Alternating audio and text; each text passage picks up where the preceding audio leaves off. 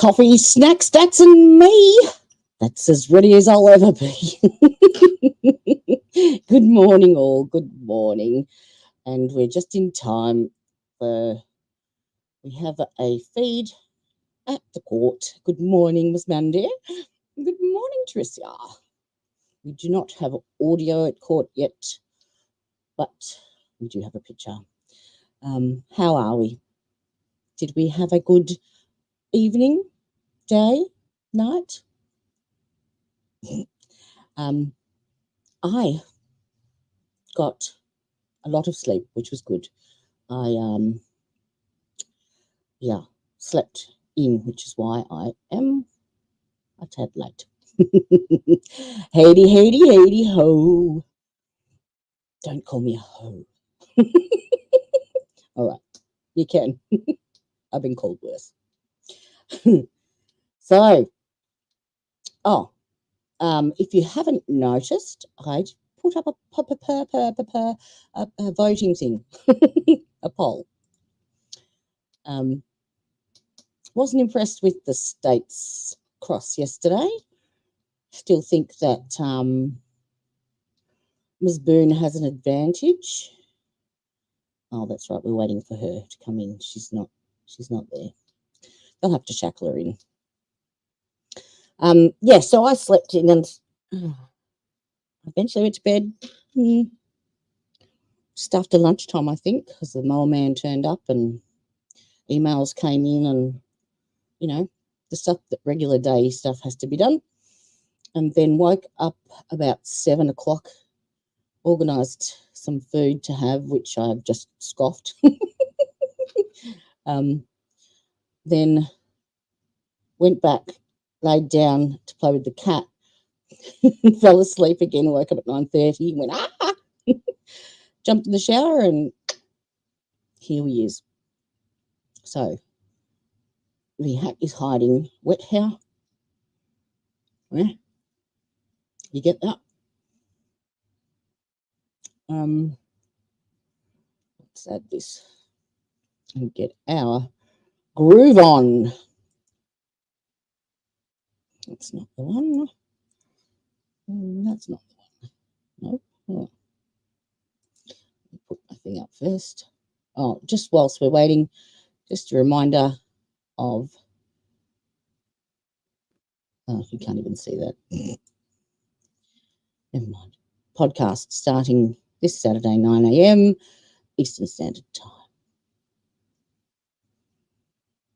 All right, I might run this whilst I'm setting up the backdrop.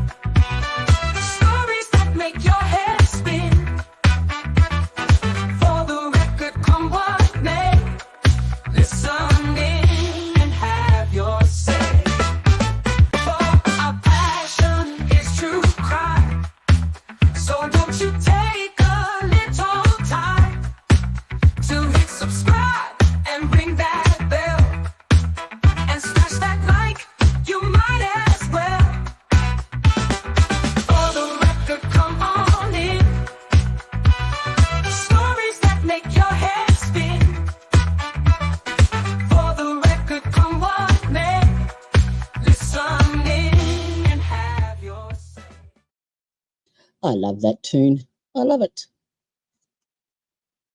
It's catchy, isn't it? All right, day 4.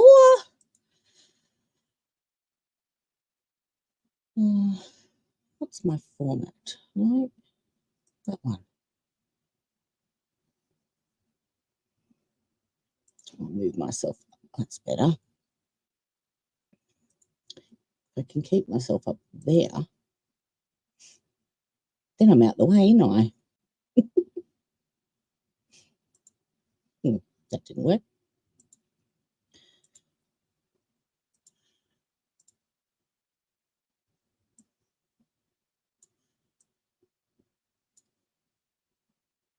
How's that?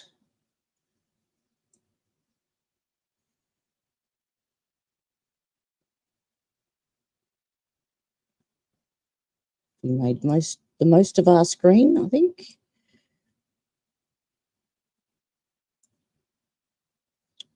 So today I'm tipping we're going to, Sarah's finished testifying, hasn't she? So I'm tipping we've got experts now, because now that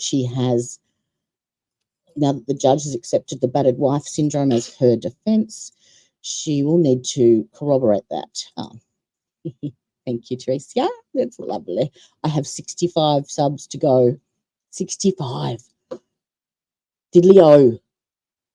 So, yes, smashing that like and subscribe button. It's free. It takes 2 seconds. There's a lovely little link I've put here for you. Look at that.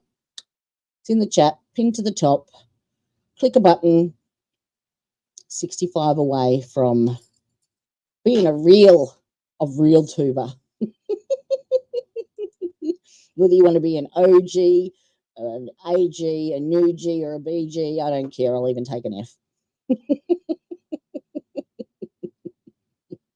I did need some rest. I was really struggling yesterday. Yeah. And then I did some editing and some converting of clips into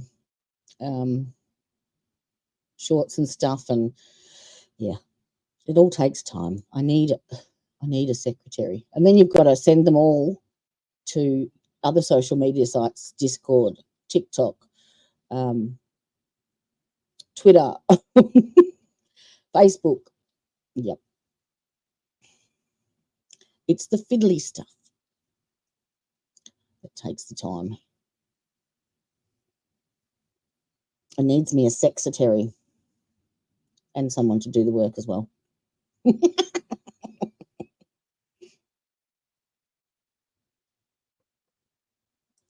Are you going to pop in sometime today, Miss Monday?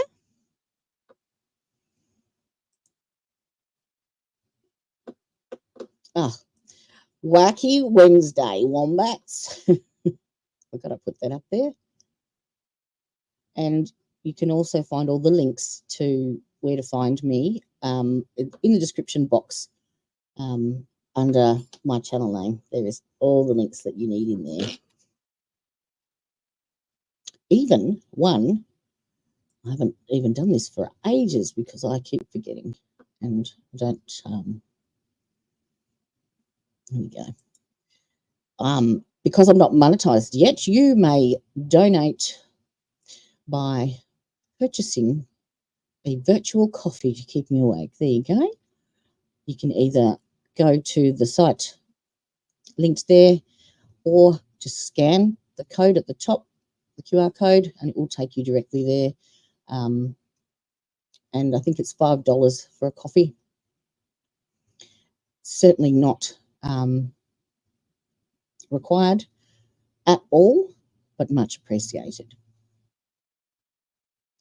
So there you go. I haven't put that up for ages. Normally Bri does that for me. Let me put this. All right. So, oh God, someone's driving like a maniac out there. This is our planner for the podcast.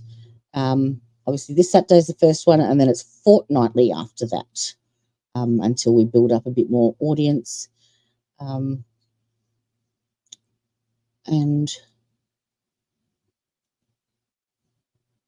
I'm trying to organise some guest speakers.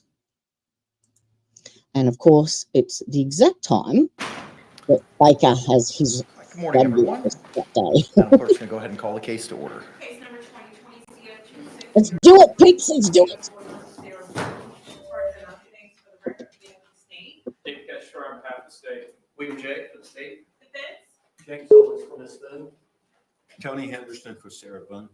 Kevin Beck on behalf of Sarah Boone. Ms. Boone, raise your right hand to be sworn. Please be swear or affirm that the testimony you give shall be the truth, the whole truth, and nothing but the truth. So help you God. I do. Good morning. Can you state your full name and date of birth for the record for me? Sarah Boone, 10-10-77. Ms. Boone is seated at counsel's table wearing a dark gray suit jacket and a maroon blouse. She is in custody. However, Right. she's not in any any restraints. So we will be continuing to stand as our jury enters and exits. State, are there any housekeeping matters we need to address this morning before we bring in our panel? Yes, I didn't vacuum the Defense. carpet very well last night. And the pulpit was dusty. Got an email last night of the potential witnesses we're going to call. In addition to the one I received this morning. Yes, sir. Dr. Harper did get in last night. Dr. Harper. Good morning, little Al. Just started. You haven't missed a thing. In addition, we made Dr. Harper is. phone extraction expert. I don't have one. Okay, understood. All right. Are we ready to bring in our panel? Why is she not on the All right, witness very list? good. Let's go ahead and stand and bring in our panel. Bring it. Bring the jury. Oh, yes, she is. Julie Harper, sorry. She's a forensic psychologist. So we need a diagnosis here of depression and PTSD to back up our battered wife.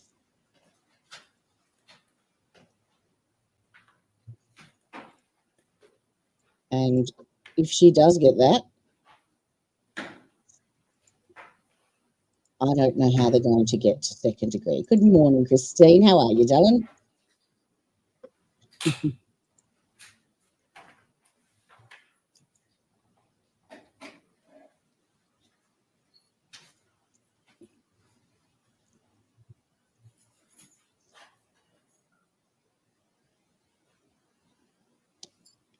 Now, does my audio sound a little bit better today? I have reverted back to my old mic.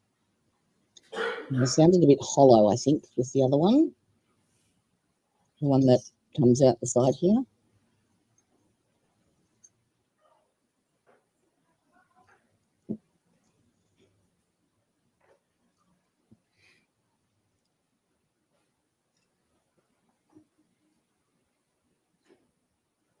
Who are we missing?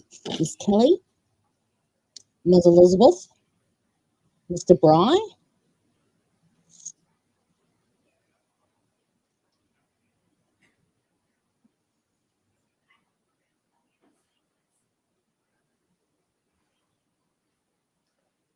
Come on.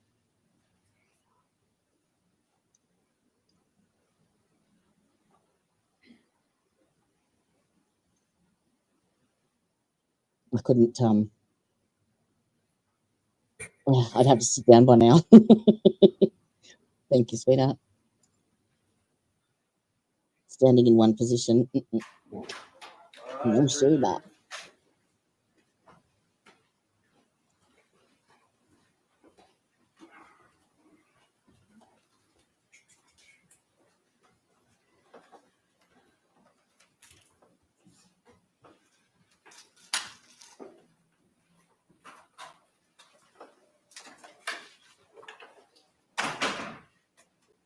State, do you recognize our jury? Yes, Your Honor. No. Defense, do you recognize our jury? All right, everyone can be seated. Oh, an Udahef, that's right. Yes. Members of the jury, good morning. Welcome back to 12 Alpha of the Orange County Courthouse. I hope you had a great evening. If you could, again, just by a show of hands, you complied with the court's instructions for the overnight break. Record reflect all hands. Jane Harper, forensic psychiatrist. So she'll be trying to diagnose the battered wife syndrome with depression and PTSD because it's not in the DSM-5. You need those two components, I think. Have been raised. Members of the jury, at this point in time, the defense is going to continue with their evidence and testimony presentation. And I'm going to ask them to call their first witness at this time. Mr. Owens, you may proceed, sir. At this time, the defense calls Deputy Ramirez Delgado. Oh, they said they were calling Jane Harper. Deputy Ramirez. Is that what they said?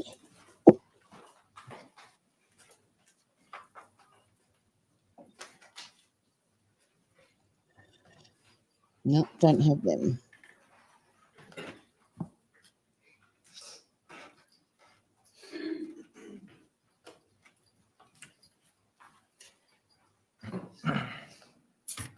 Got Rodriguez, Martinez.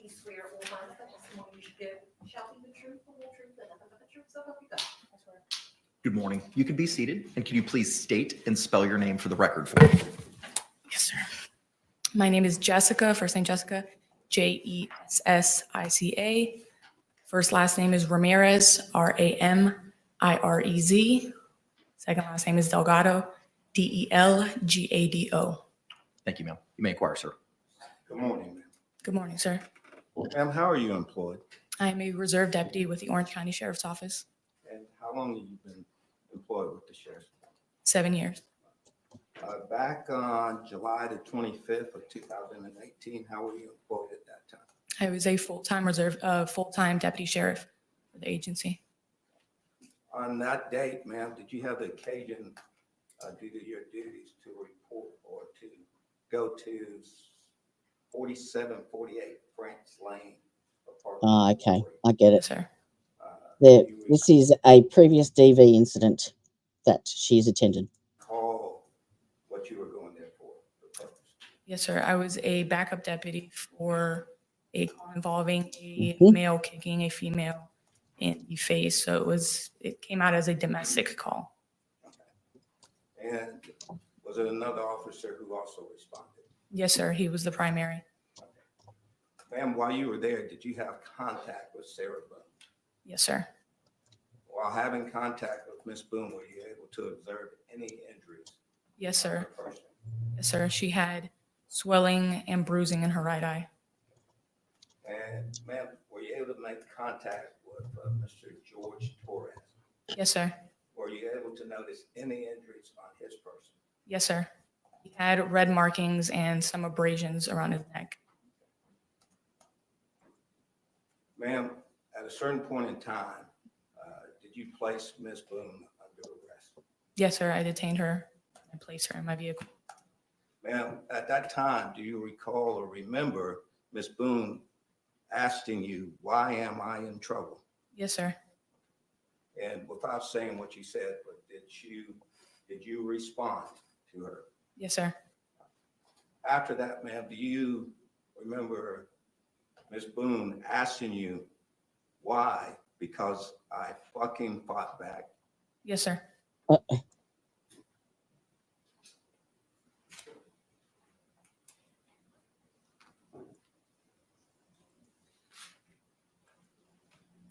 can have one more. Yes, sir.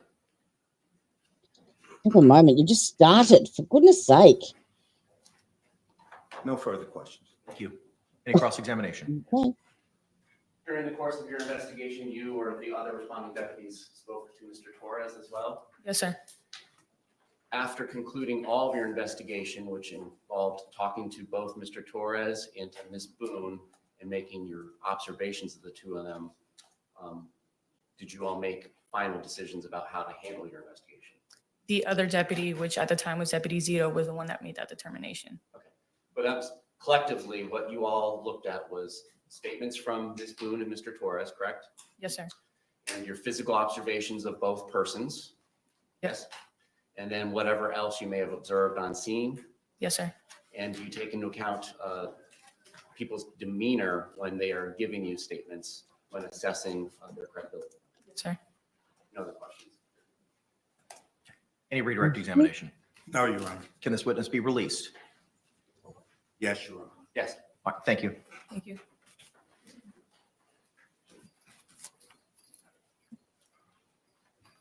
Right. That was a good one. Defense, call your next witness. At this time, the defense calls Deputy John Alden.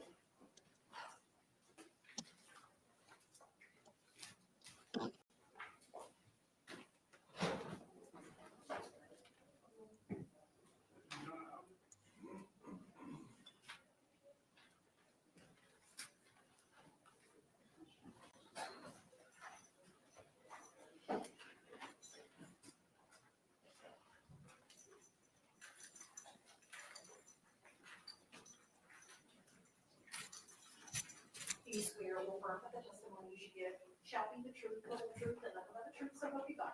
I do. Sir, good morning. Can you state and spell your name for the record?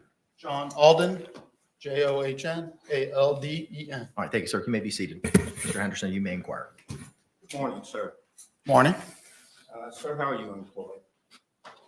How are you employed? I'm employed with the Orange County Sheriff's Office as a corporal. Back on August the 28th of 2019, how were you employed? I was a deputy in Uniform Patrol Division in Sector 2. As a part of your job duties that day, did you have the occasion to respond to 4748 France Lane, number 3? Yes. What was the purpose? There ended up being a battery call. And sir, were you the lead officer on this case? Yes, Were there any other backup officers there with you? I believe so. Sir, on that date, August the 28th of 2019, did you come in contact with Sarah Boone? Yes, Sir, on that date, did you observe any injuries on Sarah Boone? I observed redness on the left side of her neck and what to be an old injury to her right eye. Sir, on August 28th of 2019, did you come in contact with Jorge Torres? Yes, And did you notice any injuries on Mr. Torres? yes, he had some redness on it by his left eye.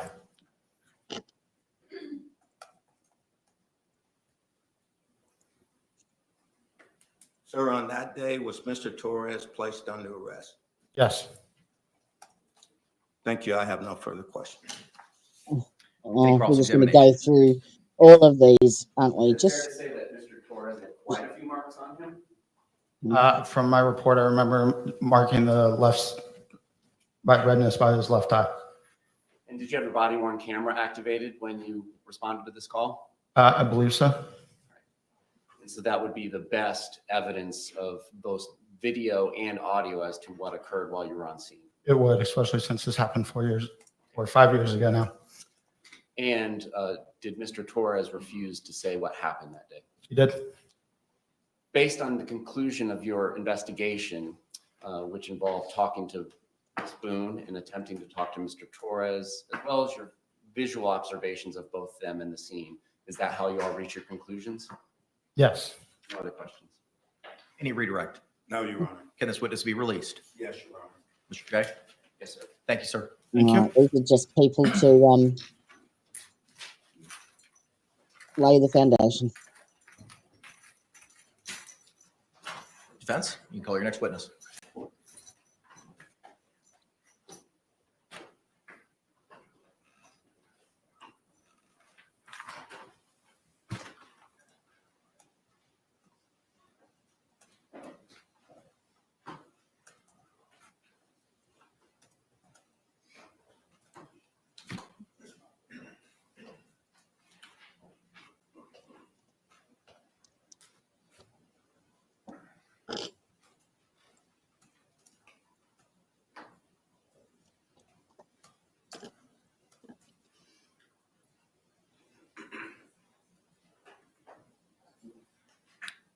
Judge, may we approach him? Yes.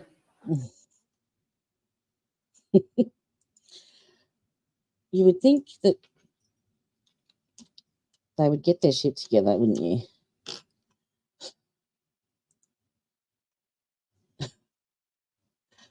Oh, Lord. Lordy be. Don't mind me. I'm just, I might be just putting something quick together. I had an idea while I was sitting here, as you do.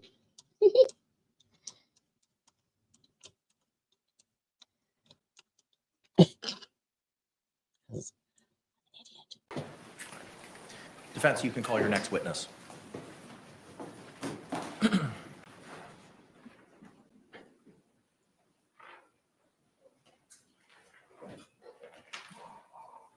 Judge, at this time, the defense calls Deputy Coswell. Or Detective, excuse me.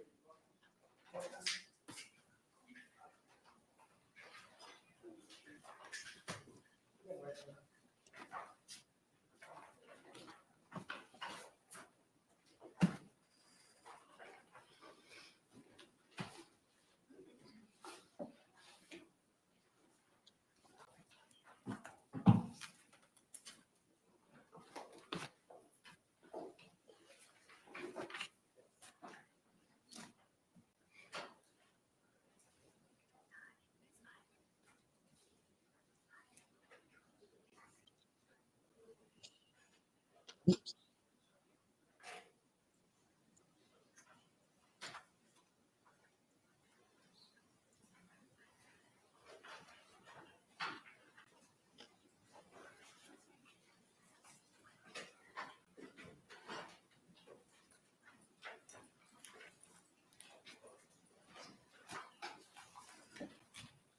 you swear or affirm that the testimony you give shall be the truth, the whole truth, and nothing but the truth, so help you God?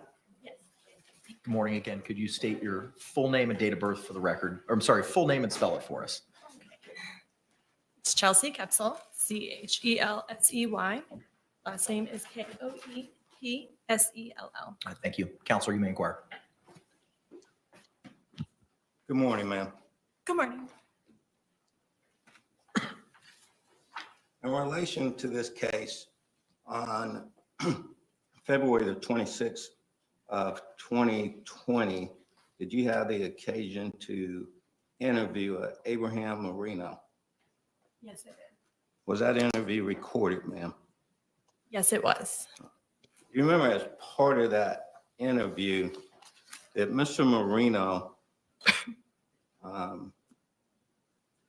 tell you that he had had contact with Sarah Boone on February the 24th of 2020?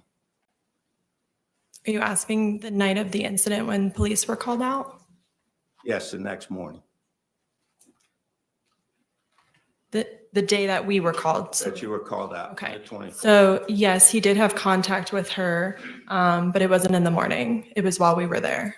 Oh, this is Yes. What time did you get there? this is that deputy again, the one I said was a hottie. I got there around 14:20 hours, which would be 2:20 in the afternoon. So the afternoon on the 24th. No, it was later. I recall, I believe I was doing paperwork in my vehicle. So it would have been at some point during the investigation, but it wasn't, I didn't notice him until, I'm not sure if I noticed him until before or after Sarah was interviewed. All right, but to his interview part, the interview, did he tell you in the interview that he had had contact with Miss Boone on that day? Yes, he did. Did he tell you at that time that Miss Boone had made a statement to him? Yes, he did. Do you remember what that statement was? I don't wish to quote what he stated. So I don't know the exact verbiage, but he basically replayed what, I'm not sure if he replayed what exactly occurred that day, but I do know he mentioned something about, she mentioned being dragged. Good morning. Sorry, I couldn't see the chat. Where's that? Delgado means of the cat. Wow. Then you should call me Jogado.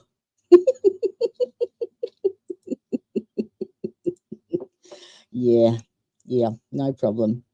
Good morning, Elizabeth. How are we? Sorry, I was just on another. I was just making something. You get to see it. Excellent. It was fun, wasn't it?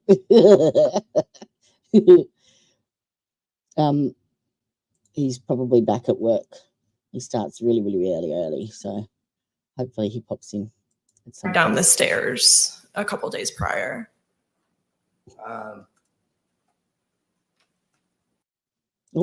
So basically, Did he say to you during that? the defense are just calling in all of the responders that had attended prior call outs to the house or the home with DV. Basically, they're just ticking their boxes so that they can lay the foundation to bring in evidence and past histories, obviously photos, all sorts. Who knows? We'll find out. That interview that Sarah Boone told us that a couple of days ago they had gotten into a fight where he grabbed her by her hair and dragged her down the steps. I would assume that he's reading my report, and that does sound similar to what my report should say. So this statement was given on the 27th of February. I'm sorry, the 26th of February. Would you Yes. agree with that? Yes, I would. Okay. Right. The contact and the statement that Ms. Boone made to Mr. Moreno was on the 24th of February. Is that correct? Repeat the question. I'm sorry. When Mr. Moreno is saying that Ms. Boone came up to him and made this statement that we just talked about, Yes, that was on February the 24th. Is that correct? that is correct. So when she said a couple of days ago, that would have brought it back to February the 22nd. Is that correct? Potentially, yes.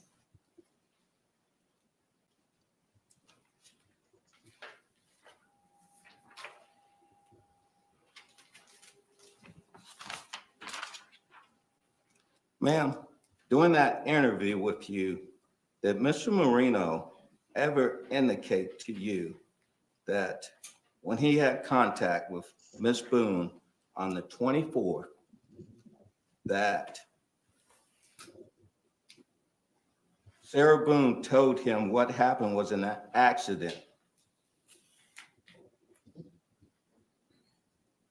Did he say that Sarah Boone stated that she was teaching him a lesson and things got out of hand and that she fell asleep? I don't recall the entirety of that being accurate. Yeah, I don't recall the entirety of what he just said being accurate. Do you remember him saying that at all? Why? He did say that she had. Brian, Mr. Heston. Stop it. You know what you did? Stop it. Thank you. You're a very naughty boy. I believe he said on the recording passed out. So that's why like part of the statements might be accurate, but. Ma'am, would it refresh your memory if you were to see the recorded statement? His recorded statement, Yes. transcription? Yes. Sure, yeah, great. May I approach the witness? You may.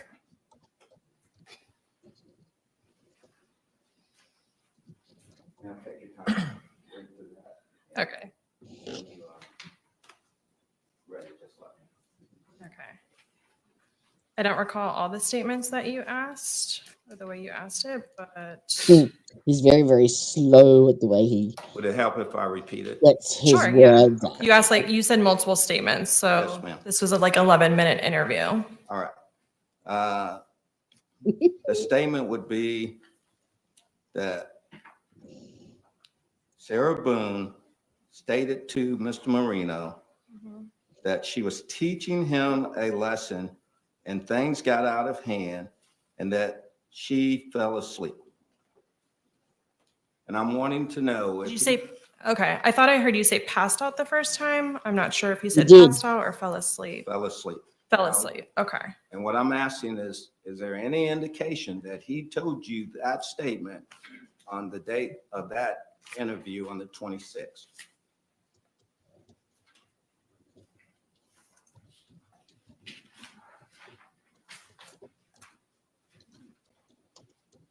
Sorry, I'm trying to go to the part where we talked about that.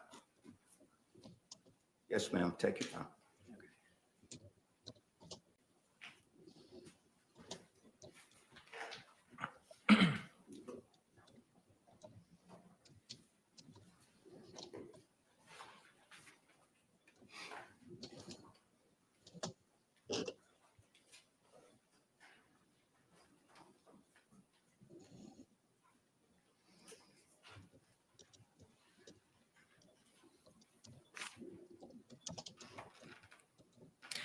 Okay, so like I had stated, there were certain things that I thought was accurate from your statement. He stated I don't really, do I just read exactly what it says? Do you need like the number next to it or anything? Yes, I have no problem if you reading what he said. Okay, then she, Approach. We know what he's going to say. Why approach?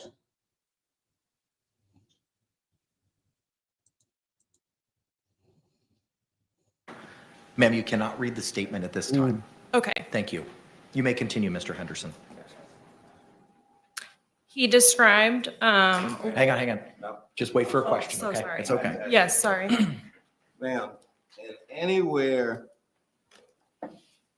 in that interview, do you see reference to this statement that Sarah stated that she was Exactly. teaching him a lesson Exactly. and things got out of hand and that she fell asleep? I bah. No to the two parts, the first two parts of your question. I heard passed out the first time you asked me this question, and that's why I said that part of it was accurate, because he did say that she passed out in his statement. That was what Sarah told him. Okay, did she say she was teaching him a lesson? Is that in there? No, And things got out of hand. Is that in there? no, No. I don't recall that. May I approach the witness? Yes.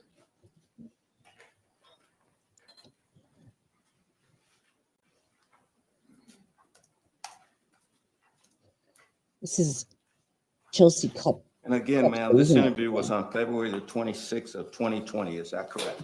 Yes, it was. Thank you. I have no further questions. We never heard from anyone else but his cross-examination? brother Jose, did we? Or Juan, sorry. We didn't hear from his mum or dad or sister-in-law. No other questions, Your Honor. Because they were all Thank you. on Can the this witness be released? state's witnesses. Honor. State? Yes, Your Honor. All right, thank you. Come on, bring the experts out.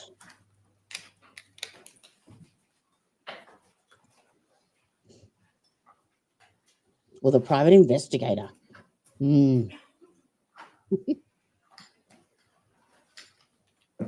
Defense? Next Call the next witness. witness. I believe Dr. Brandon is here. And he's Michael Brannon, clinical psychologist.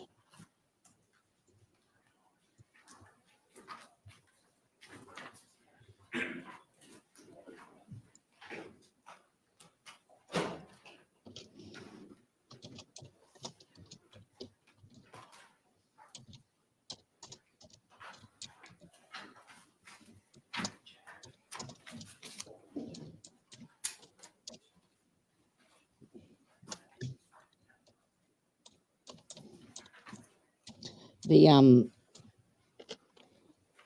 this attorney, the bald one here, he talks so goddamn slow. It's like snail. I much prefer James Owens. Judge, may we approach? Yes, sir. Oh, Christ. I bet you the witness is running late or some crap. Yes, you write down what you need to. Sarah, you write it down. You document that. So do we think the state have actually met their burden yet? Oh, passing notes in class. You get a detention. Oh, you already have.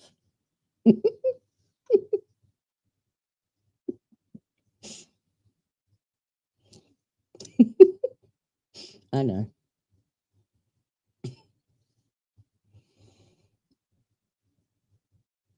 Oh, hello, Clumsy. Hello, mister. How have you been?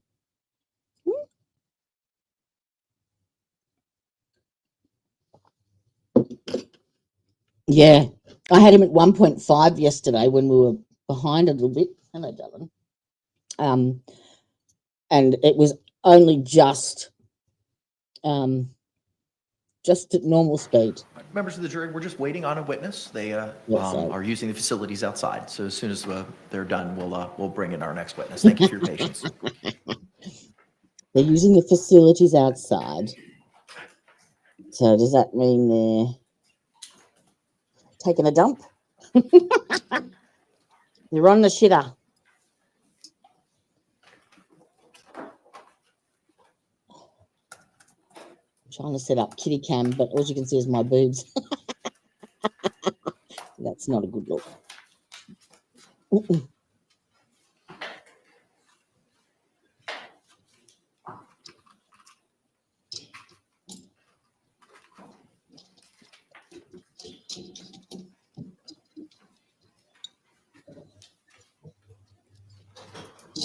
They seem to waste a lot of time. Like they could be, you know, putting evidence together and all the paperworky shit. Come on, what are you doing? Pull that, the cat jumps down.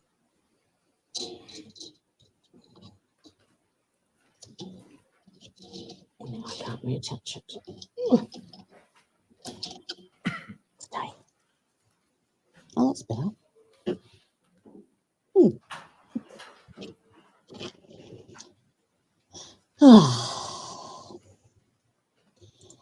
It's like the last hour or two. Oh, did you? Okay. I have saved it.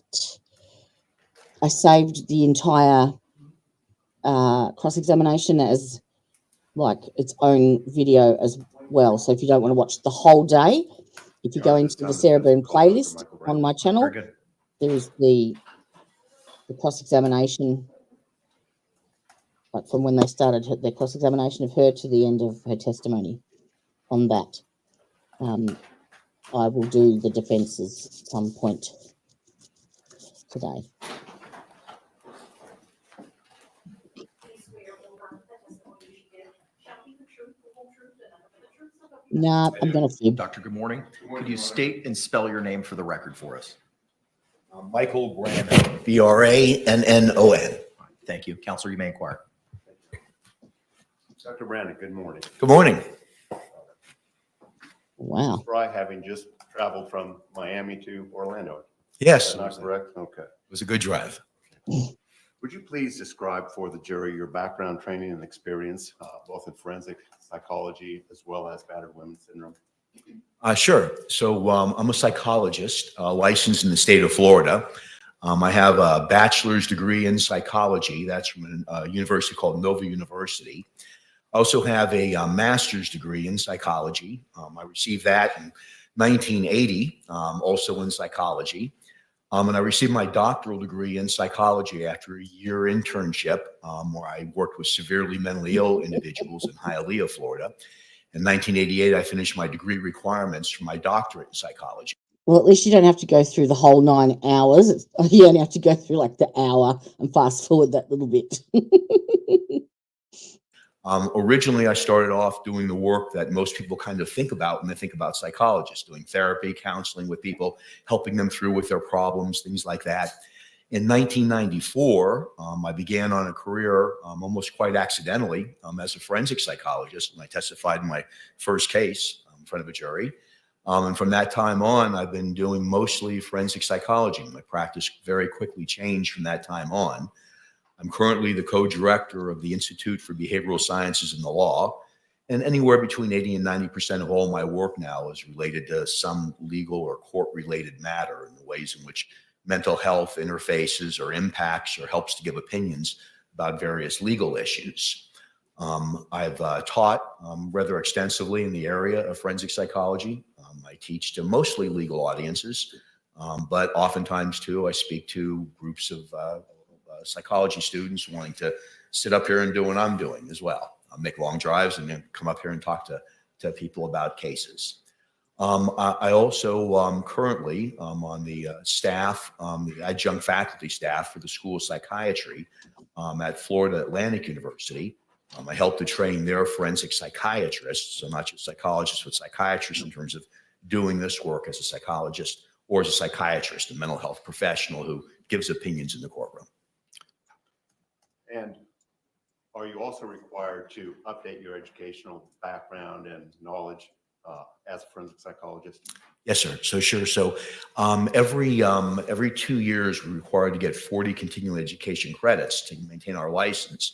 And part of that is we have to, on a regular basis, update our work in domestic violence or battered women syndrome. So we have to take those courses. We're all required, whether you're a forensic psychologist or not, to take that coursework. So as part of our requirements, we also have to take separate coursework in regards to domestic violence as a general term, or intimate partner violence. But along with that comes discussion as well with battered spouse, or what's oftentimes called battered person syndrome now. And I apologize. I'm kind of bouncing around here, Doctor. I apologize again. For the uninitiated, just exactly what do you mean by forensic psychology? So forensic psychology is a division of psychology. Most people don't think about that as often when they think about psychologists. But forensic psychologists are individuals who have degrees in psychology who are working to help to answer questions that come up in the legal system.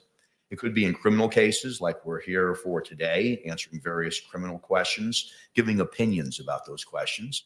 Or it could be in other settings like family settings, divorce proceedings, or sometimes civil settings like personal injury. Someone's claiming some emotional damage or something has happened to them. So forensic psychology is really the way that we use the science of psychology to help give opinions about various legal matters. Now, what is the DSM or the DSM-5? The Bible. The DSM it stands for Diagnostic and Statistical Manual. It's kind of our code book, if you will, to help us to know what the different symptoms are for different mental health disorders, whether it's major depression or schizophrenia or anxiety. So it gives us a code book of here's the criteria you have to meet in order to have that diagnosis. And then we're able to utilize that in terms of either treatment, so even insurance billing, but being able to inform patients too about what condition we think that they're suffering from. It's been updated many times over the years. It started at just DSM, and now it's at the Diagnostic and Statistical Manual 5th edition, text revised. So we've gone through a lot of revisions over the years to try to fine tune in an empirical or scientific way what the elements are, if you will, of various mental health conditions. Now, you've been asked to testify today in regards to battered women's syndrome. Is the battered women's syndrome identified or located within the DSM-5? So it is not. It is not a diagnostic category in No. the DSM-5 or other coding books as well. There's others besides the DSM. That's just the most popular one. But it's not a formal diagnosis that it is contained within that book, that classification manual that I just told you about. And that's why she needs the PTSD or However, is there and a or depression. subcategory that is located within the DSM-5 that experts would recognize as a DSM diagnosis? Yes, sir. And what is that, sir? So that category would be in the trauma section of the DSM-5 TR. There's a whole category on trauma disorders, and it's most closely related to something that we call post-traumatic stress disorder. That isn't the only trauma disorder, but that's the one that what used to be called battered women's syndrome. Now I refer to it as battered person syndrome, but all of it really is more connected to a trauma disorder like post-traumatic stress disorder.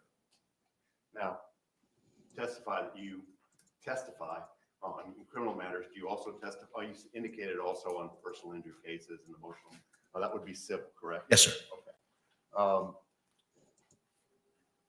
In your experience, you've testified as an expert, as a forensic psychologist. You testified for, and today you're testifying for the defense, or were called by the defense. Do you also testify for the state of Florida or other states within this country? Yes to both of those. I've testified in other states, but I also testify for both the prosecution, the state or government, depending if it's federal or if it's a state case, and also for the defense. So I really get appointments and hired by both sides. But how many times have you testified? Wow. At last count, it was about 1,500 times. It's over that, way over that now. That was from a few years ago. I testify in a lot of different kinds of hearings and trials over the course of mostly in Florida, but in other states as well. Now, you're familiar with the fact that there is a special jury instruction that's been recognized by the Florida Supreme Court. Approach. Lord. Oh, Lord, won't you buy me a diamond ring? He must be stuck. Missed that one. No, I've got that one. Got that one. Did the judge ever find out about the outburst? No, I don't know. He must have, surely. He must have. I think when it came time, when they did that zipper demonstration, Elizabeth, did you see the James Owens actually make a point of stating that the paperclip that was on the zipper handle had come loose, and then they had a sidebar. So I'm tipping maybe it was mentioned then, but there's not been any mention of it. And it was we only knew about it Objection because sustained. there was someone in the courtroom that checked in with recovery addict during the lunch break and told us about it because it was off the camera. Testified as to battered women syndrome, battered person syndrome. Are there other synonyms or similar names for what you're describing, in particular battered spouse syndrome? Intimate Well, partner. we talk about it in terms of trauma disorders like post-traumatic stress disorder, but the way when it's applied to the legal system, it's called battered wife, or that was the original terminology for it, battered wife syndrome or battered person syndrome. So really depends on your setting. So in this setting, we oftentimes talk about this particular condition that I've been Bless you. I've been asked to talk about today every time. is really referred to as battered spouse syndrome. And have you been asked to give your opinion as a legal expert and on battered spouse syndrome? Yes, sir. How frequently have you been asked to do that? I've been involved in about 100 cases of just that alone. I've been involved in some sort of testimony about 50 times. And you indicated that you testified for the state, you testified for the defense, you testified in state cases, federal cases. Could you break down on a percentage basis? He's not here yet. He's working, I think, sweetheart. It's really close in terms of the last time we looked at it, it was about 50-50. On most cases, like for instance, if there's a case that involves battered spouse, potentially battered spouse or battered wife syndrome, I'm usually called by the defense first because they raise the issue. If you're called by the prosecution, whether it be federal or state, what oftentimes happens is it's in response to a defense expert that's been called. So do I agree or disagree with that other expert? So I'm usually, the call usually comes first from the defense, but in terms of who I'm hired by, it's pretty even. It's about 50-50. Now, this time, Your Honor, I'm 50-50. calling the witness as an expert in the field of forensic psychology. Yes, approach. The state's just going to keep doing this because they know if they know the importance of this diagnosis. So there's going to be every objection possible, I reckon. Objection is sustained. Wait.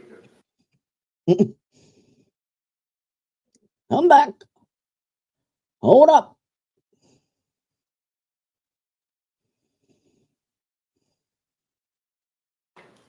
Objection is still sustained.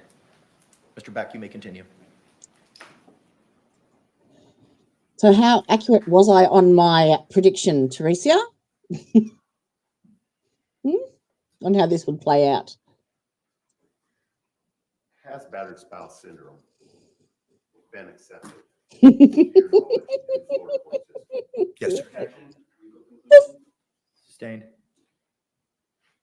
Can you describe the classic system or systemology wherein an individual might necessarily suffer and then exhibit symptoms of battered women syndrome? Yes. So battered spouse syndrome is a woman, usually a woman's response. Doesn't have to be, but that's a classic historical research went into how women respond in situations in which there's intimate partner violence, when they've been the victim of violence. Now we know, of course, in other kinds of relationships, men can be a victim of it as well, or as whether it's a heterosexual or homosexual relationship, that both men and women can be victims. But we still know the majority of those individuals that are diagnosed with that condition or given that condition, classified with that condition, are women. We do know that it's a reaction, a strategy that's developed by the person who's being abused to someone who's abusing them in an intimate partner situation. And essentially what they're doing is they've made a determination that they can't effectively escape from the abuse. They can't just leave for some reason. They feel in danger or they've been threatened if they leave that something bad will happen to them. So it's a cognitive or thinking strategy on the part of the person being abused that I have to develop some coping skills or ways of protecting myself or maybe even loved ones as well from some form of imminent violence or danger or lethality. Something bad will happen to me if I don't develop a way of handling this abuse, this constant abuse that's coming towards me.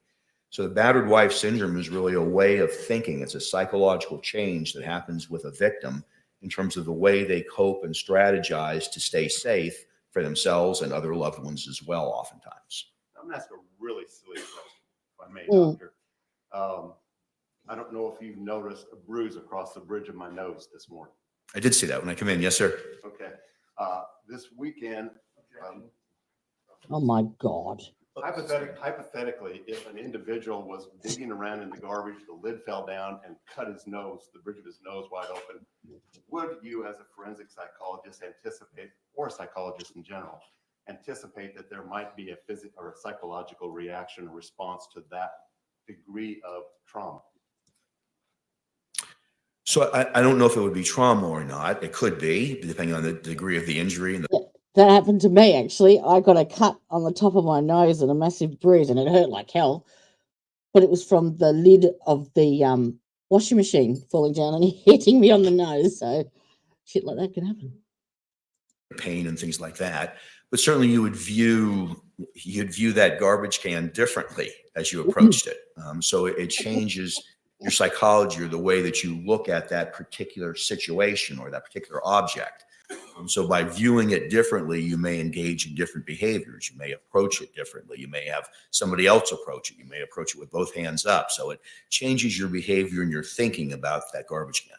Does that also apply to interpersonal relationships? So it certainly can. No two people always react the same way to every situation. Trauma, one person's trauma is not a trauma to another person. But for people who do develop battered spouse syndrome, they do begin to change the way they view the person who's abusing them and what they have to do in order to maintain either their life or their safety, their physical safety in terms of their behavior and interactions with that person. Now, is there a specific set of criteria that a psychologist, forensic psychologist, would necessarily rely upon in attempting to make a diagnosis or an assessment? They overlap a lot. Yes, sir. And what are those criteria? Well, you'd want to see one, if some type of abuse has occurred. That abuse can be physical, it can be sexual, it can be emotional, or it can just be the threat of abuse or bad things that's going to happen. Financial. There has to be something bad that's happened or that's threatened to be happening over a period of time. So abuse has to be present in order for this to be underway. Without abuse, there's no battered wife syndrome. But that's not enough. There also has to be what's called coercive control. Coercive control is really keeping the person's social interactions, overseen on a regular basis, controlling money, controlling preferences, even TV preferences, social media, looking at social media that the person is accessing or looking at, who they're talking to on Facebook, who they're texting. So it's a combination of abuse and coercive control that results in a person feeling victimized, but that's still not enough. That person then has to feel like they can't escape from that. They've either been told, if you leave me, you're going to die, or a family member is going to be harmed, your children, your mother, whatever it might be. And as a result of that, they develop strategies to cope with that, acquiescing, pleasing, doing anything they're asked to do, demeaning them. Making steak dinners and all sorts of, making sure that they play puzzles and bits and pieces, Themselves, allowing themselves to be controlled. All of the things that would fend off, if you will, some abuse or attack or threat to them or someone who surrounds them. So those would be the components that you would need to have, and that dance continues to go on usually repeatedly throughout the course of that relationship. So I think what you're describing is a cycle. a subjective nature to the syndrome that's being described. It's both objective and subjective. So objective in terms of the facts, like what's really happening. A person's being abused, they're being told certain things, there's control over them.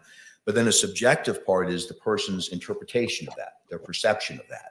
So there's really both going on, and they have to kind of work together in order for this syndrome to be formalized and properly diagnosed. You indicated that there's sometimes maybe some defense mechanisms that are, or strategies that are devised by the battered individual, or abused individual. Yes, sir.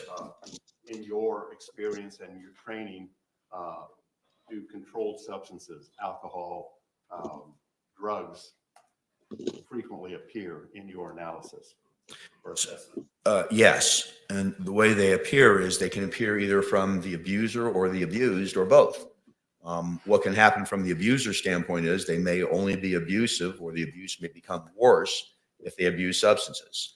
From the abused standpoint, it may be self-medication. It may be a way of coping with the anxiety that there's going to be something bad that potentially could happen to them or somebody else.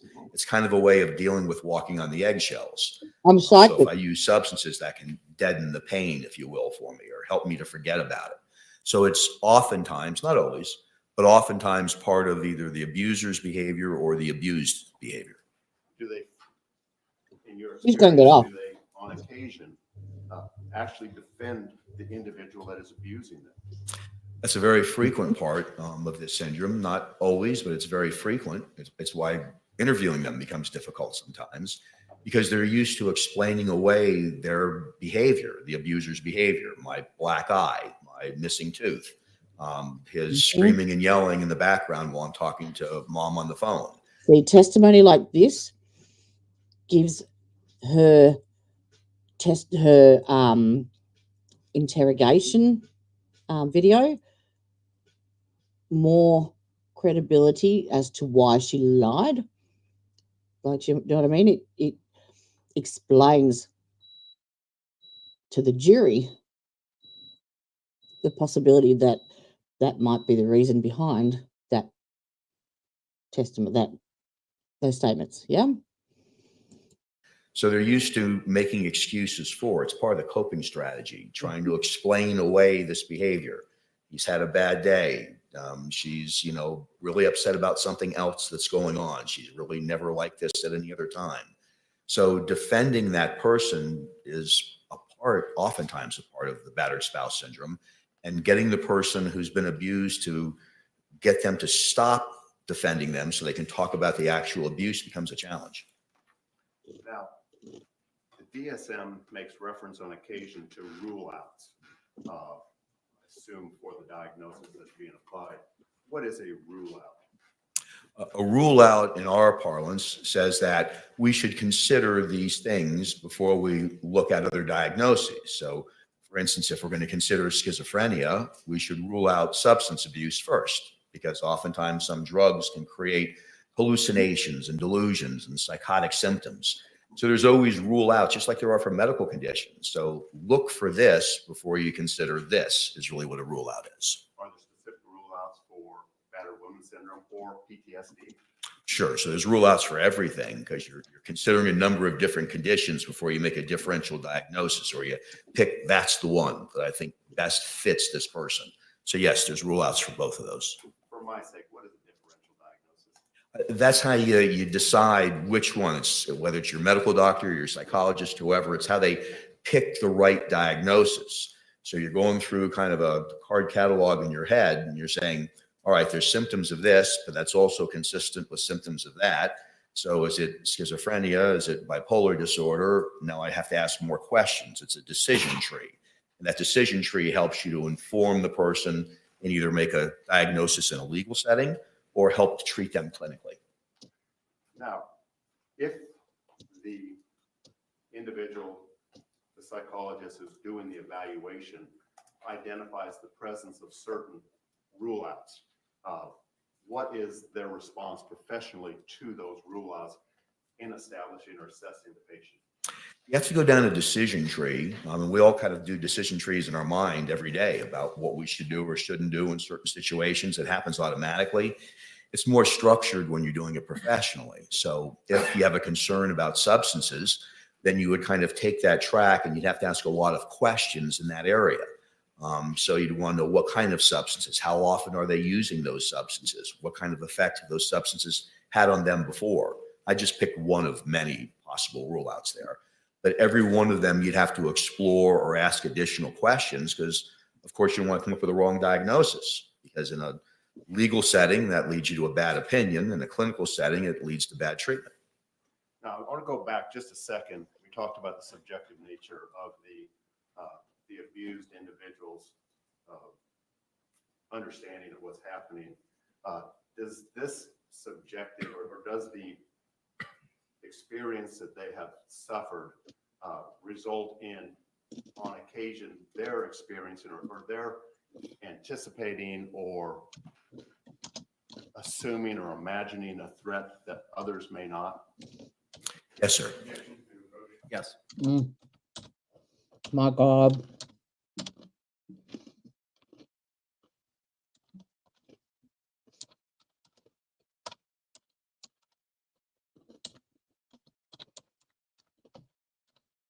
I don't know why I'm still typing because I can talk.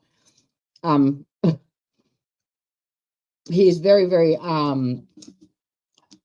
easy to understand, clear and concise, credible, and likable psychologist. So I think he'll go down well with the jury. Does anyone know if Sarah is on antidepressants or what her medications are? I know she's on some, but like some medications, but I don't know what. Where will I be able to find that?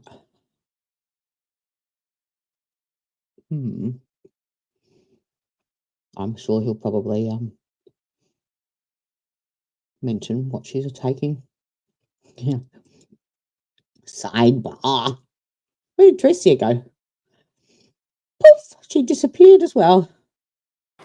Objection is sustained.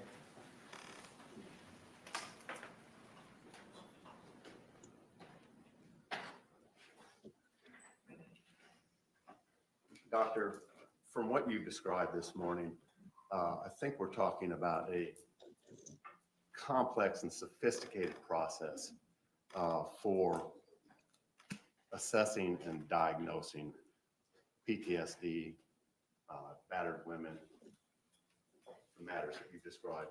Is that a fair statement? Yes, sir. And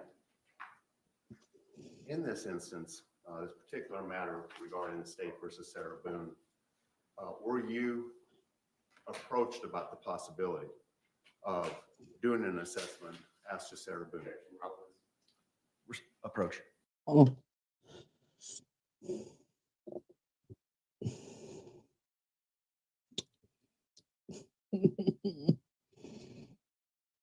What does it say in here about?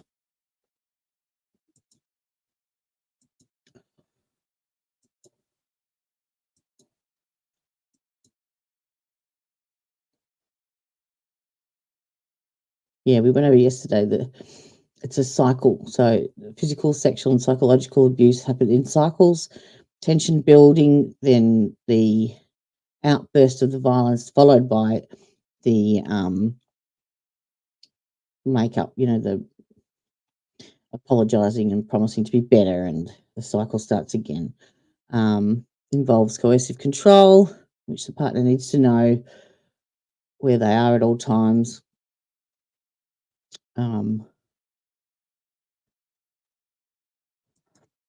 Which she testified to.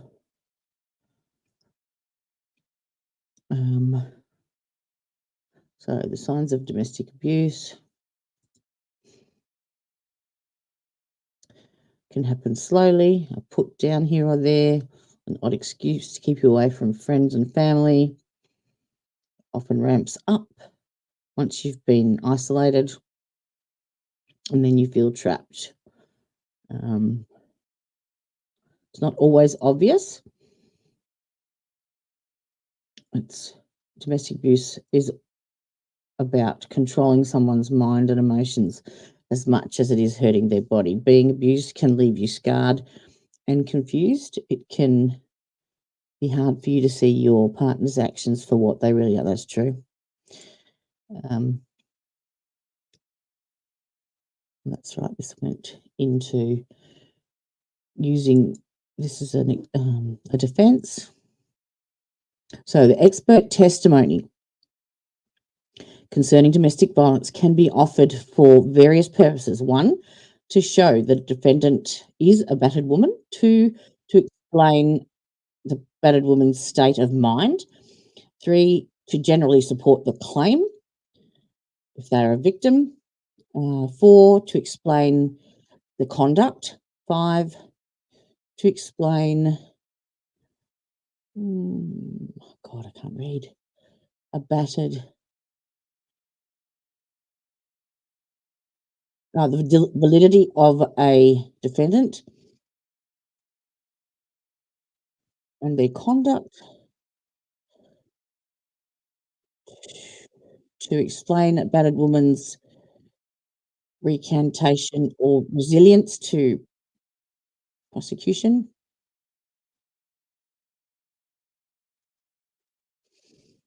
Practice in regards to the assessment proceedings, the assessment efforts. Well, I'd first want to know what type of an assessment that it is, because there's different methods of approach that you'd use to analyze and be able to give an opinion on whatever question's being asked of you. So the very first goal for me as a forensic psychologist is to isolate what the question is. So what are they asking me to do? Because I want to know, A, can I do that? Am I qualified to do that, or should I refer that to somebody else? Or B, is that something I'm going to have enough time to do and enough resources to do?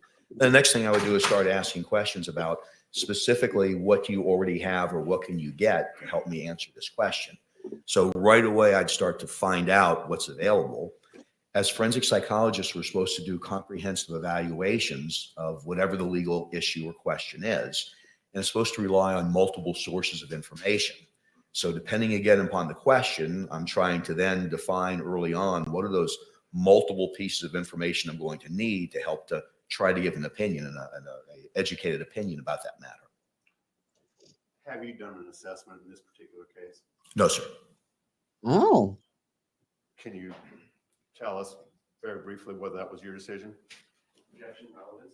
Okay, that's fine. That's fine. I can move on. Objection sustained. In your experience, doctor, Thank you very much. can battered women syndrome, so he's just rear there its for his ugly head? opinion. For instance, when there are threats to other members of the family, two-legged or four? So yes, it's very common that it's not just the person. It increases the terror from someone who's doing the abuse to mention other family members that they might also suffer abuse. So whether it's emotional or physical, those type of things are very common. Not always, but it's very common in the course of domestic violence cases or intimate partner violence cases. And that fear that's developed by the abused individual may exist contemporaneously with other issues, alcoholism, schizophrenia, and the like. Is that correct? Yes, sir. They can all be combined together. And certainly that increases if there's other family members that are threatened or live in the same home or close by.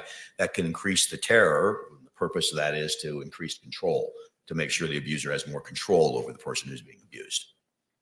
1 second, Your Honor. Yes, sir.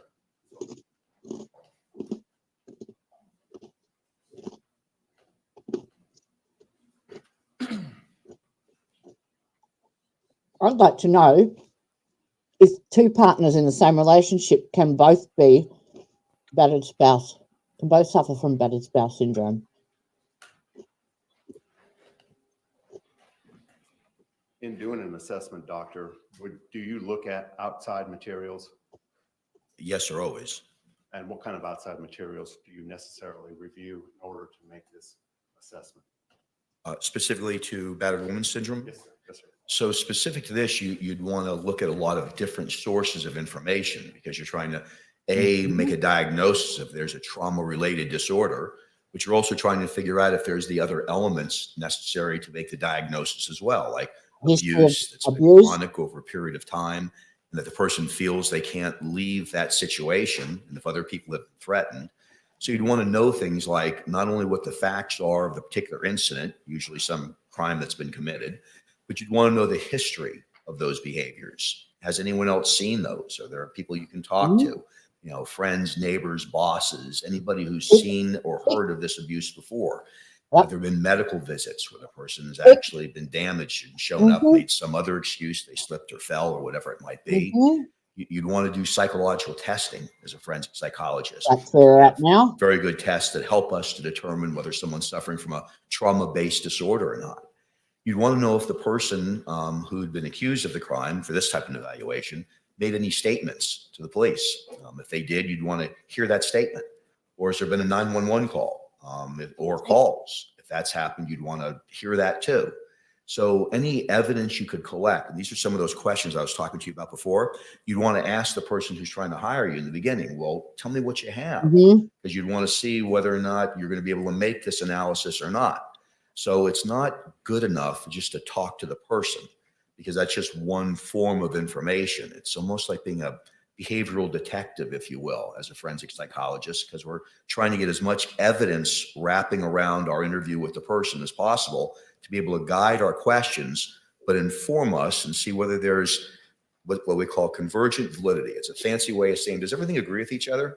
Does everything connect in a way that it all sort of makes sense? Or are these strange conflicting pieces of evidence that we need to explain away, or it just doesn't fit the criteria? So it's a rather comprehensive and complex evaluation that has to be conducted to come up with this. And the final piece I'd say about it is that because oftentimes the abused person is defending still the person that they've oftentimes committed a crime against, it takes a bit of time to get to where you need to go. With all victims of trauma, whether you're talking about situations where you're doing therapy or you're doing an analysis in this type of setting, a criminal setting, it usually takes some time to break through that and get them to trust you to talk about the trauma, but to stop defending the person and talk. There's the excuse for the police interrogation. It was a day or two after. It explains away why she lied. Slate, wiped clean.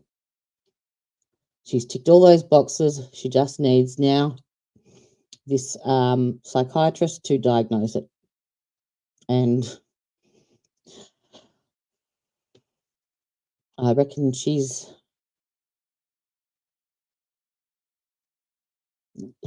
they can't get a second degree.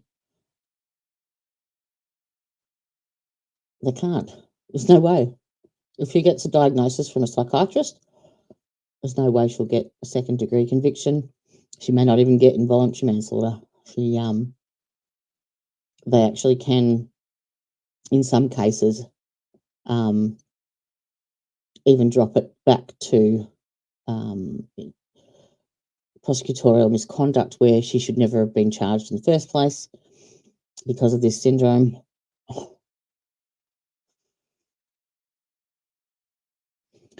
Yep. Talk about the abuse and how they felt about the abuse. Your goal, if you will, is to be able to see what's happening in that situation through the abused person's eyes. If you look at it through your eyes, often it doesn't seem to make sense. But if you look at it through their eyes, if it meets the criteria for a battered spouse, then you can better understand their world and what they're dealing with. And real briefly, some of the things that you are evaluating when you examine, particularly the individual themselves, you're looking for anxiety and or fear. Yes. Low self-esteem. Yes. Are you looking for depression? Yes. Are you looking for any form of social or interpersonal withdrawal? Withdrawal, especially if it's forced withdrawal, controlled withdrawal, if there's consequences, to socializing with my family, my friends, calling them on the phone, texting them. So especially in that context. Stockholm syndrome. Sure, that can be part of it. And what is Stockholm syndrome, real briefly? So it's really adapting to someone who's captive or taking over a person, controlling their life, sort of adapting to that situation. The famous model of that would be many, many decades ago, a woman called Patty Hearst, who was kidnapped. But it's taking on the beliefs and taking on an acceptance, if you will, of a kind of a captive situation. And in these situations with women who have been abused who meet the criteria for battered spouse syndrome, they oftentimes adapt, defend, and take on in an acquiescent way that this is okay and I'm part of this situation as opposed to opposed to the situation. Change them. I can help them. This syndrome exhibit itself in physical attributes. It can, at times, even physical illness at times. Inability to sleep, inability to keep food down, and those type of things. Sure. Yes, sir. Would that individual potentially experience hypervigilance?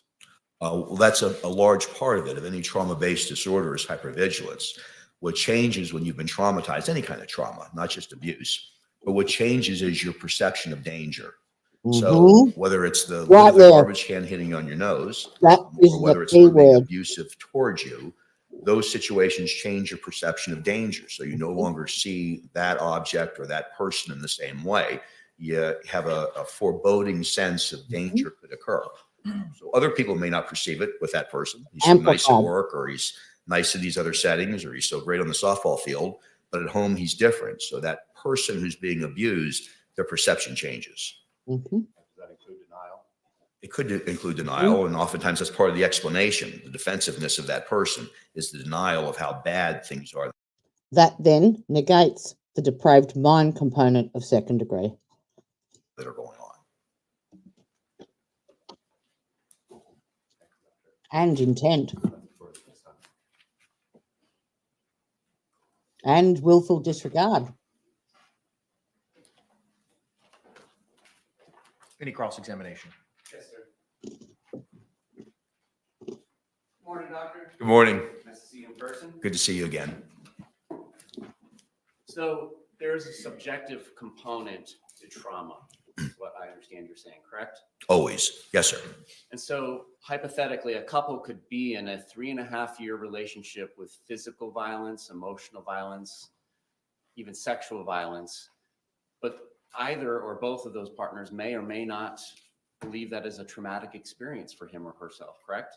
Yes, sir. People mistake the stimulus about what happens as the trauma. The trauma is really the reaction to it. So bad things that happen, people don't always react in the same way to them. So yes, sir, that's correct. So for instance, a homicide detective or a homicide prosecutor may go out to a scene and see a freshly dead body, and their perception of that environmental stimulus may be very different from somebody who works at Dunkin' Donuts and just gives us muffins in the morning coming across a dead body. Is that fair? Yes, sir. But we're not, we're trying to, there's nothing we can do about George now. Yes, I agree with you, but he also did the same with her. I'm just looking at this as from a legal perspective of what they need to establish and prove to meet this battered wife syndrome criteria. And yeah, they're pretty much, because at the end of the day, you think about it, Elizabeth, have they met their burden? Do you believe beyond a reasonable doubt that she committed second-degree murder by the legal standards because they have proved intent, they have proved a depraved mind, and a willful disregard for human life?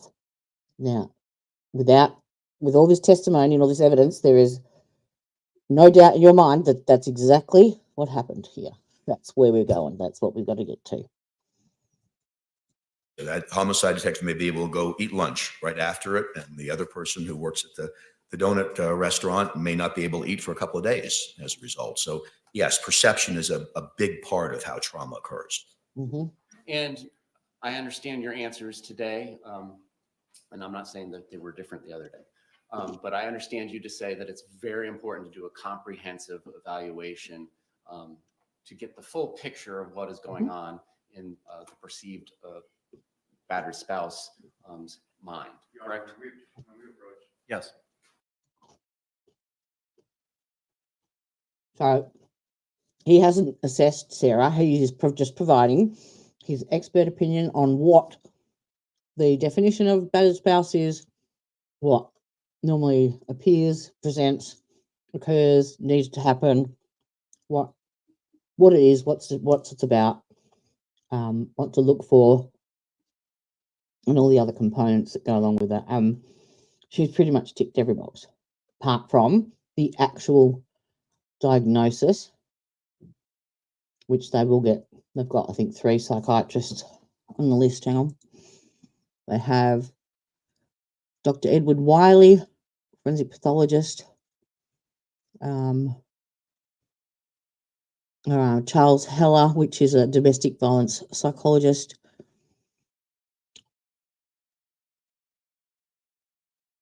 I'm sure she's got a psychiatrist in there as well.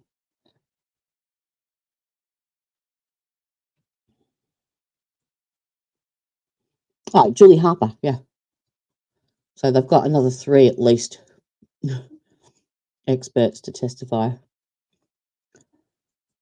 She's contradicted herself yesterday because she said that she zipped the suitcase up all the way after forcing his hand back in, and then she said that she'd unzipped it enough for him to go out before. Yes, yeah, going upstairs. And I agree. Yeah, I agree. But that is going to be irrelevant when the jury goes back there, because So we've been her talking about the perception is importance of altered. doing a comprehensive evaluation with as many collateral sources as one could possibly have when making an assessment about the battered spouse syndrome, correct? Yes, sir. Relevant piece of information. Yes, sir. And would you agree that obviously the person who is They're going to argue that her perception is altered with this, and she's in a heightened state of fear because of this. So she's not responding properly. She has the alcohol on board, so her cognitive decisions are not reasonable, and it's going to be irrelevant how far that was zipped up or not, because it's her perception of the perceived threat to harm. Is accused of committing a crime, there are credibility issues that you do need to care for when relying upon that person's history provided about the events leading to that and the past events describing the relationship with the intimate partner. Yes, sir. In every forensic evaluation, that's the case. Is this particularly important if there's a comorbidity with an alcohol abuse disorder? Yes. And can you tell the jury what alcohol abuse disorder means in the DSM-5 TR? Sure. It's the biggest part of it is it's not just the use of alcohol, it's impairment that happens as a result. So it's the excessive use of alcohol, but that could mean something different, just like the excessive use of marijuana might mean. But it's the use of alcohol to the degree that it impairs or affects a person's life. And with that may come a lot of other things like deceitfulness or aggression or unreliability, sleep or somatic problems, difficulties. So, but the important thing to remember there is that it's the use of a substance that impairs or affects a person's life.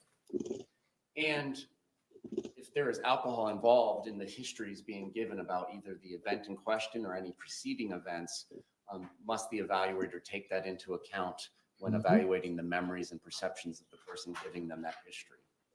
Yes. So in introducing that new topic about memory, we know that substances can interfere and impair memory.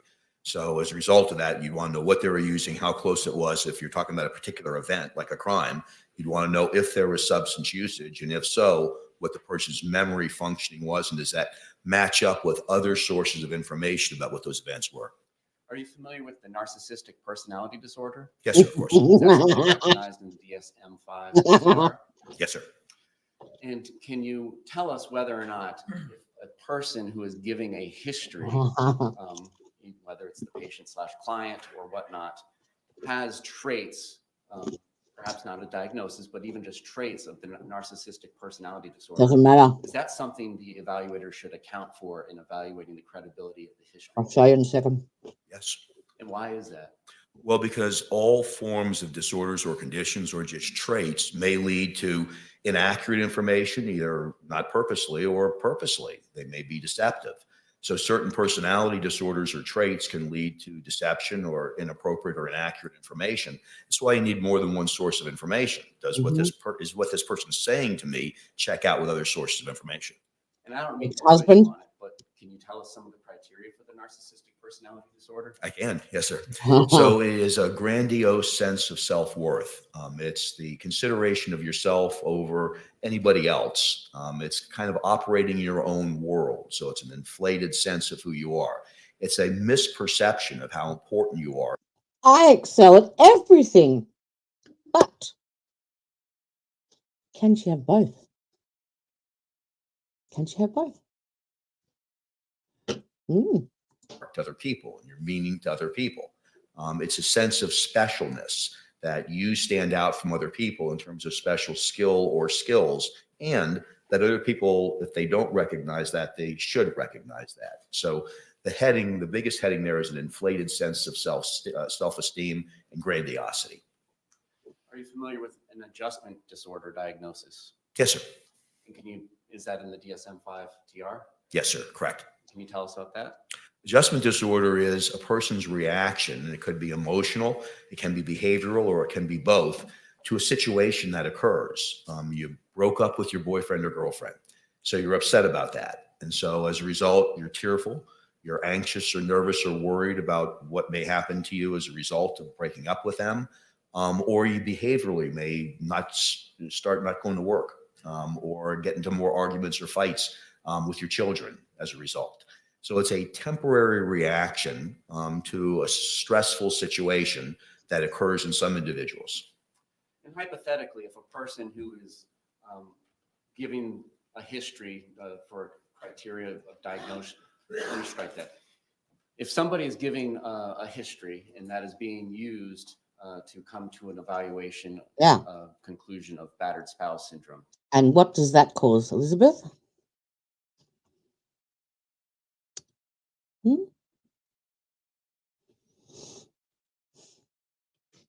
That's what I mean.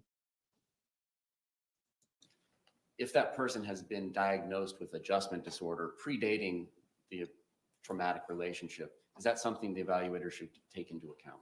You'd want to know any prior diagnosis because it may not necessarily be exclusionary, but it could. So adjustment disorder is a temporary reaction. You're upset in a temporary period, and most of them just go away on their own. Whereas something else like a traumatic stress disorder is long-term. It's something that person's stuck with for a period of time that usually doesn't just go away on its own.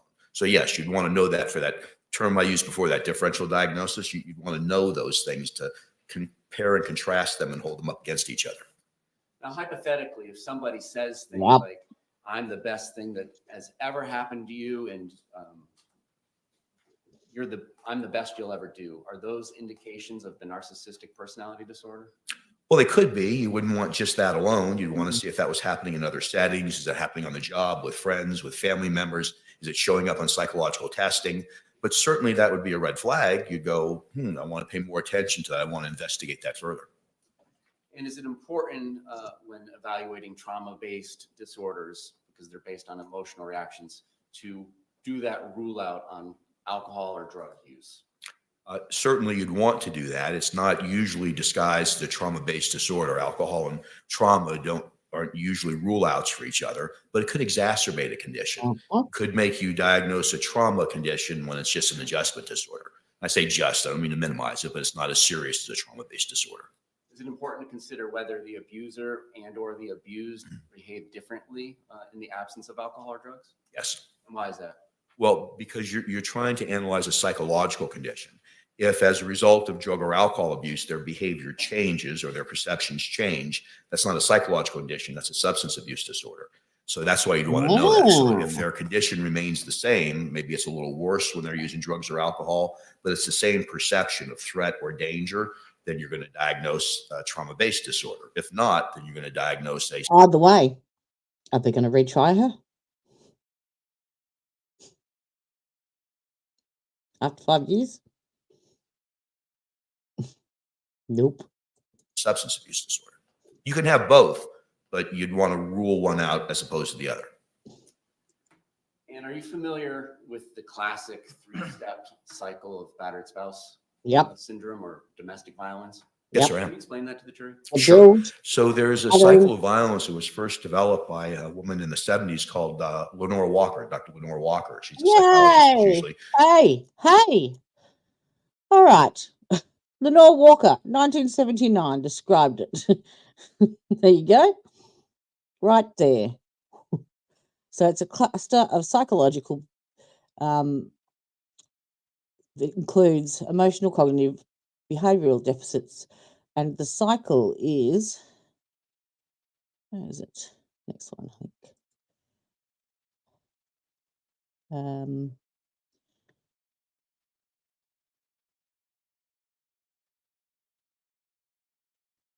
Basically like the build up, the battering itself, and then the reconciliation phase. All three. credited with developing the whole theory of battered spouse syndrome. And in the classic model, which we know oftentimes happens, not every time, but in the classic model, there's a period of tension buildup where things are happening, little arguments are happening, there's bickering back and forth, there may be some threats or some loud voices back and forth, but it's all things that are leading up to a possible violent episode. Then there's the episode that happens itself, the violent episode. Could be verbal, sexual, physical, but there's the violent incident that occurs. And then after that violent episode occurs, there's a honeymoon phase where the person who's done the abuse, they're apologizing, taking that person who's abused out to dinner, buying them things, saying nice things to them, complimenting them to sort of make up for the abuse. And it's kind of it's called the cycle of violence. And the reason why is it tends to repeat itself in a lot of these situations of battered spouse syndrome, where you see this repeating itself over and over and over again. So people are kind of stuck in these revolving doors in their relationship. And can one cycle be enough to traumatize a person? Yes. Does this trauma necessarily have to be coming from a man to a woman? No. No. And in fact, as times have changed, language has changed. And so when we keep referring to it as battered woman syndrome in the courtroom today, Battered. what we're actually talking about now is Partner battered spouse syndrome. syndrome or even intimate partner Mhm. violence. Yes, so I mean, interpartner violence can happen outside of legal settings, but it's really a kind of the large over grouping, if you will, to be able to talk about all of these other things that can happen as a result, like trauma-based disorders and battered spouse syndrome. And you're right. The later research has kind of pulled us away from thinking this only happens to women in heterosexual relationships. We know now there's all sorts of derivations, and that men can suffer also from battered spouse syndrome, battered person syndrome, homosexual couples. So we know it goes around to everybody, but still, women are more often diagnosed with battered spouse syndrome than anybody else. Does the trauma have to come in the form of physical violence? No, sir. Does it have to come in the form of sexual violence? No, sir. Can it come in the form of emotional or mental violence? Yes, sir. And would examples of that include such as running the partner down and telling them that they're no good and, just general insulting and lowering their value? It could. Remember, that's the stimulus, so it would depend on how the person who's receiving that responds to it as to whether or not it becomes traumatic. But yes, sir, that'd be the first red flag you'd want to investigate. And you mentioned isolation before. So if somebody in a hypothetical intimate partner setting is trying to isolate the partner from his or her family members or friends or coworkers, can that be, and I'm not saying necessarily, can that be indications of intimate partner violence that could lead to battered spouse? So sure, that'd be an example of coercive control. So if a person was doing that, that's consistent with that classification of battered person syndrome. Yes. And hypothetically, controlling another person, the intimate partner's personal property or effects, such as a birth certificate or identification papers, can that be indication of emotional trauma towards the partner who is lacking the control over those identification papers? So that's a stimulus that could result, depending on how the person subjectively perceives it, in some. Why is the state asking these questions when they're doing nothing but supporting her claim? So what's happened, I think, Elizabeth, is that they've both become intoxicated, and he's put himself in a position where he is vulnerable, and it's not often that she has that opportunity of his vulnerability to address stuff. And now she's got the alcohol on board, she's disinhibited. She's got that gumption to actually say and speak her mind, because she figures he's in this suitcase and he can't hurt me. And that's what she said. The argument ensued, and then he started threatening her, and that's when the she starts having the intrusive thoughts. That's when the video is happening, and you can hear her saying, that's for every time you choke me. That's for every time, everything you've done to me. You know, like that's her perception and hypervigilance to that trauma response.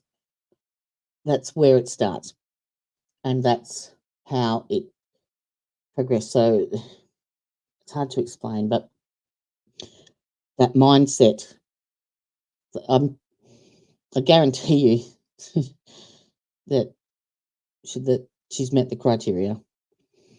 And the fact that this defense has gotten all of this information, all of these experts, all of these assessments, and all of this packaged up in 45 days. Yeah, she did absolutely took the opportunity over him, but she has, if she can prove this battered wife syndrome, it doesn't matter, because it's her perception of imminent threat or danger. If she perceives it to be that she's in imminent harm and she zips it back up, she is preventing herself from that harm. And I don't know how they can get away from that. Yeah, I don't agree with her behaviour, but as a legal standpoint and the criteria and what they're going to argue and what they need to prove to get to that, it's possible. It's possible. Absolutely possible. Trauma. So yes, all of the things that you mentioned could be stimulus, if you will, that a person could perceive as traumatic. And hypothetically, if one partner A gives partner B a gift, such as a bicycle, but partner A continues to maintain that the bicycle is his or hers because he or she bought it, even though it was a gift to B, can that be a form of emotional abuse towards B? Sure, it sounds like control, but I guess you can interpret it as emotional abuse too, but it sounds more like a control mechanism that'd be consistent.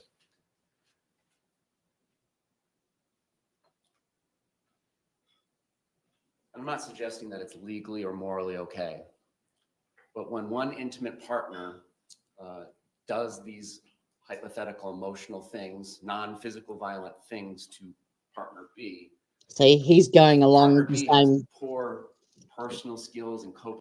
He's doing exactly what I just said. He's going to reverse it and say that she was doing it to him as well, which absolutely could happen. Absolutely, they could both have it, but that doesn't mean she doesn't. He's not on trial here, unfortunately. Skills and maybe consuming alcohol. Is it unreasonable or unfathomable to hear that partner B responded? And that's all you need, that possibility, because that creates doubt, and that's all they need to do. Yes. I did this chart up to try and explain how it all connects together. So have a look at that. So now let me take your comment off there. So there on the left there, they're claiming that this is the syndrome that she has, and there are all the components that go with it. Once they have that trigger, or what did they call it? The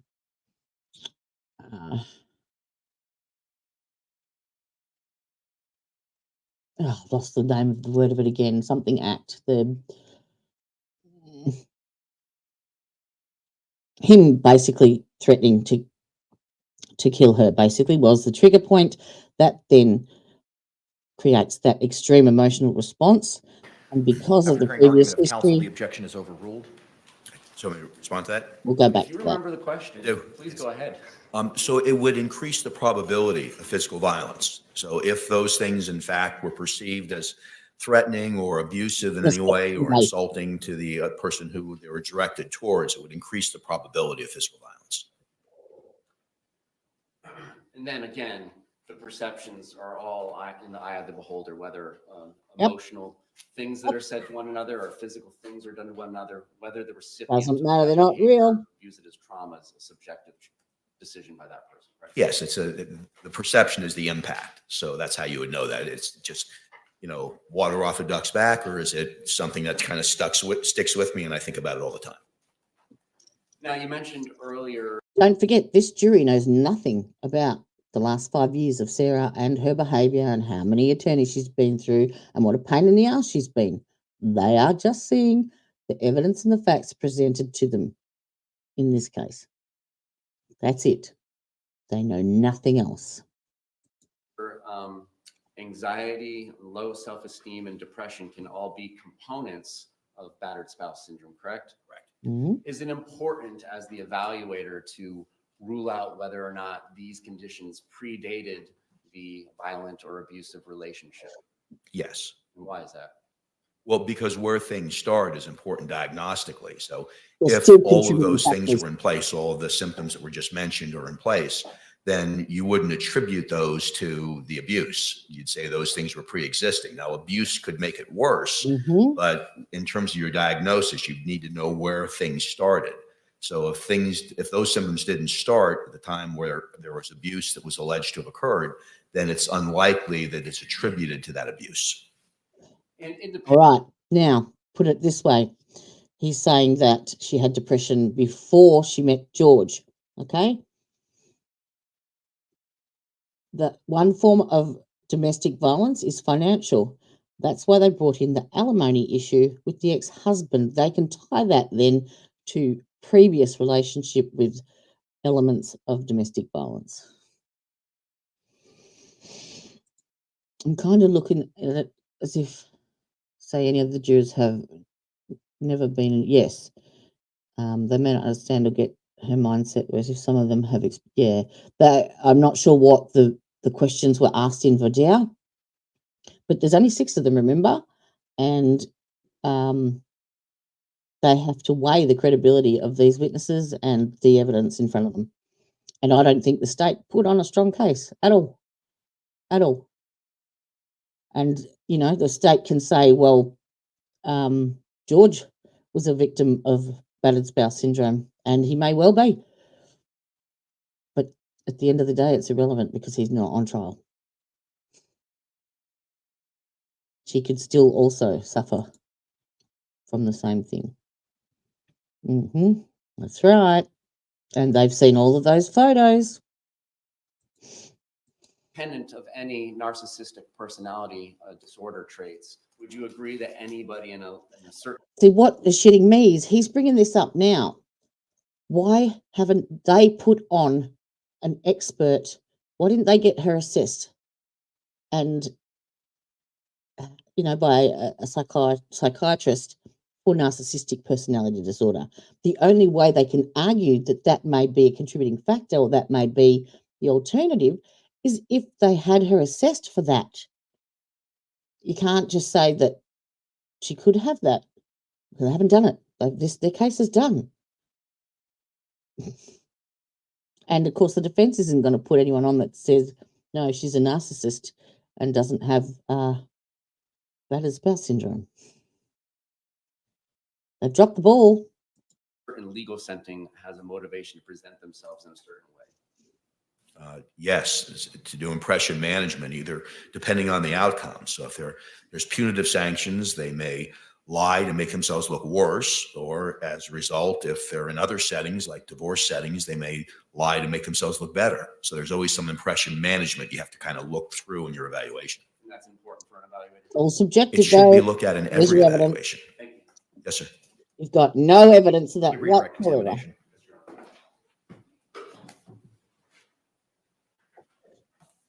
Just want to,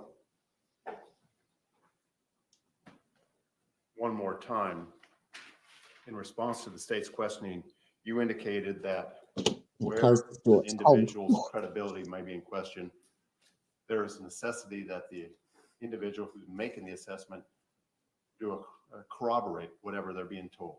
Is that correct? Yes, sir, in a number of different ways. We have psychological tests that assess for things called malingering or faking mental health problems or difficulties. So you'd want to do that. You'd want to look at other evidence to see if it's all consistent. So it's very important you don't just rely on self-report. It's possible that an individual may exhibit one or two attributes of a particular DSM diagnosis, but not actually qualify because it's simply not there. Right, sure. So sometimes like social isolation can be because we're introverted, or it could be part of depression.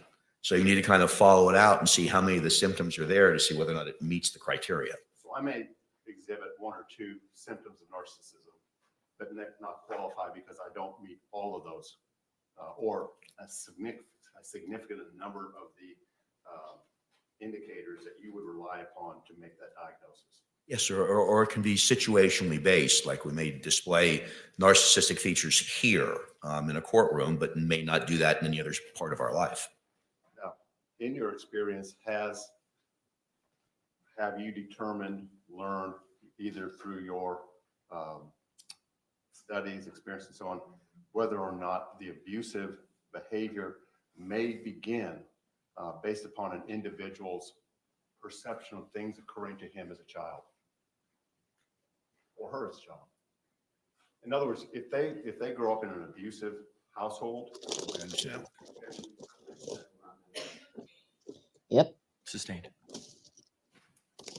you've indicated that there are things that I think in response to the state's cross-examination, that there are things that may add to or may contribute to a particular psychosis or symptom. Would an individual's background as a child include those types? Have you done the poll? Have you voted in the poll? There is a provision for that. Type of criteria?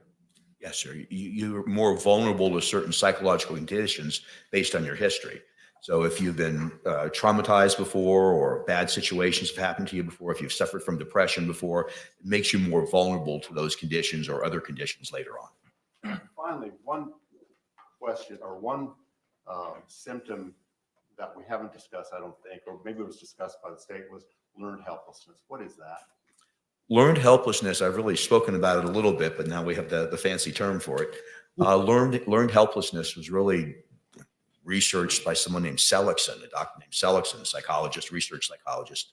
And just real briefly, what it is, it's when someone kind of gives up and feels like there's nothing that they can do to change their situation. It was originally done with laboratory animals, but where a person really feels that no matter what strategy they've taken, like leave, stay, fight, whatever it might be, it won't work. It usually leads to depression or developments of other strategies, like I have to appease or please or make sure I do everything correctly or apologize. So it's really believing that no matter what you do, it won't be effective. Doctor, thank you for your testimony. Thank you for Sure. traveling up here from Miami so early in the morning. No problem at all. Thank you, sir. You can be excused. Thank you, Your Honor. Get the parties approach for a moment. Awesome. All right. Let me just snip that. 43.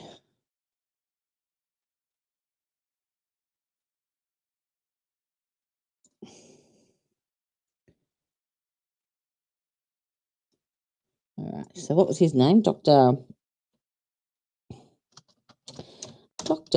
Michael Brannon.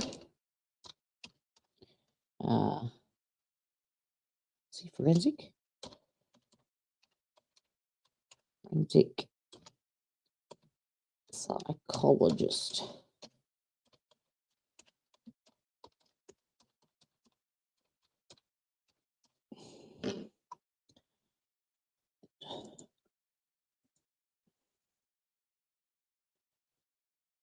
154.44.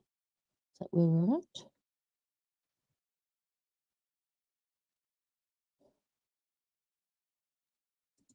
Okay, snipped.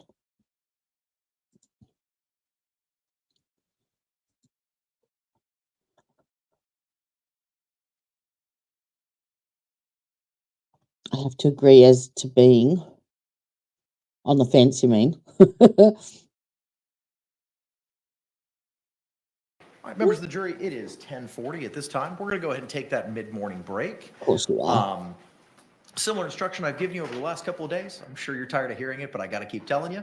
Please don't have any conversations among yourselves or anyone else about the persons, places, things, or charge involved in this case, and do not conduct any independent research on those things. We'll see you back here in about 15 minutes at 5 till 11. See you back Thank you here very in much. about 15 minutes. All rise.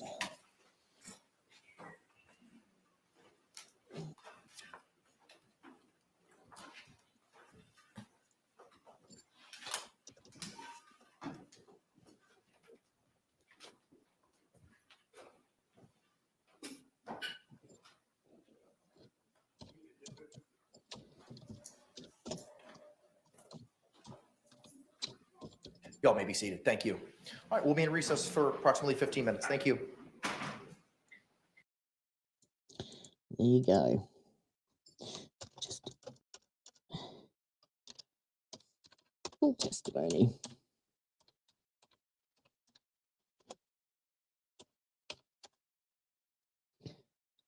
Battered wife.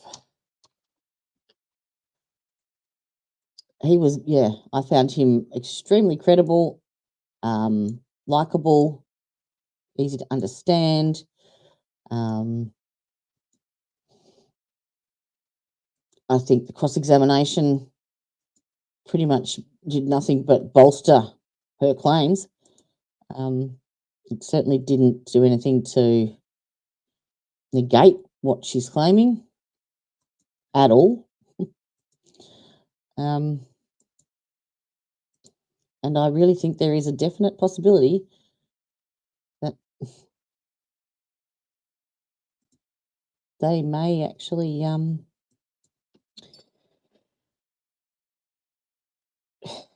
yeah, I don't know, get it acquitted, hung jury, mistrial.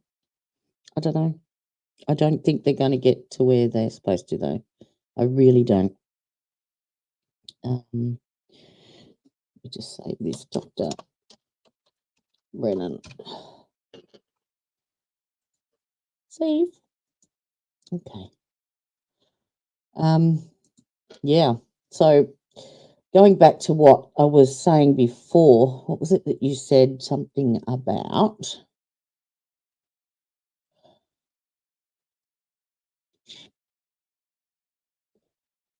Okay, that one.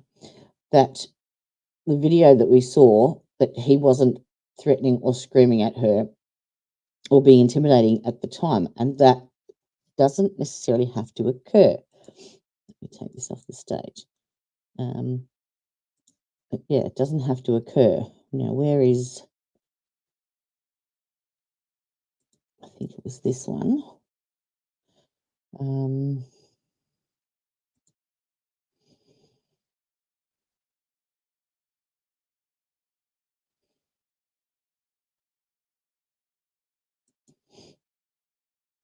Yeah. Okay. So, the use of battered woman syndrome may shape the judicial interpretation to self-defense, particularly about imminency of threats. In Maryland, an appellate court supported the use of battered wife syndrome as a defense for a defendant who shot and killed her abusive husband whilst he was watching television. Specifically, the Court of Special Appeals noted that the husband had been threatening to kill the defendant on a daily basis and taunting her with details about how he would carry it out. And even though he was not assaulting or threatening her at the time when she shot him, the court found that the chronic nature of this abuse, as well as her statements that he would not kill her when she shot him, supported a strong inference that the defendant was in fear of imminent harm. The appellate court affirmed a decision to grant post-conviction relief to the defendant, ordering a new trial, partly due to the defence counsel's failure to introduce this battered wife syndrome evidence for the purposes of the defence. So in other words, she claimed ineffective counsel as well, but it was overturned by the appellate court. It doesn't matter that he wasn't being particularly violent at the time of the occurrence. And as she stated, he had threatened her when it wasn't videotaped, and it was her response to that when she started videoing and the baseball bat, because her perception then changed. She went into that fight or flight reaction, into that responsive mode, and anything from there is an altered perception of the threat of imminent harm. And if we go back to that diagram, you've also got, the fact that if she perceives that threat to be real and imminent, and she's got these intrusive thoughts, she has an altered perception because she was reciting the prior abuse as she's videoing it. She's saying, that's for all the times you've choked me, that's for all the things you've done to me. She's severely intoxicated. She's not, her cognition is altered, so her decision-making processes are done. Her ability to be able to evaluate the outcomes of those decisions and her behaviours and actions are all extremely affected by that cognitive deficit that she's got with the alcohol on board, and the perceived threat can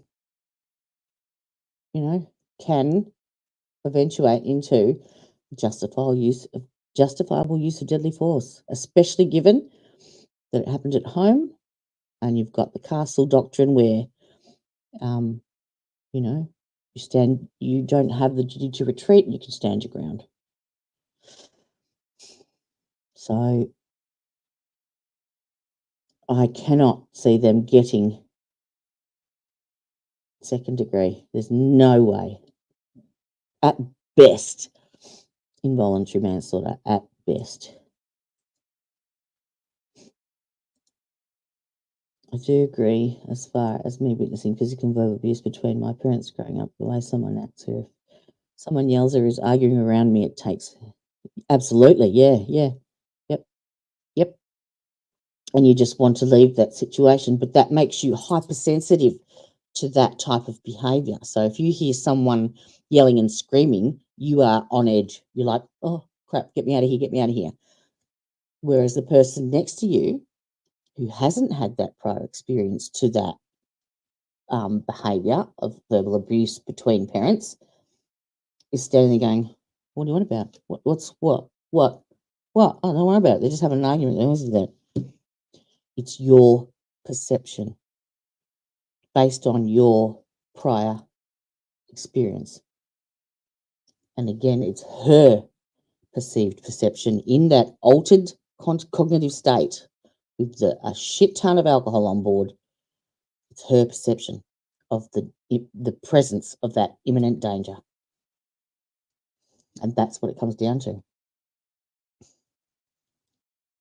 It's the same as when, everyone was arguing over what the marks were on John O'Keefe's arms. Well, at the end of the day, the medical examiner deemed them not a contributing factor to his death. So, in my mind, it doesn't really matter what caused them. We need to find out what actually caused the massive brain injury, because that was what the cause of death was. You can explain the arm injuries after that if you want to, but the actual cause of death was massive blunt force trauma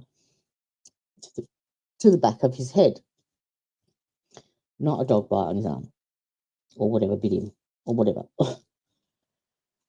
It's the same sort of thing. You've got to tie that, the back of that tailgate or the back of that Lexus to the back of his head. The two should have to meet for that to be established. Well, there you are. Hello. Yeah. Is how far am I off my initial prediction, Teresia? I'm glad I actually verbalized it like at the start, because no one would believe me if I said, "Oh, I thought of that earlier." Also, if the person or persons are intoxicated and obnoxious, have the feeling and want to hide all. Yep. So everyone reacts differently. And again, that's your perception. And you, in your mind, that is as real as it can get to you. Like, it's not like you're dreaming it. It's not like you think, oh no, hang on, this is just a hallucination, or this is you believe that in that moment it is real for you. And there is nothing wrong with that. That is your response to previous trauma and previous experience. And that's totally normal. And that is what I'm saying is what she's having. She's having a heightened, extreme emotional response. They absolutely are, Teresa. They absolutely are. Their cross there annoyed me because they started bringing in the narcissistic personality disorder. And whilst she may have that, they didn't do any testing. Where is their psychiatrists that have done the evaluations on her to rule it out or to include it? They haven't offered it. Their case is done. Done. The only thing now is for the defence to build on this. And they'll have expert after expert after expert. No, me either. Yeah.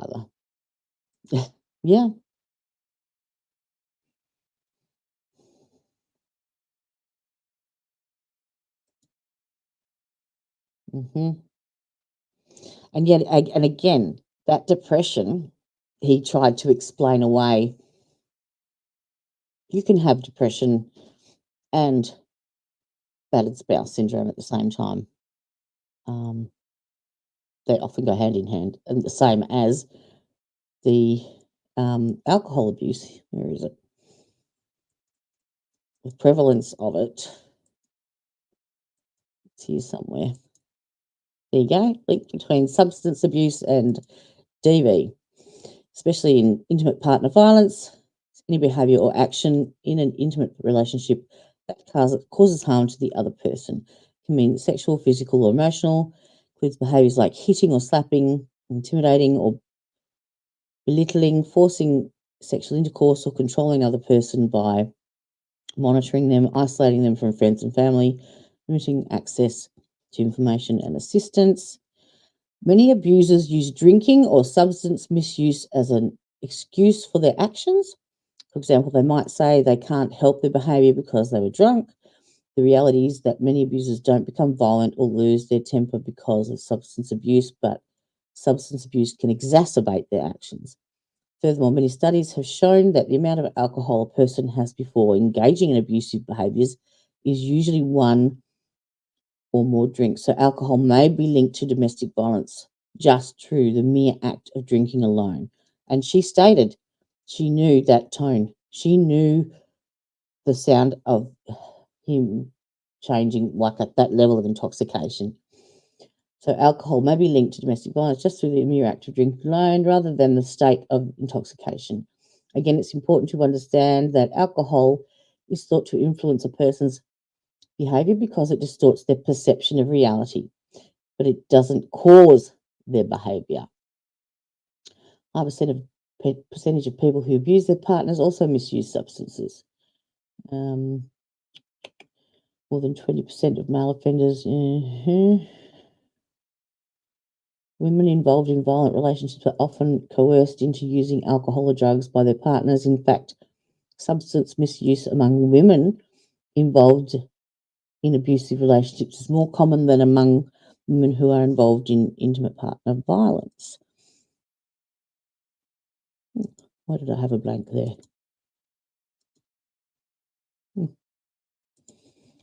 Oh, hello, look who dropped in. Hey, Mr. Udahef.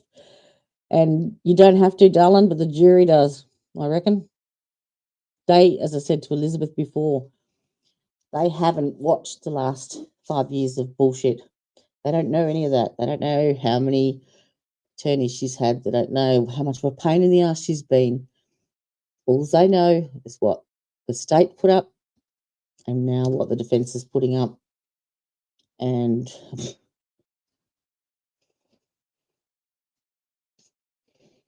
yep,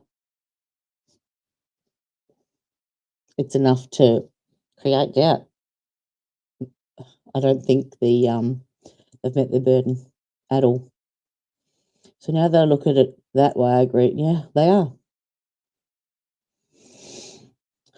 Are you actually here this time? I see things again. She thought she saw you in. She asked you a question earlier up in the chat, and I'm like, he's not here. And she goes, are you sure? Let me still say I don't. No, you don't have to like her. None of us like her. She's a pain in the ass, but just did it for me. But I don't like her. Oh, yeah. That's right. The jury can only really go on that.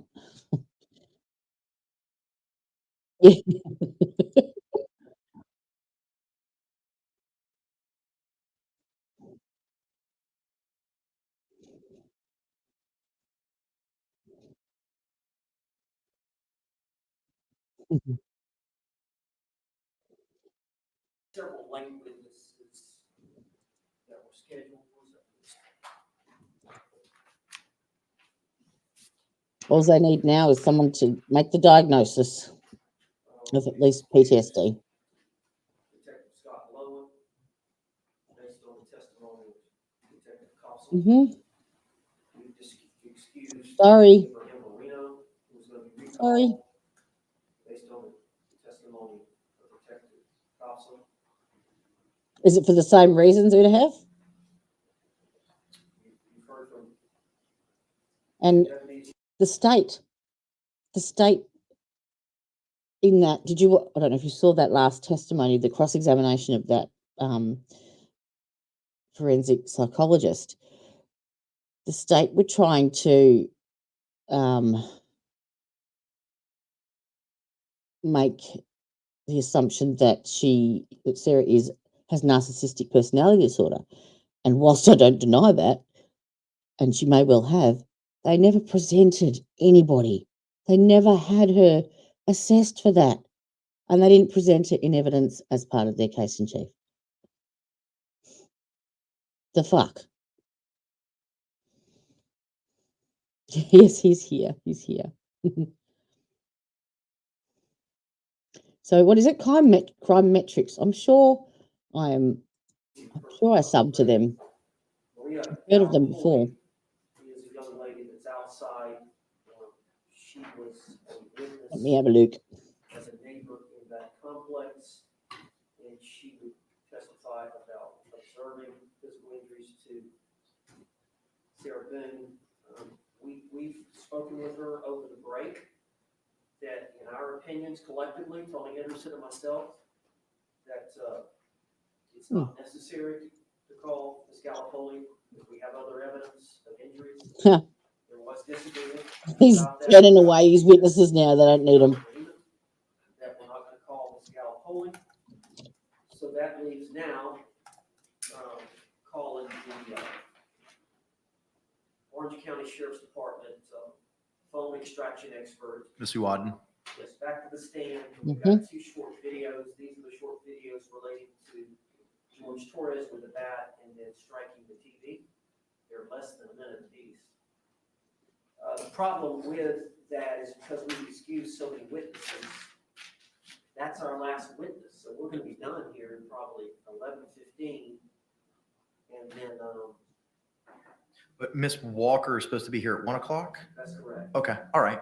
And then I haven't had a chance to meet with Dr. Harper, but I'm going to meet with her at lunch Mhm. over next door.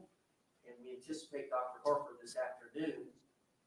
And then we may be really close to ending the defense's case. Great. Wow. Thank you for letting me know that. We're gonna have a gap here. Okay, so Early lunch. well, a yeah. long lunch. That may, well, if you're saying that your presentation with Ms. Wadden is 15 minutes, I don't know what the cross is going to be. It may be de minimis, or you may be saving her for rebuttal. I don't know. Mr. J or Mr. Cacciatore, I'm sorry. as it relates to Ms. Wadden, CSI Tech, you're not calling her in She already rebuttal? made a predicate during her trial testimony during our case in chief. Exhibit on the rebuttal. Okay, awesome.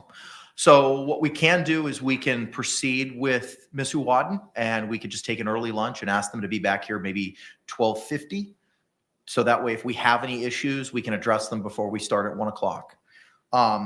Ms. Boone, you were sworn this morning. I just got a couple of things to go over with you.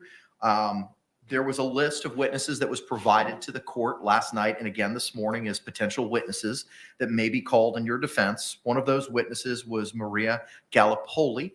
Your lawyers have advised that they may not be calling that person as a witness in this case. Do you understand that?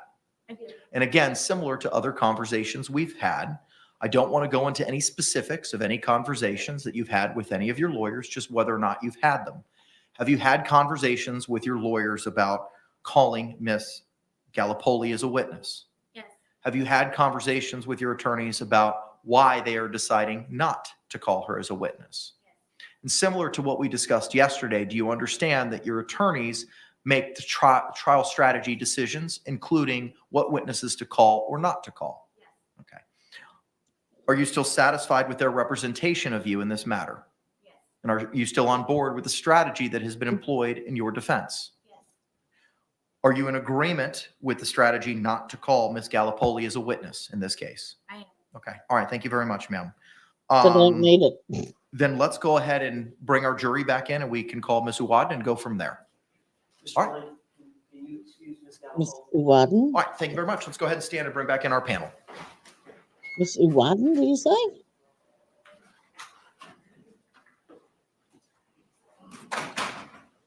Yeah, so they're obviously confident enough that they don't need any further witness testimony about prior history. So I'm tipping the only thing they really need is their expert witness, someone who's assessed Sarah, who can diagnose her with at least the depression and PTSD and not have the depression attributable to the battered spouse syndrome. And that's their case sealed tighter than a suitcase. All right, have a look at this. Might have made something. Just a little thing.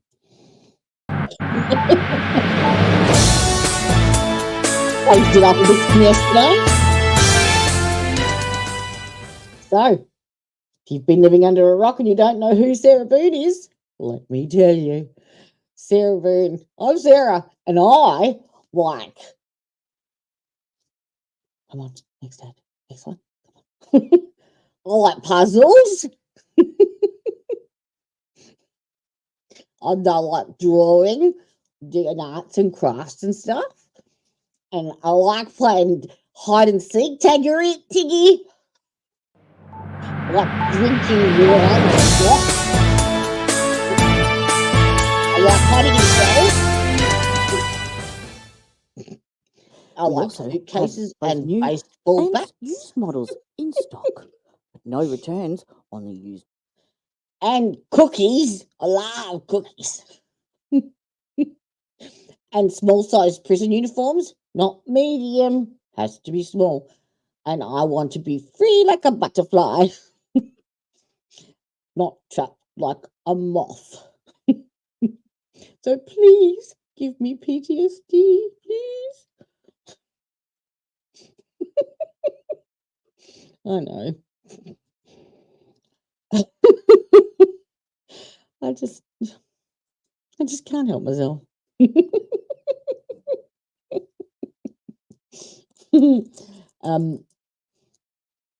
Jerisia and Elizabeth were cracking up earlier saying how much fun she had yesterday. I know. I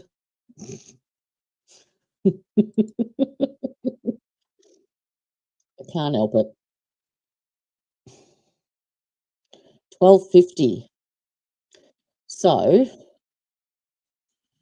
12:50. Someone work that time out for me. If it's, what time is it over there now? 11:20.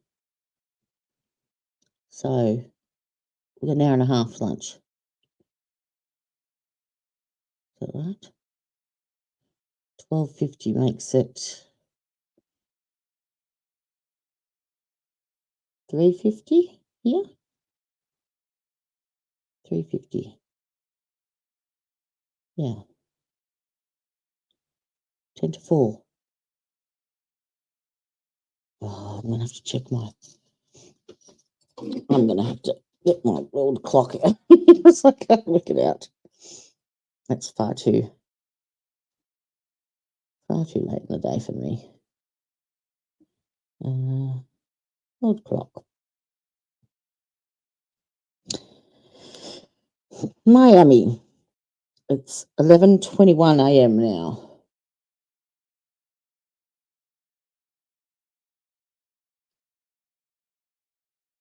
Yes, an hour and a half. So 2.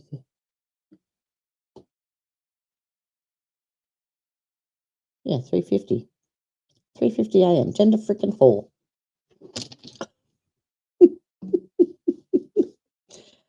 Yeah. Look, if you really planned to unalive someone, there's got to be way easier ways. Less elaborate, less intricate, less room for error than putting someone in a suitcase. Just saying. I'm just putting it out there. Don't shoot the messenger. Righto. So what shall we do with the drunken sailor? Because we've got an hour and a half to kill. What about Grandma? What's Grandma doing?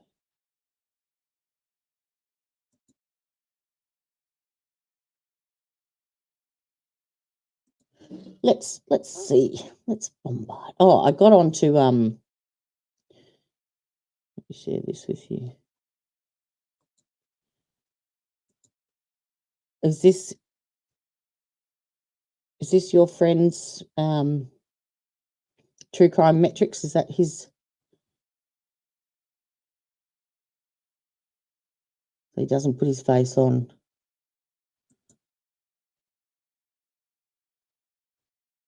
Had any children? Gosh, 6 years? Okay. And y'all have one son. Yes, What's his name? Lucas. And how old is Lucas now?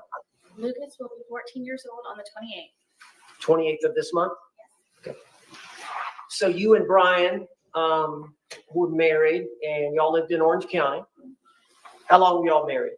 For 13 years. Okay, so this is All her right, and y'all divorced? direct examination yesterday. And as part of the divorce, were y'all to share custody of your son? Yes. Okay, so y'all would split days. Would that be fair to say?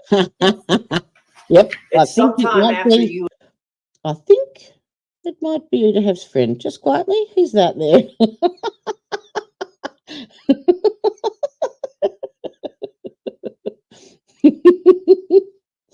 Yep. Are you still in chat, Udahev? I'd like to know this. Is he streaming now? Like, is he online now? Because if he wants, he can jump on and we can have a chat. Because it doesn't look like he's streaming the rest of it. Let me go back. Live. No, he's not live now.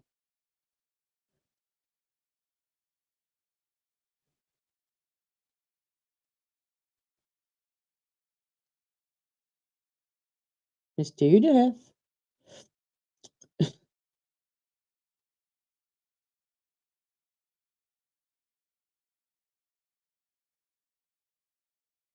Oh, hello. How are we? We have just broken for lunch. We have an hour and a half to kill. And Udehef's friend is True Crime Metrics and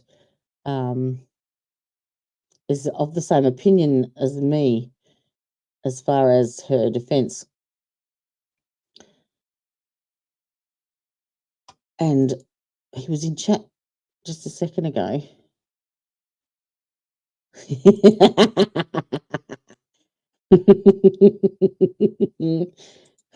Why don't you all come up on stage and come and chat with me? You've all got the links.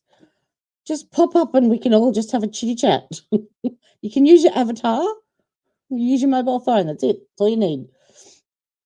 As I showed you last night. No worries, sweetheart. How's your friend in hospital? How's she going?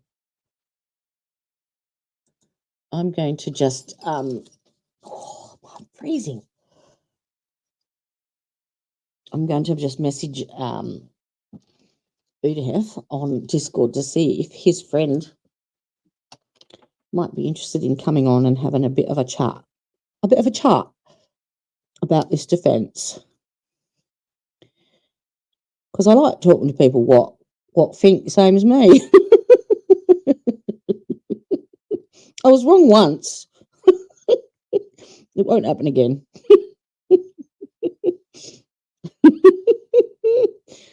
I know. But I can't just sit here until 10 to 4, twiddling my thumbs. I might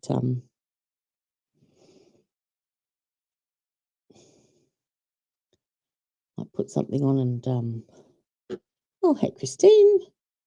Excellent. Did you want the wrench party?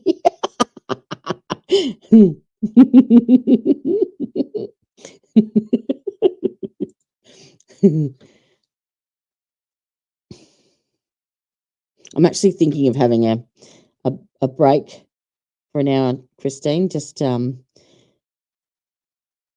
break up the day, because I think it's going to be a busy afternoon, and the last 2 days, having them go over, I haven't gotten to bed. Like, that means that the trial finishes at 9 a.m. my time, so I'm streaming from midnight till 9. By the time I wind down and get to sleep, it's lunchtime, and I'm actually thinking I might actually go and have a lie down if I'll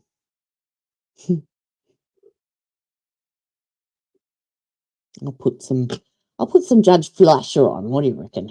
He's always good to watch. Everyone can have some lunch, a cup of tea, a nice sandwich. I've just had my dip and bickies, so I'm good. I've got my fruit. What am I looking for? Jody, come on.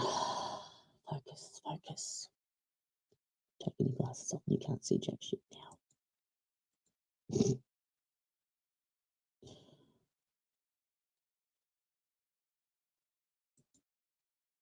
Oh, that toddler in landfill one is just going to be awful. I am saving them, and I will.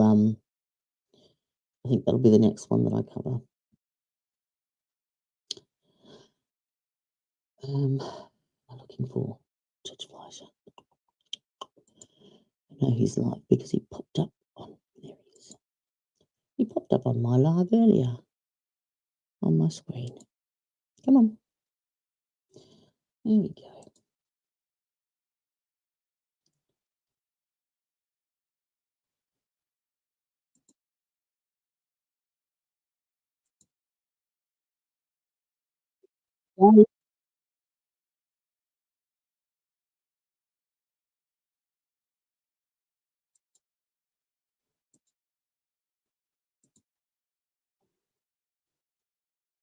Are you DeJuan Fairley?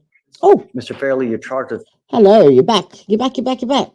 I was just saying, yes, I was looking at his site, and I am subbed to his site. And I noticed he's not live at the moment. You're his first viewer. Would he be interested in coming on? Like, is he free now to come on and jump on and have a chat about his thoughts on this defense? You're welcome to ask him, and I can send you the StreamYard link in Discord, good Hef. So, if you think that's something that he would be interested in.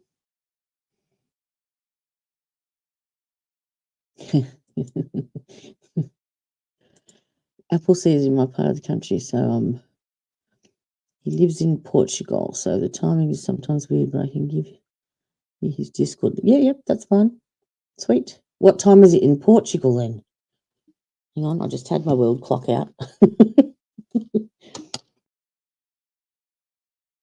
Portugal.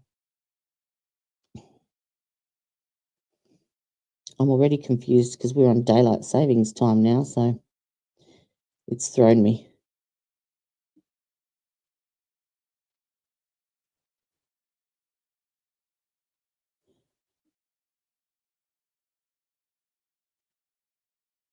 So it's 4:30 in the afternoon in Portugal at the moment.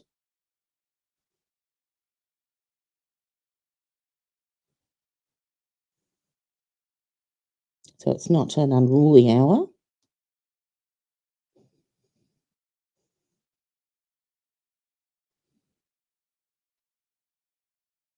Thank you. Got it.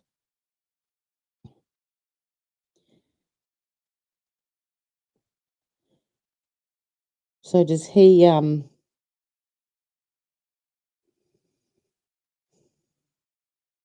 check his Discord regularly? I don't remember how to send a message now. See, I don't even know how to work Discord. No idea. True. There we go. Oh, no. There we go.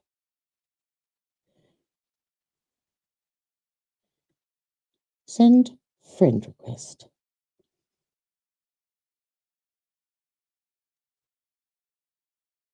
What's his real name? Okay, Elizabeth. I'm going to have some chicken ramen noodles. That sounds delicious. I'm going to have strawberries and a mango, fresh strawberries, mango, and yogurt. And then come back, I think. Elizabeth, I like the cheddar cheese roll. Oh. I've not really got into ramen as such. I know his real name, but I'm not positive. Oh, yeah, fair enough. No worries. You happy for me to drop your name? Oh, it's Monday. It's Monday. Has popped in. Hello. Hello. Let me remove this off. I'm trying to read and I can't do both with glasses. I don't need them for reading. I need them for distance, and yeah. I ran my mouth too much yesterday and my jaw hurts a lot today. Oh, I can hear it in your voice. Yeah, sorry. Have you had some painkillers and anti-inflammatories? I can't take anti-inflammatories. I'm allergic to all of them. But really? I have had painkillers. All of them? Yeah, I can't. All of them. Oh, bugger. Any NSAIDs. I'm allergic to NSAIDs. I take 1,000 milligrams slow-release naproxen every single day. I wish I could take an Advil. Like before I found out I was allergic to it, one Advil did so much for me. but I Mhm. can't take them at all anymore. All right, sweet. Thank you. I'll be drop it like it's hot. Drop it like it's hot. She is a mess. She is a mess. It's 2:30 in the morning. Come on. I've got to go through my psycho hour. I've got my. You now look. You know that those things aren't for you. Well, do you want me to stream all night and cover Sarah Boone or not? I said that as I'm drinking a soda. I'm all jacked up Mountain Dew. Oh, hang on. That movie was filmed in my town. Hold tight. Oh, shoot. Went the wrong way. Talladega Nights. Yep. Chip, I'm all jacked up on Mountain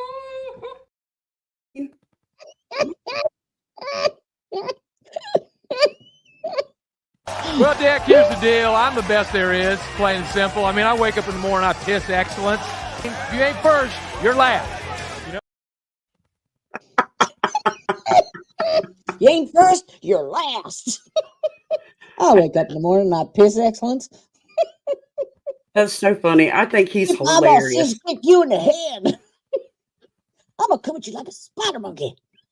Is NASCAR even a thing there?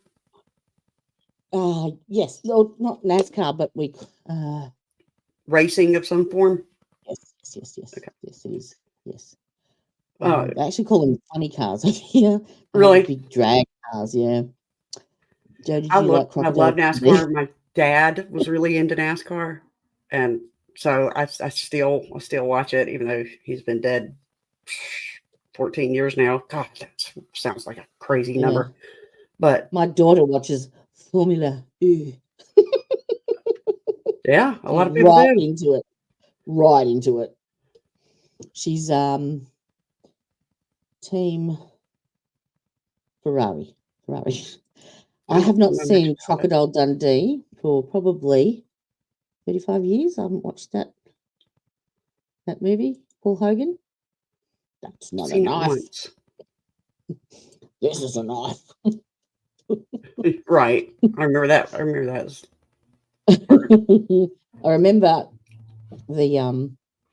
the chick that played his offsider. She was hot. I can't remember her name. Anyway. What is your all-time favorite movie? Probably Talladega Nights. Talladega Nights. It's a great movie. It's a great movie. What else do I like? Do you remember the part where he's going down the road and he's got like a bunch of pizzas on the back of his like bicycle or whatever? He's like delivering them on a bicycle. He's in Talladega Nights. Yeah. Or a scooter or something. He's delivering pizzas. Was he when he's lost everything and he's delivering pizzas and he delivers them to his dad's hotel room door. Oh, yes. He kept ordering them. Yes. Mm-hmm. Well, the road that he's going down is just like a half a mile from my house.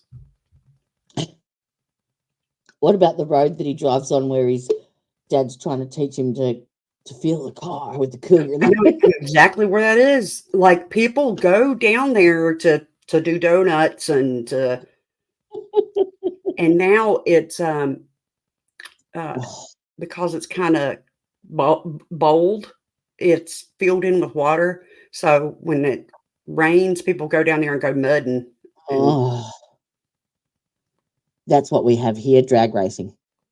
It's not called NASCAR, it's drags. Drag racing. Oh yeah, drag racing's big here too.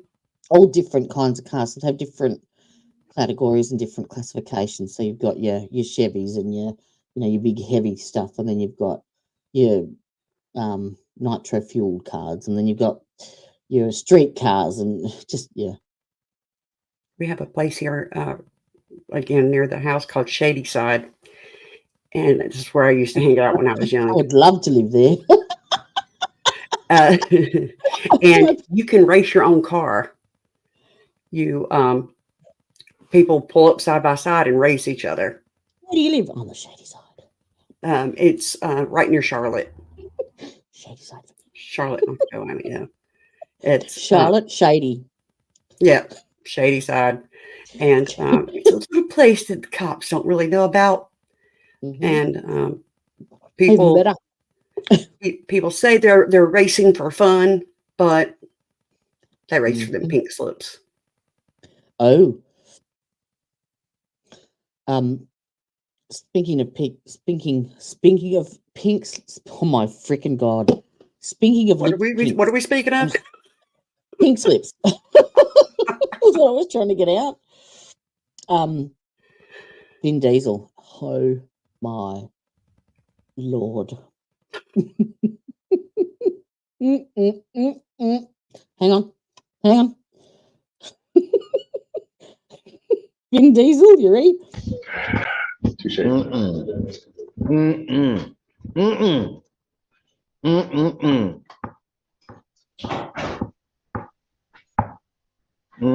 Mm-mm.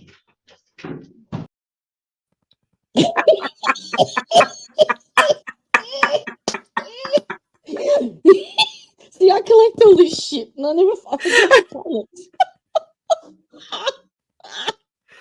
Yep. Girl, you are a mess that I have. Yep, I've got so many of them. I got this one. You ready? Yeah, eat it, fucker. Eat that shit. Eat that turd. The glare is so funny. I also got one I'll send you. That is one big slice of fine. It's a girl. It's a girl from Real Housewives. She goes, that is one big slice of fine. The other one I got from Glera was this one, the Karen Reed. Dear sweet baby Jesus, please don't ever let me get hit by a car in the state of Massachusetts, where any Massachusetts State Police expert is going to reconstruct the accident. Please. Thank you, Jesus. Amen.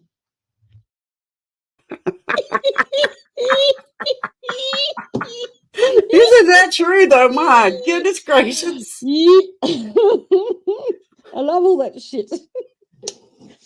And in fact, I was saying to my housemate the other day. Can I have that one? Will you do that one to me? Can, yeah. They're all saved in my brand on the right side. Okay, They're all there. download that one. That was great. He's all sarcastic, like, please, baby Jesus. Except for, I would love it if he said 8 pounds, 6 ounce baby Jesus, all warm and. I was trying to save that one, but the actual scene itself has a song in the background, and it copyrights it. Can't use it. In the background, and he's saying, please, little golden 8 pound, 5 half an ounce golden baby Jesus in his little golden crib. There's a song playing in the background in the scene. Oh, I've got a software that removes my background music. It's free. Yeah. The closest I got was the one where he's, saying grace at the table, and he's thanking everyone for his smoking hot wife, and if her ass had to be rated out of a 10, it'll at least be an 11. So how about I found out this? Ooh. I've been paying for about 7 years for subscription to this website called Scrib. You've probably heard of it. Okay, maybe not. It's where you can download legal documents like really fast. They upload things really quickly. And that's where I've been getting like YSL documents, Karen Reed documents, stuff really quickly. Then I find out, and it's like $20 a month, which is high for me. That's a lot of money a month for me. You pay for documents. Yeah, I know. But I can find out Discord. Thugger Daily. Do you know who Thugger Daily is? No. Okay. It's a website and a YouTube channel and Twitter channel that puts it out for free. They have a Google Drive, and I have their Google Drive, and they upload stuff within minutes. and Oh, excuse me. they've been doing it for years. Yeah, I'm on a Discord channel called As the Gavel Drops, and they have a list of every court case that's coming up, everything that's on the docket now, and every time whichever one you go into, it then has its threads and its links. So it links documents. So someone will upload all the documents as they appear. Someone will upload all the media stuff. Someone will upload all the YouTube stuff. Everything for each trial. And they've got the case numbers, the victims, the details, the whole gamut, where to find it, the link to it. Can you invite me to that Discord server? As the Gavel Drops, it's here. But let me right there. Let me get that. There you go. Let me get you that Thugger Daily Google Drive. It's amazing. It's absolutely amazing. I'll put it in the side shot. And because I actually advertise for them on my channel, they have put me into their. So if you go on to As the Gavel Drops, at the top of it, they have like all the true crime channels, like you've got Recovery Addict, Equal Med, Law and Lumber, 13th Juror, Grizzly True Crime, Runkle of the Bailey, Uncivil Law, The Defense Rests. Oh, nice. And every live that I do, they put out for me automatically. Very nice. Now, how do I invite you to that? Thank you. I don't know. There's the Thugger Daily Google Drive, and Thugger Daily is amazing. They're on top of it. If something happens, they know about it like that. There you go. I think I sent it. Okay. Did you email it? Or just send it to me in Discord? Discord. Okay, thank you. It says invite friends to As the Gavel Drops, and I clicked the invite on you. I think that's done it. I just joined it. Thank you. Yeah, so on the very first page, you'll see the whole list of Coolio announcements, and then you scroll down and it'll have what's in session currently. So you've got the Young Thug, Quentin Nixon, Melody Walker Farris, Sarah Boone, Leilani Simon, which is the landfill one. And it's got all the dates as well. And then it'll have on the docket in a different county. And then it'll have the next year's ones, and then it'll have bolos, so ones to look out for that are coming but haven't been set yet. And they link everything, the threads to everything. It's way easy. Oh. Very cool. Okay.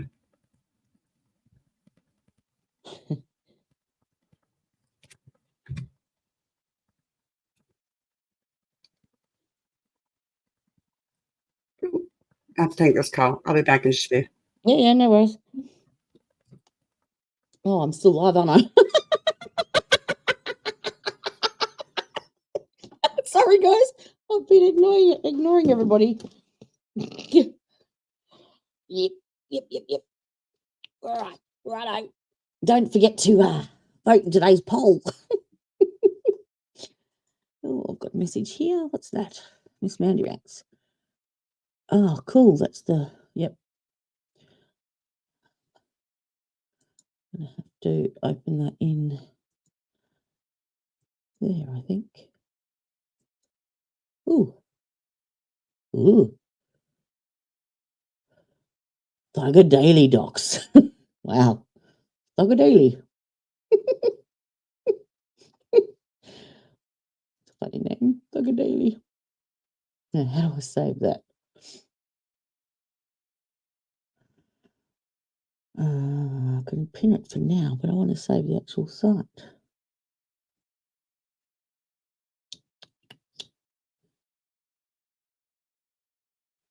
What's that for? My eyes are starting to go funny. It's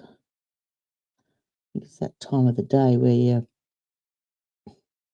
you watch. I'll have I'm on a high now, and then I'll crash and burn in a couple of hours when it comes back to work. It comes back to ready to go back to trial. I don't recognise any of the stuff in here.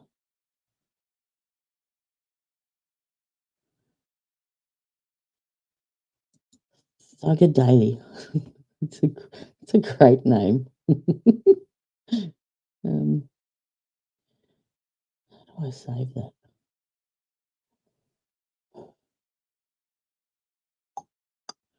I wonder if I can put him in my bookmarks.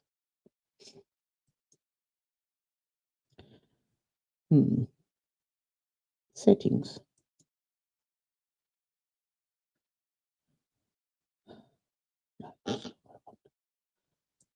Oh. Oh, shit. Oh, I hate it when you press a button and you don't mean to. Trigger happy. I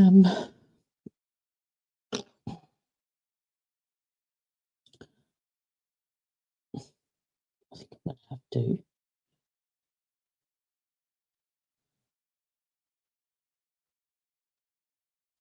Ask Miss Mandy. Oh, hang on. What if I bookmark that? Star. Bookmarks bar.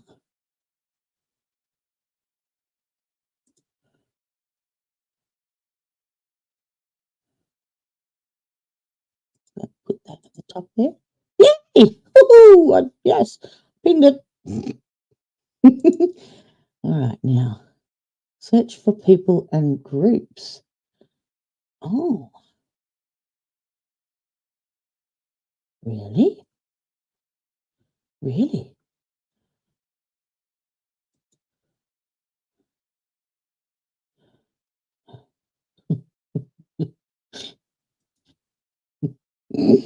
Go back, Jody. How do we go back?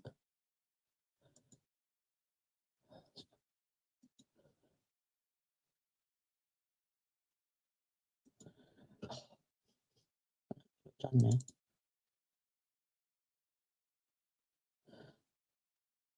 I have absolutely no idea what I've done. Let's get out of there because I don't know what I'm doing. All right. I think oh lordy, this I can do Shady. No, I just can't do Slim Shady. All right, I'm going to put Fleischer on after all that, and take the poll banner down. What is the poll doing at the moment? Let's have a look. So, yes, okay. So the question is: will the state be able to meet their burden of second-degree murder? 64% say yes, the burden has already been met.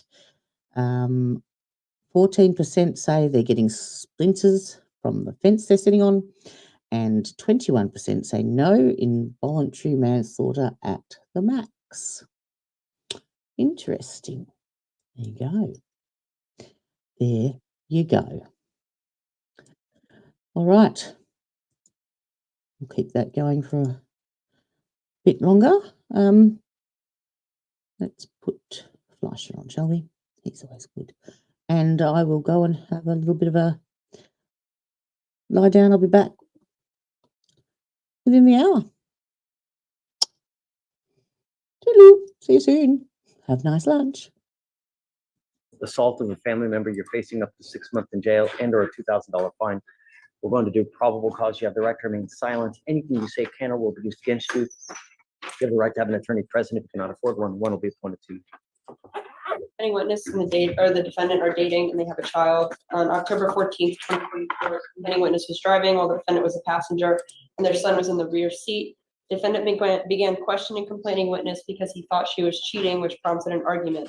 Defendant began putting his hands in complaining witness's face, impairing complainant's ability to see the road. Complainant brought the vehicle to an immediate stop. Defendant then began grabbing her left shoulder. While defendant was grabbing her shoulder, complaining witness turned and bit defendant on his hands in an attempt to get defendant to release her. Defendant then punched complainant with a closed fist in the face, causing pain. All right, Mr. Fairley, I'm going to find that there's probable cause to go forward with the case. Do we know whether she wants to have contact with him, Morgan?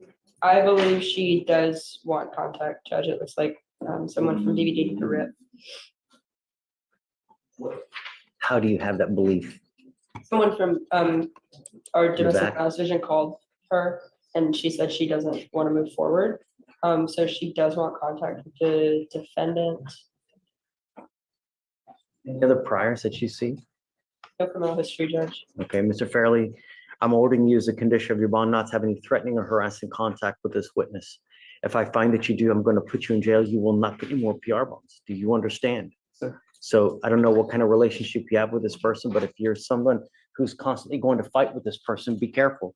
Because remember, it's not what you think as far as threatening or harassing, it's how she perceives. So can conduct in and of itself violate this order? It absolutely can. If I go like this, is that threatening or harassing? It is. And it can land you in jail in a moment's notice. Do you understand? Sir. We're going to reset your case to give you time to hire a lawyer. So I will have you come up here. The other thing you need to understand is there's a protective order that is in place. I would get to know it because if you violate this protective order, the state can and will file additional charges against you. And then it gets ugly really quick. You understand? I will have you come up here. Well, we're going to have you sign a court order for you not to have any threatening or harassing contact. I'm also prohibiting you from having any weapons as well. No guns, knife, nothing. I'll have you sign a receipt and we'll get you out of here to hire a lawyer. All right? Do not leave until you sign our bond conditions. Otherwise, I'll issue a warrant. Please. Can you file no threatening and harassing? Fernandez. No weapons. Page 10.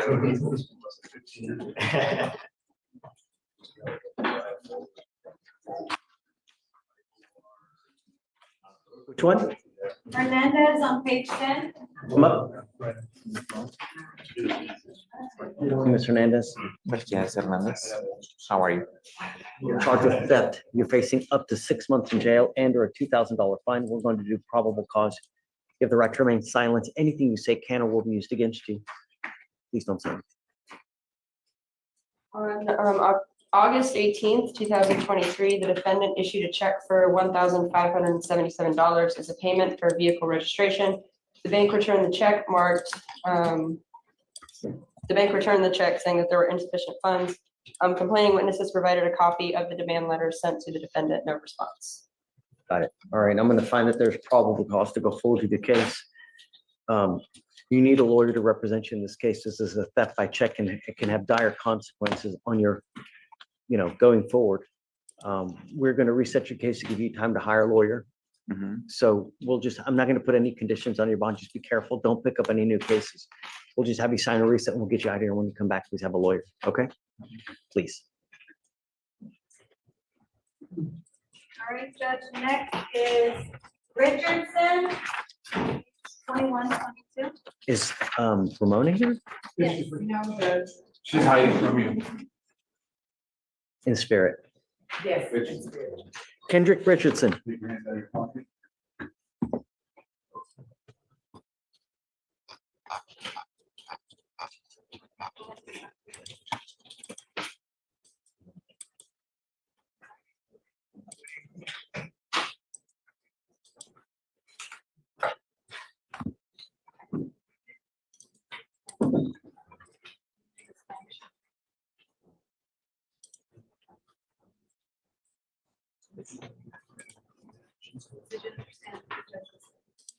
You are on bond for 2 assaults, and now you've picked up a new case.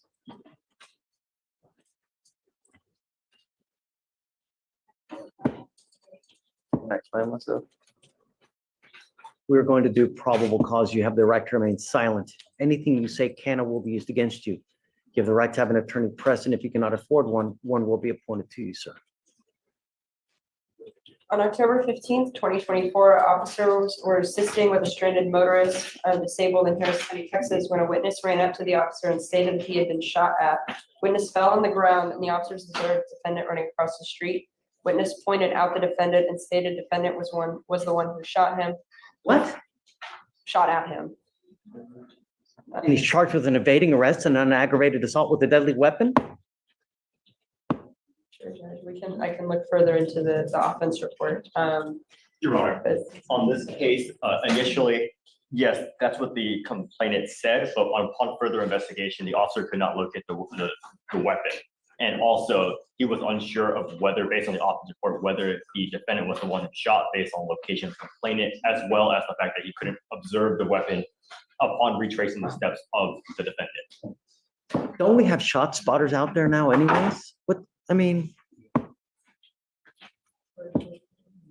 you know, it would be interesting to see where this location is, see if there's an actual shot spotter out there. If there is, let's pull the records. You know, it's not rocket science, okay? So the defendant then began running in the officer's direction. Officers marked patrol vehicle was blocking the lanes with lights activated. Officer yelled at D to stop. I'm the defendant. You are the defendant.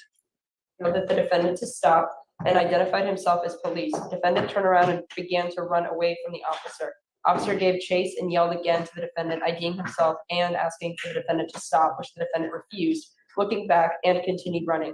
Approximate length of chase was 0.6 miles. Okay. Mr. Richardson, I'm going to find that there's probable cause to go forward with your evading arrest. You have been given multiple bonds. I asked you to do one thing while you were on bond for both of those assault cases. Do you remember? Stay clean. And stay out of trouble. Stay out of trouble. I was shy. And now you picked up a new case. I'm revoking your bond. He goes with you.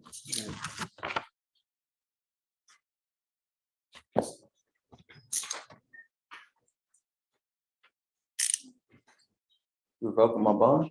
Mm-hmm. I was shy. We're going to look further into the facts. Please. All right, who's next? Judge, that was the last arraignment for Okay, now. ready? I'm here on tomorrow at Ely, and I was appointed on Friday. Custody or bond? She's on bond. Ely with a K? Ely. E-A-L-Y.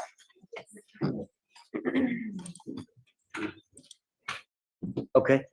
And I'm still waiting on discovery from the state. It was an older case. Set it off because so we could get discovery, which there is none. I mean, We re-requested it from HPD, and we have not gotten any response regarding any kind of body cam or dash cam or station video. we subpoena the officer to come here today? I'm sorry? Didn't we subpoena the officer to come here today?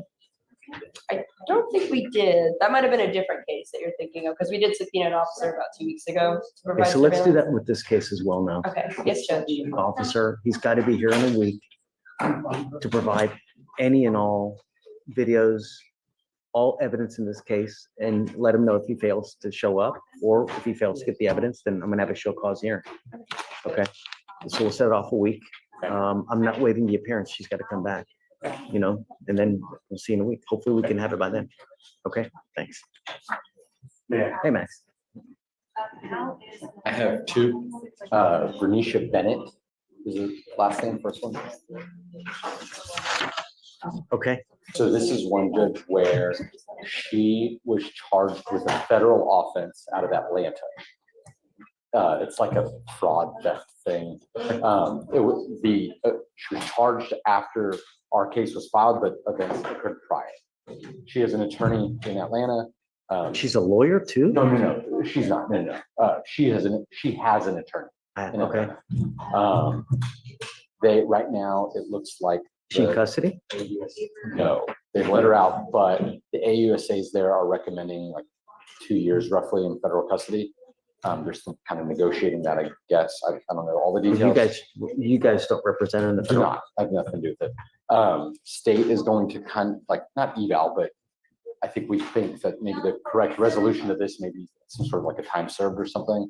I'm gonna ask, And I'm okay with that. and I'm gonna reach out to her to make sure she can reach out to them if like that needs to be part of their plea negotiation or whatever. I can't imagine it's a federal case, and it's a different jurisdiction. So, I mean, I'll give you a couple weeks, but she's got to be here at the next setting. I'll tell her that. That's fine. Okay. And then we also have Carlos Gomez, Judge. Give me a second. Let me write. Yes, sir.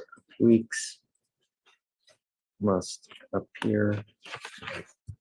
You said Gomez, right? Yes, sir. So on this one, I think they are gonna have trouble wheeling him. He is in his own driveway by the time police arrive, and it's like he takes a picture from his driveway of like the vehicles. They're gonna reach out. There's potentially a lay witness who is the wheel witness, and so they're gonna reach out to see if that person can actually saw him driving. I don't believe that he did. And so we would just ask for a couple weeks for them to do that. Sure. In the event that you're able to make the case, what do you want to do? Are you going to set it then? Are you going And to? I will know. I'll talk with him about it and let him know. I don't think they've looked at that. In the event that it crumbles, is he approved for PTI? It's a second, Yeah. right? Yes, Judge. It happens as a first. Is it? Okay, so he was. Oh, he yeah, I has one believe that was dismissed. FBO was That's what it was. dismissed For PT, he already, I Was it think. PTI completed the dismissal? PTI That's what it program. was. Sorry. Yeah, so he probably. And I'm would, not, I'm not going to do time served on him. Okay. To let him know. Okay. I'll talk about it. Understood. Okay. All right, so we'll give you, 2 to 3 weeks. Okay, that's fine. And he's here too today. Okay, so, but be ready by next time. Okay. Okay, all right. Thank you. Trial case, guys, are you ready? Tyler, are you ready? Okay. Let me see about doing this plea. Who's your client? Dominguez, Your Honor. Jose Dominguez. Okay.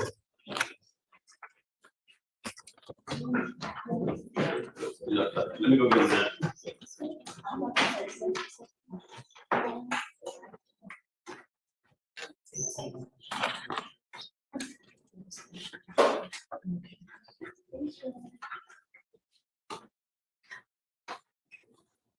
I'll let you translate just because we don't have it, but sign your name on the bottom that you translated.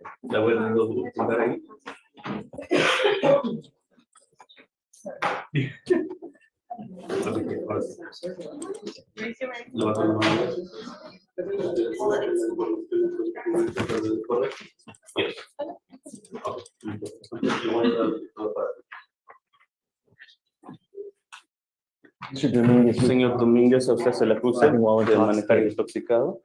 Facing up to a year in jail Enfrenta and or cárcel hasta un año y multa de $4,000. guys have worked out an agreement. They're Tenemos un offering you 1 year in acuerdo jail que le ofrecen un año en la cárcel, to be probated for que 1 le van a year. dar probatoria por un año.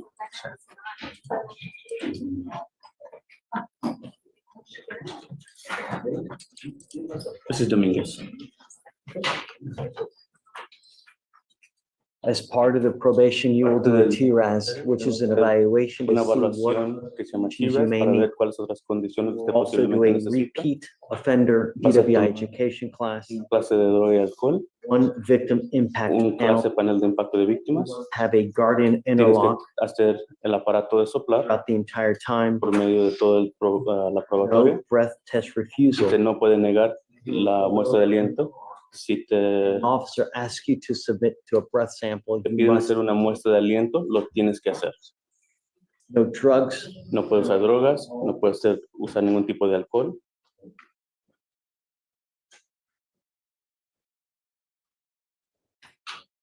have now.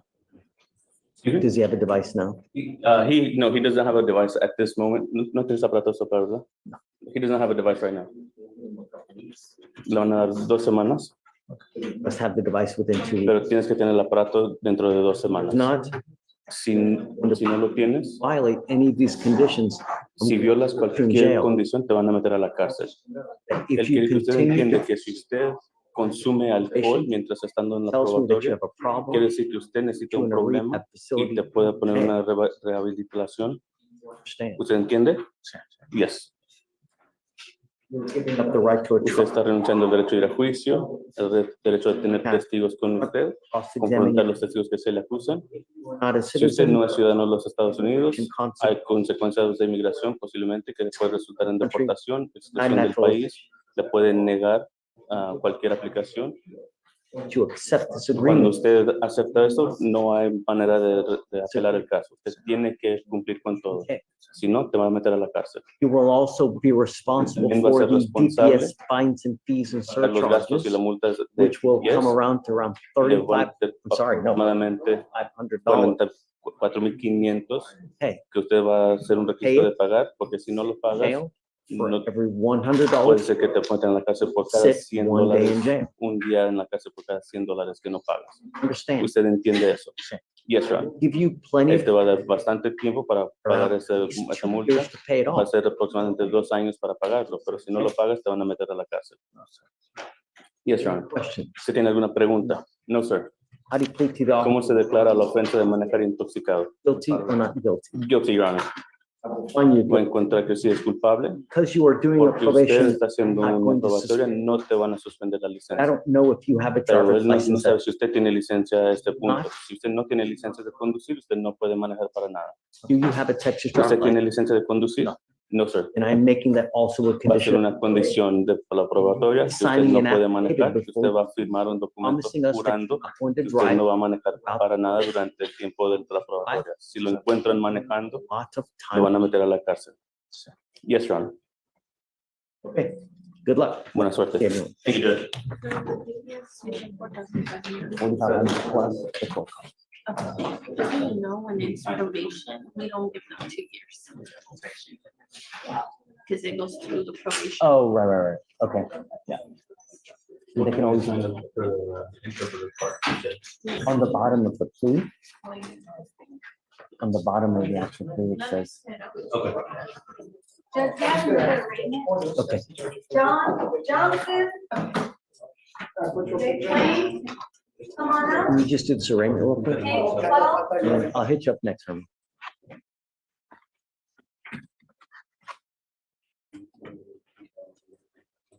Is it DeTwain Johnson? DeTwain.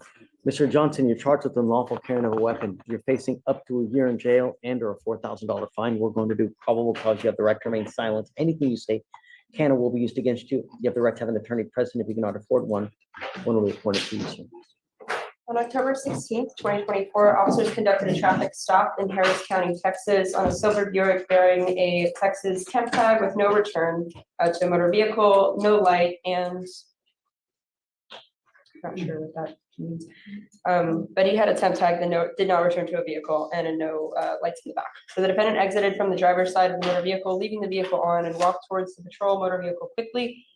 Defendant attempted to walk back towards the driver's side to turn off the motor vehicle. Officers stopped defendant before he opened the door. Defendant stated the firearm was inside the vehicle. Officers opened the driver's side door and observed a Glock in plain view, unholstered, and in the driver's side door panel. Find that there's probable cause to go forward with the case. Do you have a valid Texas driver license? No, sir, I have an ID, a state ID. Not allowed to drive. I'm making that a condition of your bond, and you will be signing an affidavit with me today promising you're not going to drive.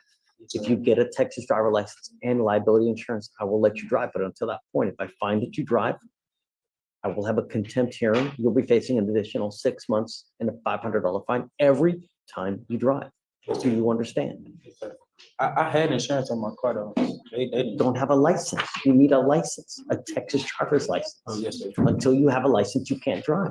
I'm glad that you have insurance because that's really one of the most important parts. Because if you get into an accident and create $50,000 in damage, if you don't have insurance, they're going to come after you and make you pay the 50 grand. Yes, sir. Have insurance, and if you get into an accident, they'll even give you a lawyer to represent you.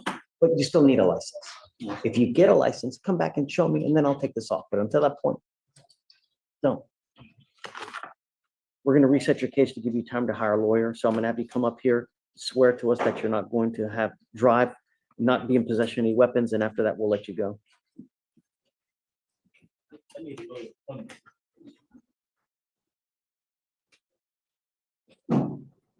What do you do for a living? I work for landscaping and mulching. And how much money do you make a month? Oh, my father. Work for like 25. It'd be like 25. A month? It's not that much, you know. This was 2,500 is not bad. I mean, who do you live with? Where? Do you live by yourself in the apartment or who with? Just me. Do you have children? Yes, sir. I have a daughter.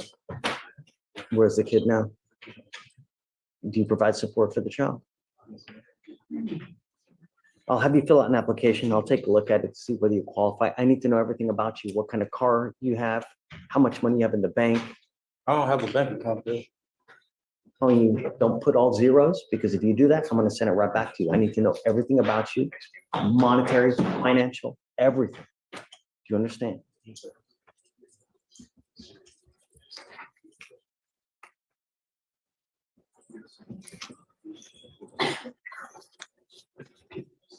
All right, we'll have you come up here, swear to this, and then they'll give you an application, fill it out, and I'll take a look, okay? All right. Does you also have a Spanish arraignment? Ay, caramba, la bamba. Come on, man. Page 10, Gutierrez. Come on, Luis. Okay, yeah.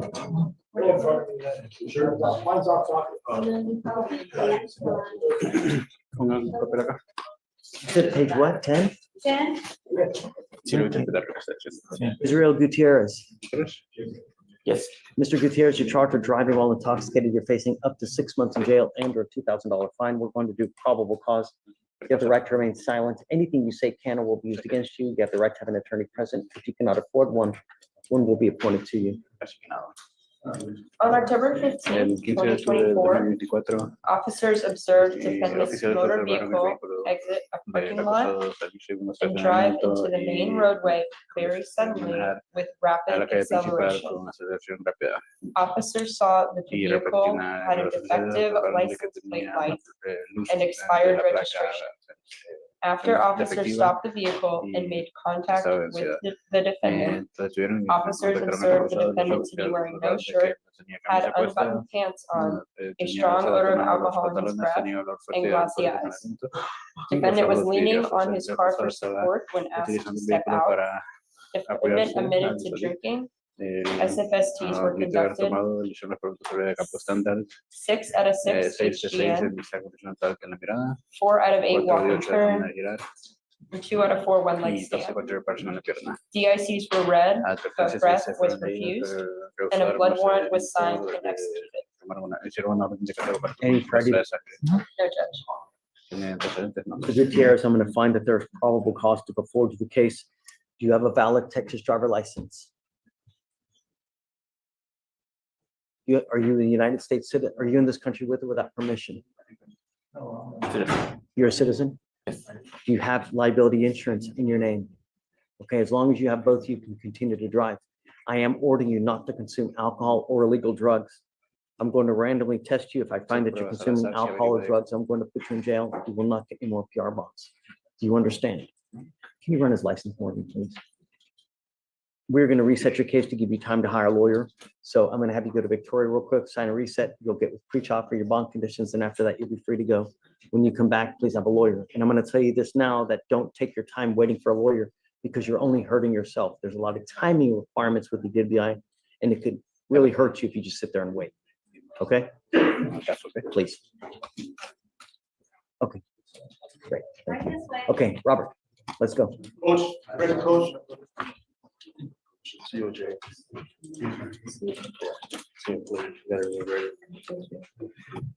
Sí, señor, no, señor. You Coach Tambadis Franklin Abraham. Yes, sir. Charged with driving while intoxicated, you're facing up to a year in jail and or a $4,000 fine. You guys have worked out an agreement. They're offering you 3 days in jail, credit for the 2 days that you have served. You need to understand, after today, this DWI will go on your record. If you were ever pulled over, an officer will see a prior DWI. If you smell like alcohol or dope, they're going to arrest you, put you in jail. What we're doing today, from now on, you're facing a minimum of 90 days in jail. So if you're not in this country with permission and you go to jail for that kind of time, I can all but guarantee an immigration detainment.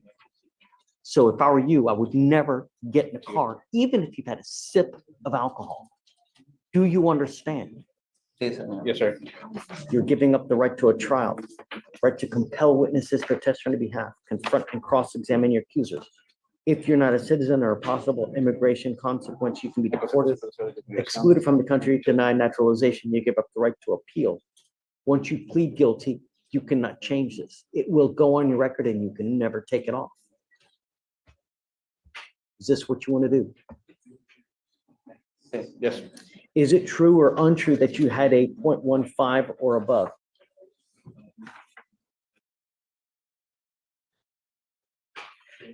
Yes. Okay, so true to the enhancement. All right, sir. How do you plead, guilty or not guilty? Guilty. I will find you guilty, sentence you to 3 days in jail. I will give you credit for the 2 days that you've done. I'm going to suspend your license for 90 days. Do not drive. Your license is now suspended. Do you understand? If you drive, you're going to be right back over here, and it's not going to go well for you. All right. Judge, Good luck. she makes between $500 and $600 a week, supports an elderly mother. He doesn't have much money. Can you waive the state traffic fine, Judge, on that? Doesn't have any savings, no bonds, no stocks. I want you to understand something, Mr. Costambre, that your lawyer is asking me to waive the fines and fees for you. I will do that as a courtesy now. I'm not taking away around $500 to about $4,000 in fines and fees. It will not happen again. You come back here with DWI, it's going to be at least $6,000 to $7,000 that you will be responsible for. So out there, back here with another DWI, it's really going to go sideways for you. Do you understand? Yes, sir. Okay. All right. Thank you very much, Judge. Thank you. Thank you. It's okay. All right, Herman, come on. Judge, how badly do you want to go to trial on Tuesday, next Tuesday? Itching. Well, here's the thing, Mr. Harmer and I, we've got an informal that we've agreed to, but Mr. Blanco, because he's kind of young, so I don't know if he can finish everything they're asking for of him by Tuesday. So we spoke to Beadle, Nathan Beadle about this case, and he was okay with offering an informal PTI. So he's offering 16 hours of community service, one victim impact panel, and a DWI education class. Okay. What, when you and I would do it How right much away. can he get done? You know, we talked to him, he's gonna try to do most of it by Tuesday. I just don't want to represent. Let's see how far he gets. Okay. Okay, as long as I don't have to I never prepare. want to take the opportunity of a dismissal away. Okay, thank you. I'm not happy with him because he's continued to smoke weed, you know? He's gone through a lot, Judge. I mean, his uncles have never lived, he has 3 uncles that died before 40 because of the chromosomal defect in his family. So he's dealing with a lot more than the normal young person would, honestly. I mean, he's not gonna live to 40. This is the one he's got cancer in his eye and then. And his okay. kidney and everything. I will tell him that I want to be impressed by how much he gets done by Tuesday and we'll go from there. Okay, thank you. Okay, for Okay, sure. so is Absolutely. it fair not to prepare for trial on Tuesday? Okay, thank you. Okay, Herman. Thank you. Silva Augustine. One more and then I'm bringing the jury in. It's 9, I mean, they've been sitting for an hour. Okay. Ricardo, what do you got real quick? Judge, if I can approach real fast. Oh. Just- Okay, what's the name? Freddie Ruiz, Judge. Freddie Ruiz. Freddie Ruiz? Yes. Mr. Ruiz, you're charged with racing on a highway. You're facing up to a year in jail and or a $4,000 fine. We're going to do probable cause. You have the right to remain silent. Anything you say can or will be used against you. You have the right to have an attorney present. If you cannot afford one will be appointed to you, sir. On October 15th, 2024, officers observed 2 motor vehicles traveling at a high rate of speed on the 3100 block of Blalock Road in Harris County, Texas. Officers observed both motor vehicles line up at a red light and both motor vehicles traveling at a high rate of speed side by side. Officers caught up with motor vehicles and initiated traffic stop. Officer made contact with the defendant. Defendant stated he was going home from work. The other driver swerved into his lane like he was attempting to strike the defendant's vehicle. What? And then the defendant decided to do the same thing to the other vehicle. So they're like demolition derby? I know what it sounds like, Judge. And they both started traveling at a high rate of speed after that. What does a high rate of speed mean? I mean, I'm gonna check the offense report and see if we have the exact speed. And he makes an admission that they're racing? He makes the admission that he was doing the same thing to the other vehicle that the other vehicle did, where the other vehicle was attempting to hit him. And do we have a co-defendant as well?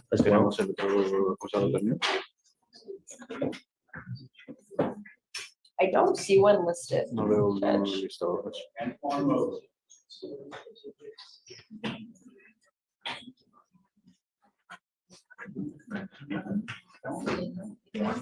Stephen, I'm gonna bring him in 5 minutes. That's fine. I just wanted to go check on this still. Okay. Percolating, No. It doesn't look like the officer provided the exact speed that they got to in the offense report or in the NIMS. He just says high rate. Racing again? Other than the demolition derby? So the officer observed them driving together, and then I believe he pulled the defendant over, and then had to call in a Spanish speaking unit. And then so the defendant stated that he was traveling home from work, and just that the defendant swerved into his lane trying to strike his vehicle, or sorry, not the defendant, the other driver swerved into his lane trying to strike his vehicle. And then the defendant decided to do the same thing. I get it, and it could be a deadly conduct, but where's the race? Read it again, read it again. I mean, maybe I missed it, but. So, yeah, the officers observed them traveling at a high rate of speed. Again, we don't know what speed. He watched them both line up at a red light and then going side by side at a high rate of speed. And Different. that's what the officer. See it like in a competitive manner, Right. then that's racing. So that's what the officer observed, and then once he pulled the defendant over, that's where the officer learned that the other driver, according to the defendant, had tried to hit the defendant. And the defendant tried to hit back. So they're at a red light. They both take off at the same time at a high rate of speed. Right, and the officer pulls over the defendant's car. All right, Mr. Ruiz, I'm gonna find that there's probable cause to go forward with your case. This is the second time that we have an incident like this with you, so I am taking away your privilege to drive. You are not allowed to drive at all, and you will be signing an affidavit with me today, promising me that you're not gonna drive. If I find that you do, I will have a contempt of court hearing. You'll be facing an additional 6 months in jail and a $500 fine every time you drive. Do you understand? Do not drive. Do you understand? Yes, sir. You will be facing a lot of time in jail if you do. Heed my warning, because every time you come back, I'm going to pull your record to see if you're driving or not. You have a lawyer. They will take care of you. I will waive your appearance, but it is your responsibility to stay in touch with them. And they will tell you when you have to come back to court. If they tell me they can't get a hold of you because you're playing games, I will issue a warrant for your arrest. You pick up a new case or start acting a fool in the free world, we will not give you any more PR bonds. Do you understand, Mr. Ruiz? Okay, all right. Just quickly, this is the second time he's been. He has a prior evading arrest in a motor vehicle, and now we have a racing case. I don't want him in a car. That's it. Understand, Judge. That way. Can you turn the bond conditions up? Yeah, Ricardo. Mr. Judge, is that gonna be state's bond condition? Yeah. Yeah, I wanted to Okay. catch him before he took off on the. Okay. Let me talk to her real fast about an issue. You got Judge, we got an issue on Mr. Rafael Lobet, LOB. We're set to plea today. He would like to plea. However, there's a big issue where I would like the full disclosure on the possible Brady material that's been made known to me. Yes, Judge, we've requested that from our disclosure database, the confidential information, and we're going to be filing an in-camera motion and protective order this morning, as soon as How long is it going to take you to get it, or do you help? I have it, so I just have to file it. I was actually in the process of printing it out for you before I came up here, so I can provide that to you. How old is it? I'll give you a week. Sounds good. That's it. He's got to be back here in a week. That's fine, Judge. Ready to either plead. Yes, I'll reset it. Reset 1 week. All right, that's good on that one. And then days here for the fugitive case that we wrote from yesterday. Mr. Lázaro Diaz. I spoke with Tennessee. They did send over a governor's warrant packet to Austin back in August, but that's less important than the fact that they're coming in 2 days to pick them up. They're flying in tomorrow. Oh, wonderful. Yeah, they're picking up. Judge, I would argue, hey, 90 days. Well, I don't think the 90 days were up. I think you said that they got the packet in on the 22nd. So That's super quick. Wow, that's fantastic. Great. I think because of the initial issue, they need to expedite this. So it sounds like Friday. It sounds like Friday. Okay. So set it for Monday, Yes, Judge. in case. Okay. And the last thing, Judge, Mr. Isel Sanchez is here.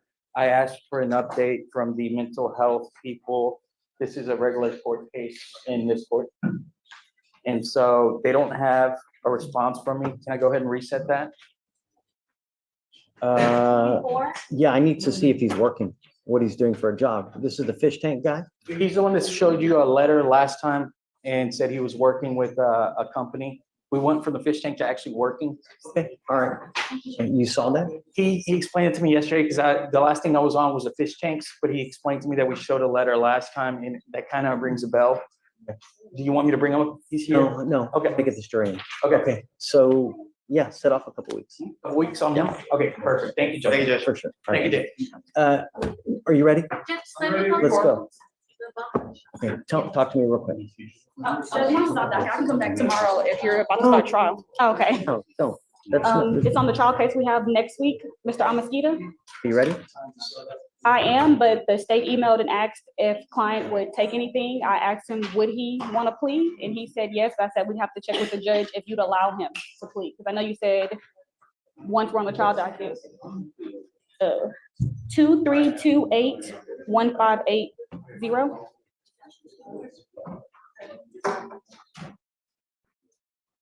What did you offer, guys? We've offered a time served in this case, Judge. It looked like the previous offers were withdrawn, and I'm not entirely sure why, if that was you or if that was the previous prosecutors. So we've offered a time served in this case. Mr. Amasquita has a pending felony, very serious in felony court. What's going on with that? I'm not sure about the status of this case, but it looks like it's an ag AFM upstairs in the 337. He doesn't want to go to trial anymore? He doesn't, not anymore. Bring him in, we'll do it. Okay, do you want him on the same day or just any day No, before. before the court? Okay, I will email the coordinator after I speak with him. Thank you, Your Honor. For sure. Okay, you ready? All right, guys, we're about to start trial. Please do not talk. If you need to talk, go outside. Mr. Fairley? I'm trying to give him a moment to finish setting Take your up time. real quick. Okay, go. Go. Sit up, Tyler. Don't worry about it.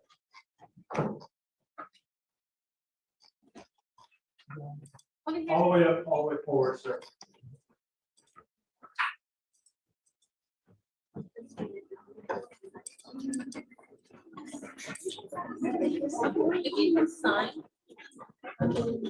Go.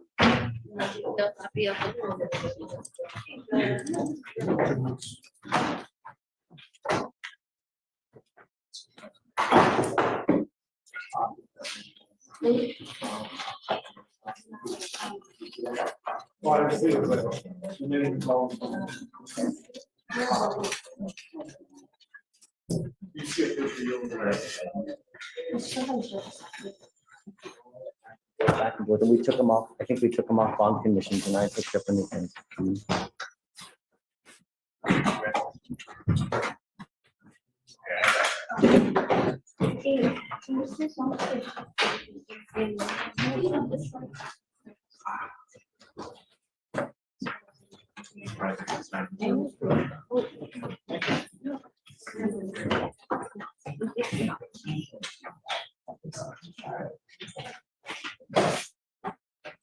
Okay, you guys ready? Do you need me for something? If I could just ask you one quick question. Yeah, come on. I got appointed to Mr. Wilson on the fugitive docket. Okay. He refused yesterday. He's going to waive today. Okay. I just need to know whether or not you need to talk to him before we. Yeah, I need to make sure that he wants to waive. So typically we'll bring him out, make sure that he wants to waive. I establish identity and then that's it. Sounds good. I'll turn in the waiver and then come back when you'll take a break. Like 10:30? I'm in the building all day. I can text you when we take a break if you want. Please. Before the jury comes in, I do have one matter to address. Okay, guys. All right, guys, we're going on the record. Please keep it down. No talking. Okay, ready? Sorry. I did file it this morning, but I'm not sure if the state has seen it yet. What did you file? I filed a motion to exclude the real witness's testimony, Raquel Castillo. Okay. And so the basis is, and I'll read just everything, is 3914 says, as soon as practical after receiving a request from the defendant, the state shall produce and permit the inspection and the electronic duplication, copying, photographing of, and then it says, shall disclose to the defendant any exculpatory, impeachment, or mitigating document, item, or information in possession, custody, or control of the state that tends to negate the guilt of the defendant or would tend to reduce punishment for the offense charge.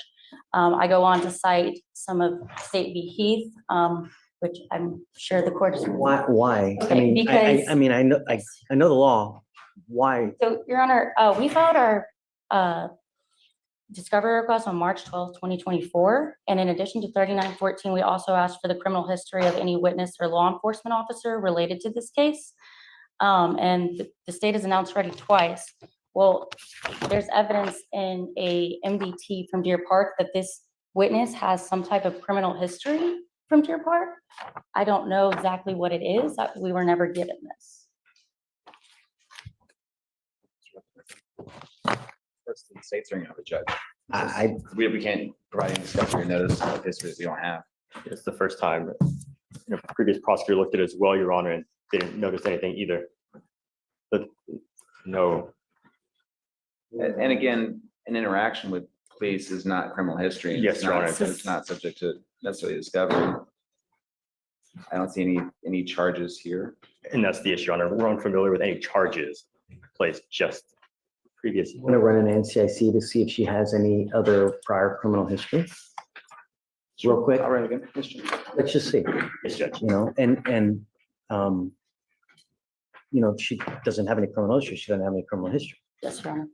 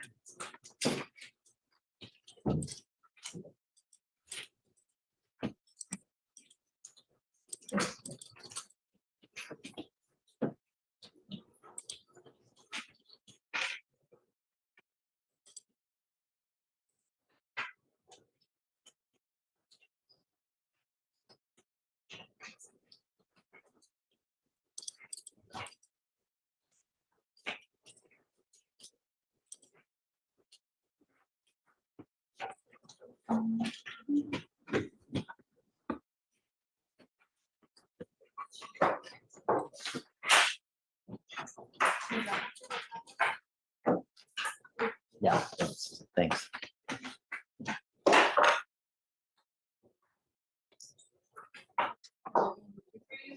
Sure. Whatever's easier for me. Then-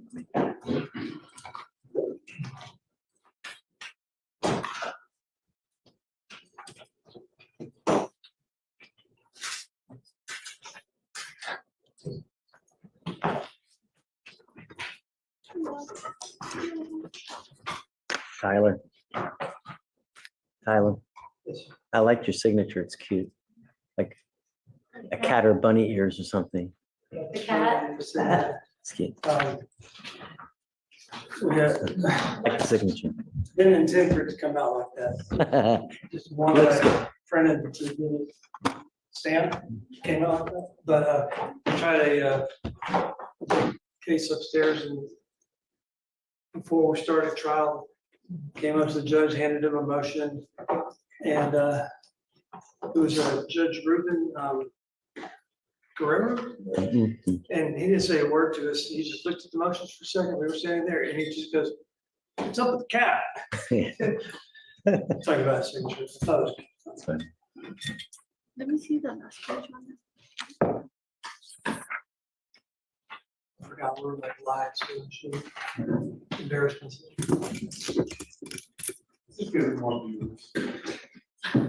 Are you, is this on YouTube still, or that was on TikTok? Someone said that it was not. We'll talk later.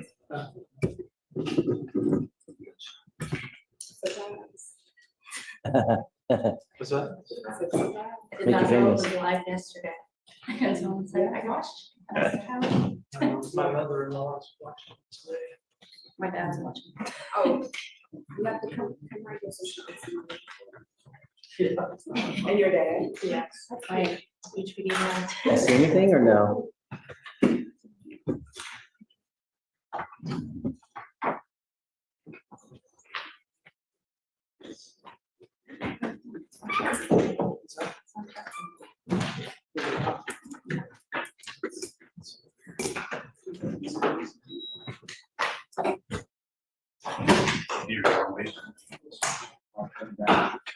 If you want to do it, I mean, we're.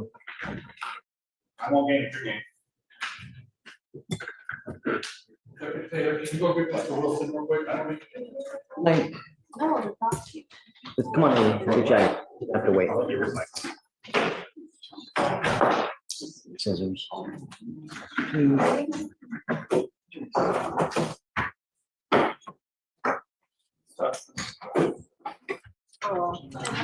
Check it out. Okay. What do you see? We haven't dismissal, we have. There's no criminal convictions. Sorry. We go back on record. Shh. We're on the record. Okay, what do you got?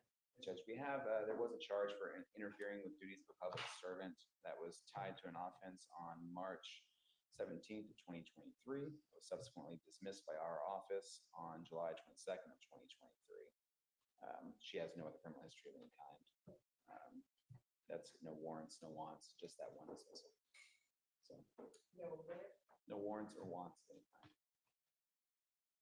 And I find it disturbing that no one ran an NCIC until today.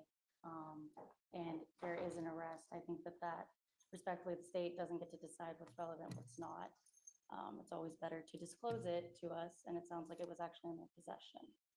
It was in Harris County. It was dismissed by their own prosecutor's office. So obviously it couldn't be used to impeach her. There's no legitimate purpose which it could be introduced. I can't comment on what the process was beforehand in terms of running criminal histories on it. All I can say is, again, the matter is not relevant and would be inadmissible in any case in the matter at hand. Can you show me case law that would warrant a exclusion of the testimony for, I mean, because theoretically she doesn't have criminal history, right? I mean, it's a dismissal and there's nothing that you can do with it regardless, right? So can you show me something somewhere where it would warrant exclusion of testimony? I will. You can show me something. Show me something. But the defense was just unaware of what exactly it was, because all I had was a MDT where it appeared that she was arrested at some point. But yes. I understand, but and show me, if you can show me something that it warrants exclusion, then I'll certainly take a look at it. We'll take a brief recess real quick. Want to take 10 minutes, I guess? And see if you can find something, and then in there, you also, take a look and see something that it doesn't warrant exclusion. Yes, sir. I mean, I don't want to go talking. Can you apologize and tell them that we have, I guess? Yeah, let me give them. We're back off the record? Yes. Okay. I'm gonna have him bring Mr. Wilson out real quick for him. And Mr. Johnson, come straight up this way for me. So then before you do that,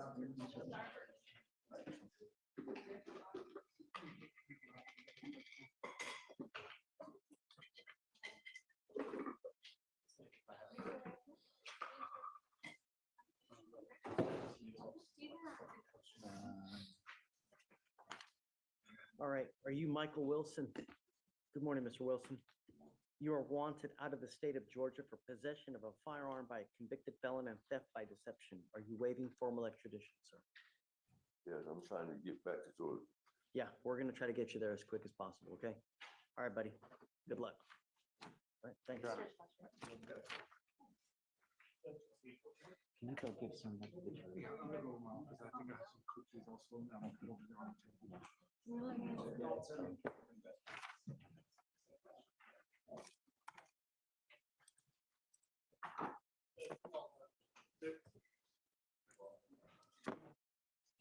Okay. Especially if it's not usable, if there's not anything like. All right, so I'm gonna deny the motion. I'm gonna allow them to testify. We'll go forward. Okay, so let me go get.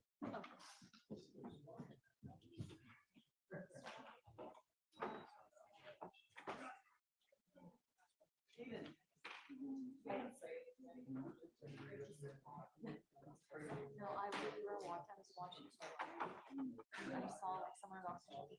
Okay.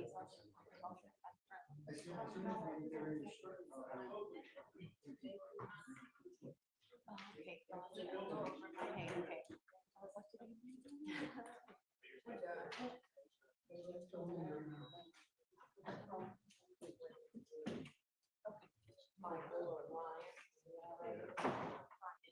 oh, let me give you a Is this their nudge?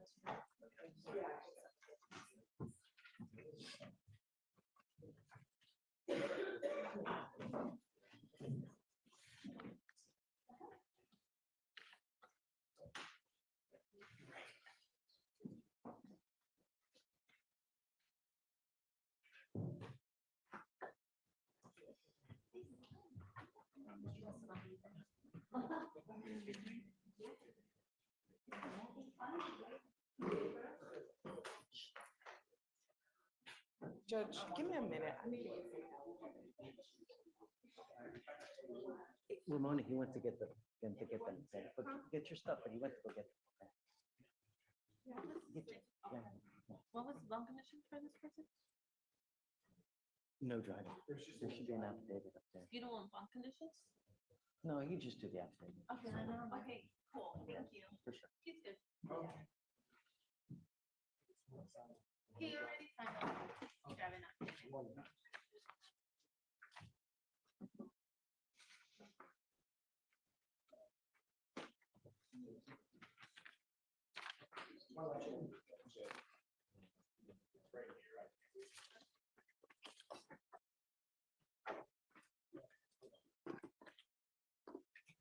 That's it? Wow, that's quick. All right, please, all rise to the jury. All right.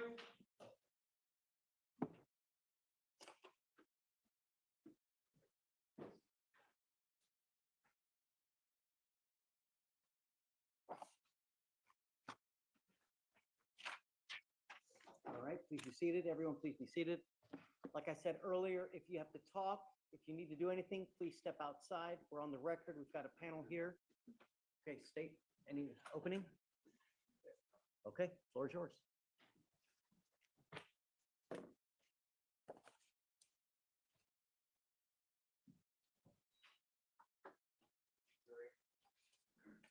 We're here today, as we talked about yesterday, for a driving while intoxicated case. What really here is about a defendant who knew what the evidence would show from the very beginning. And what the evidence will show is what I'm going to tell you now. But before we do that, as I said yesterday, my burden is to prove each of those elements I showed you yesterday beyond a reasonable doubt.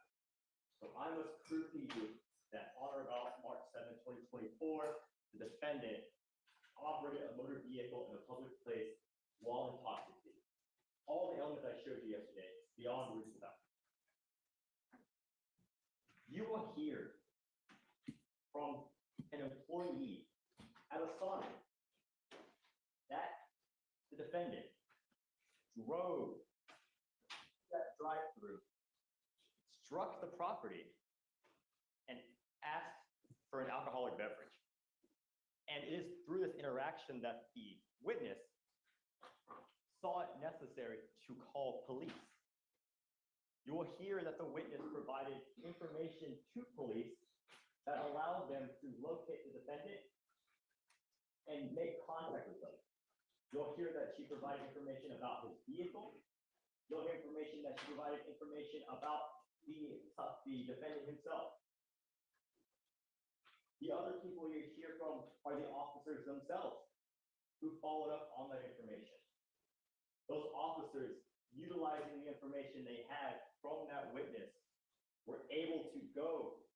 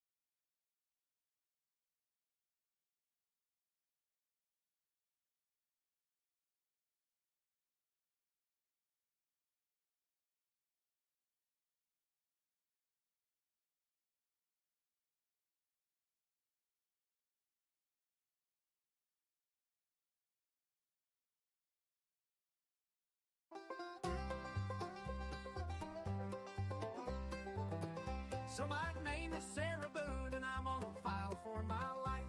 And my defense in this darn trial is that I'm just a battered wife. My boyfriend George and I would drink and end up in a fight, till a game of hide and seek caused massive changes overnight. You see, we had been drinking wine, and I was probably off my face. And my boyfriend thought it cool to put himself in a suitcase. When I zipped him up inside, he started calling out my name. So I recorded what he said, cause I thought he was so lame. I was so drunk that I passed out, woke up with a thumping head.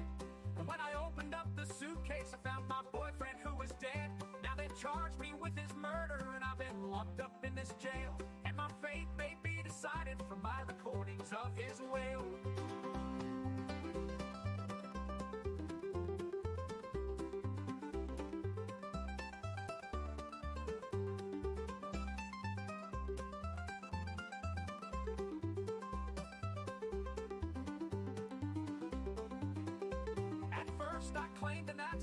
And in my statement I would say that the game of hide and seek is what we both wanted to play. And then I got some useless lawyers that were really effing dense, and they refused to change my claim to make it out of self-defense.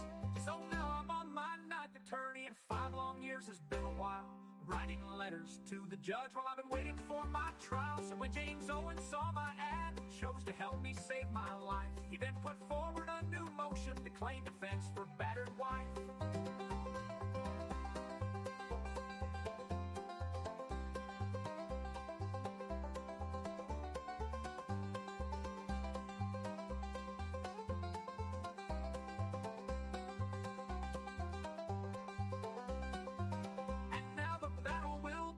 So let's see who has the power. But I might stink during the trial if I don't get a doggone shower. I want my chippies and Pop-Tarts and a box of cookies too, and maybe add to that some water and some peppermint to chew.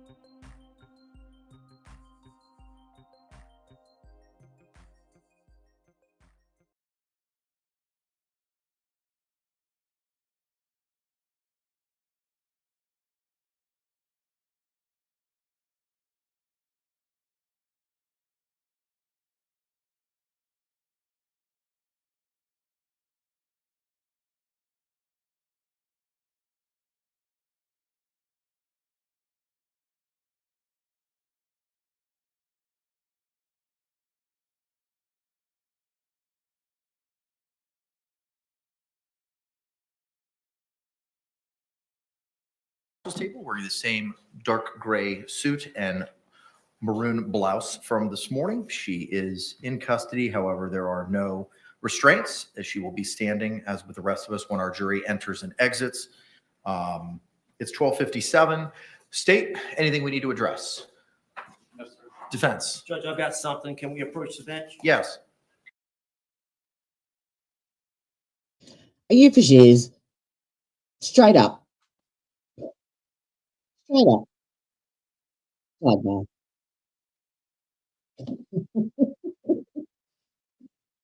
What? Did we have a nice lunch?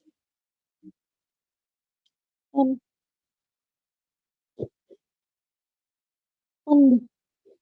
still didn't move from one's chair. I was making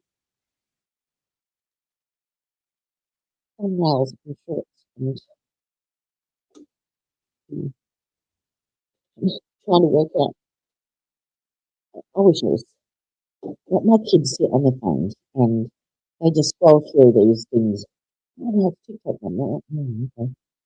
So I decided that I was going to start a TikTok account because it's nothing to do and just post my shit. It's another social media platform. Yeah, I think I can work it out. I need to employ a 16-year-old just to spread my shit over social media. You just post on YouTube to everywhere. I've got Facebook, Twitter, Instagram, TikTok, YouTube, Discord.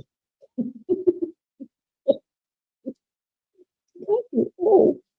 So many ways. It's fucking crazy. Yes, I have not. My ass has not left this chair.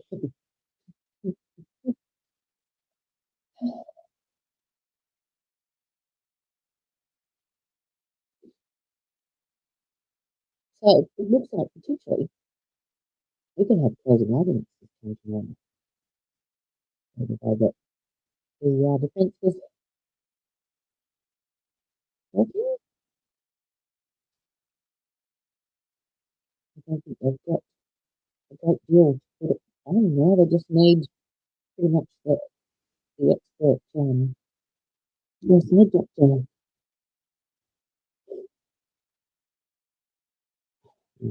after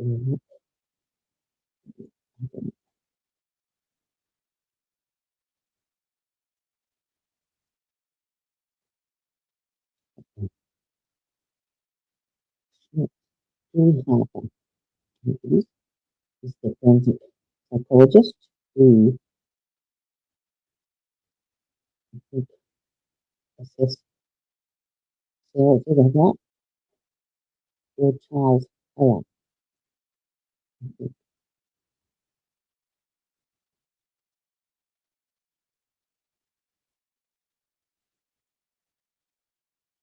But I haven't called half the people they've got on their list. They said they were going to do a data electronics expert, so that'd be John Sawicki. That might be his next.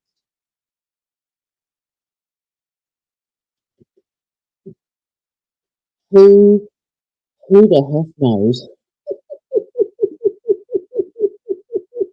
Just never know.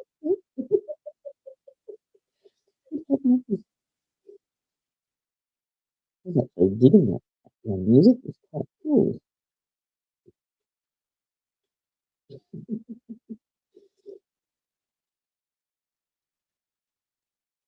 Oh, I just saw a message from. I missed that. Ew. You ate a pack of beef. Oh, ramen noodles. It has that fish. Okay.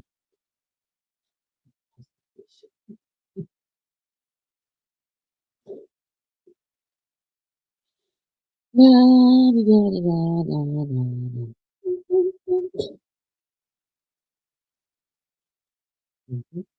Maybe I have to do that. Yeah. Here's my jelly snakes. These are the ones you like, Chris, yeah. Killer Flappers.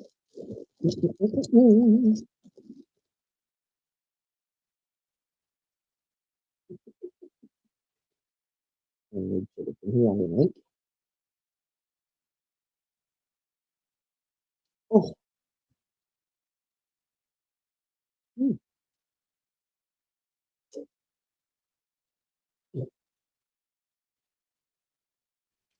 What did you have for lunch, Teresa? Probably something healthy like that. I like myself. Actually, yeah, I do have healthy. Just worms. There's a wicked.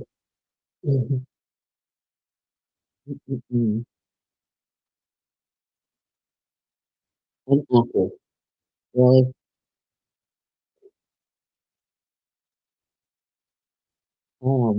Had a quick dinner. I got the little tubs of microwave rice that you can get. I got one of those and just stuffed it in the microwave and put a tin of tuna. It has like a savoury sauce, a savoury tomato and onion sauce for it. And mix it through. It's delicious. Nice and good. Reasonably healthy. But there's green and orange in my steak, so that's the vegetable component. My diet intake for the day. I feel like I'm doing that now, don't. Yeah, so now I get hungry. I can go all day, no worries without eating anything. 9 o'clock at night, that's when I start. That's when I'm hungry. Yeah, that's why I've been trying to prepare every day. All right, thank you all very much. Mr. Owens, if you could see to There's calling something Dr. to fruit Harper at nugget, this time so to not advise eating her to be fruit here at all 1:30 the time. for her testimony. Yes, sir.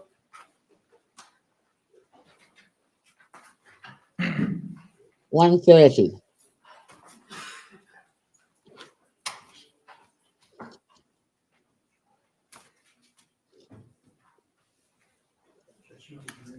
Just 1 second, sir. Thank you. I'm waiting for Mr. Owens to return.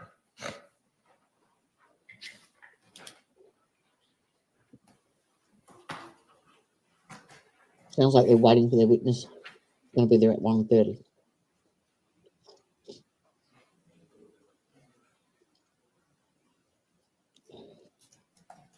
Yeah, me too.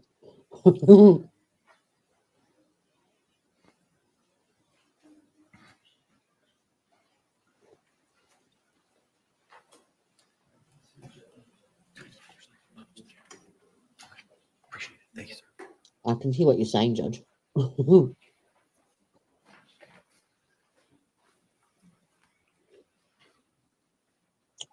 Judge, may we approach it? Without Mr. Owens? Yes, sir. Sure.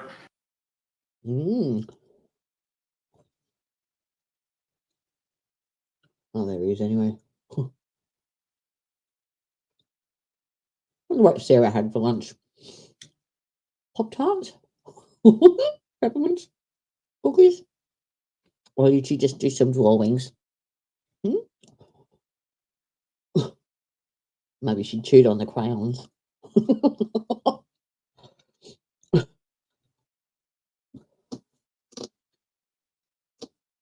I don't think so, Teresa. I think they were actually going to.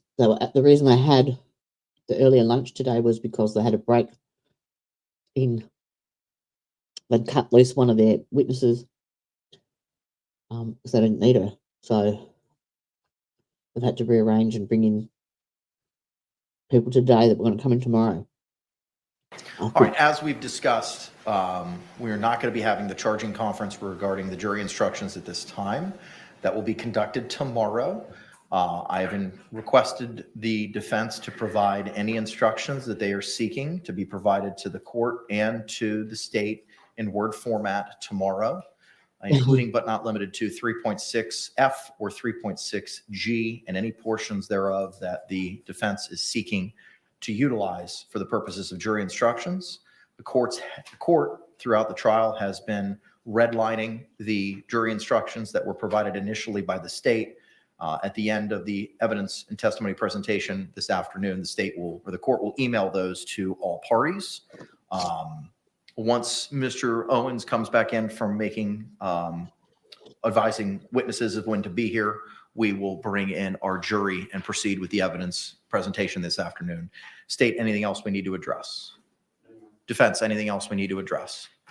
No, you are. All right, very good. As soon as Mr. Owens enters, we'll bring in our jury. The deputies will assist Ms. Walker in the wheelchair into the jury box. Miss Walker? Who's Miss Walker? If she was Walker, she wouldn't need a wheelchair, would she? Sorry.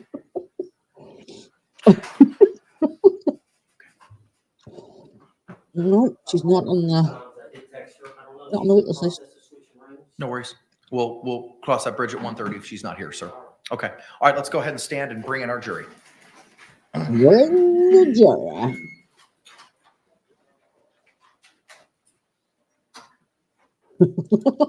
Anyway, it's 4 a.m. humour.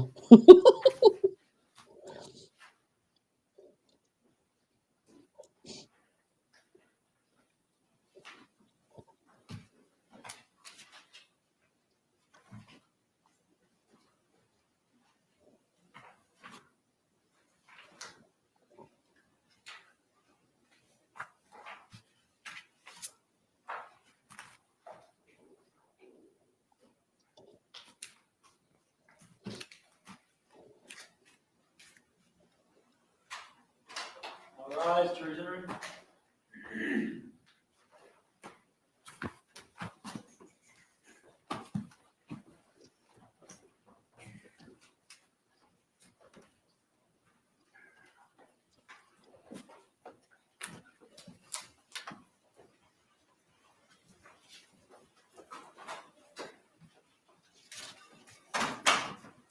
State, do you recognize our jury? Yes, Your Honor. Defense, do you recognize our jury? Yes. All right, everyone can be seated. Thank you. Members of the jury, again, welcome back. I hope you enjoyed your lunch. I see juror number 4 from the 5th from the right to left, second row. His hand's already out. He knows what's coming. If you can, just raise those hands, confirm you complied to the court's instructions. Record reflect all hands have been raised. All right, members of the jury, the defense is going to continue with their evidence and testimony presentation this afternoon. Thank you. Mr. Owens, you may call your next witness, sir. Your Honor, the defense calls Mr. Earl Walker. Okay.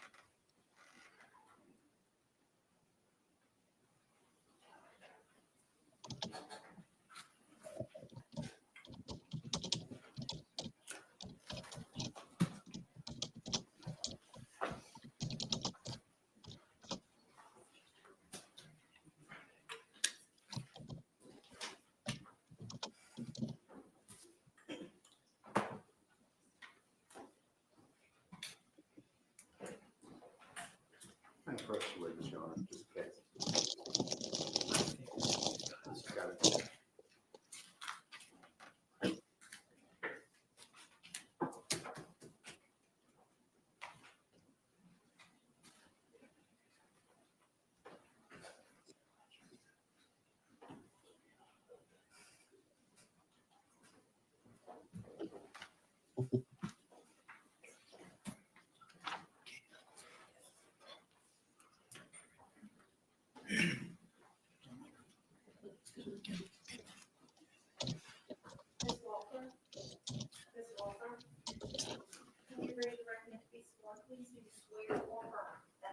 testimony you should give, shall be the truth, the whole truth, and nothing but the truth, so help you God.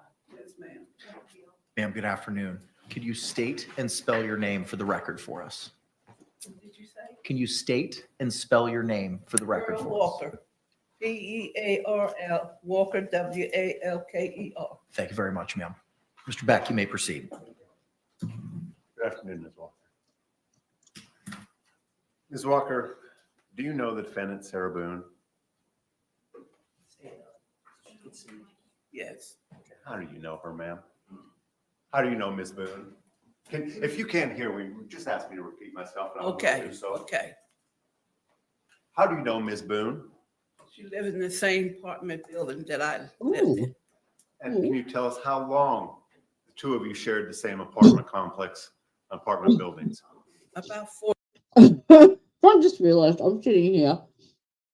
I was on another screen. So I can't see my camera or what you're seeing. I'm just sitting here shoveling into my mouth. Oops.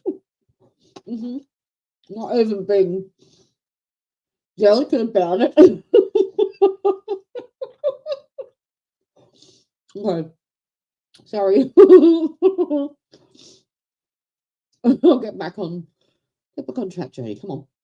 4 years. And how is it that you became familiar with Ms. Boone? My husband and I was sitting out on the porch and we see her coming with her 2 dogs. What happened then? Then I would call her over with with her dogs. And what do you mean by call her over? When I see her walking with a dog and I see her and I look at her and I said, "Hey, Sarah, how you doing?" And that's it. And would she generally respond to you? Yes. And how, I won't go there. Would you spend time with Ms. Boone? Did I spend time? Would you spend time speaking with Ms. Boone? Yes. How long would you speak with her?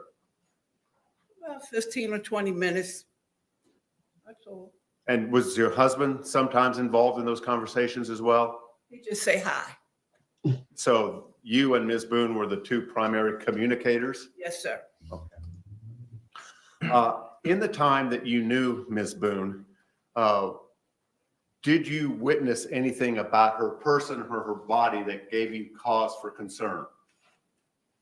Sometimes I would see it like she had been choked around her neck or her arm be hurt.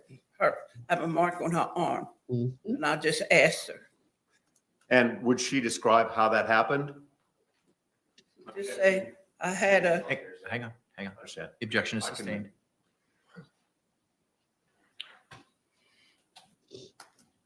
Pearl, bless her. When you would ask her that, how did she appear to you to respond emotionally to your questions about her injuries? She just say, one of them days or something. Objection sustained. Just for the record, instead of telling us what she would say, would she demonstrate any emotion on her face? Well, I would see the emotion that she was upset about something.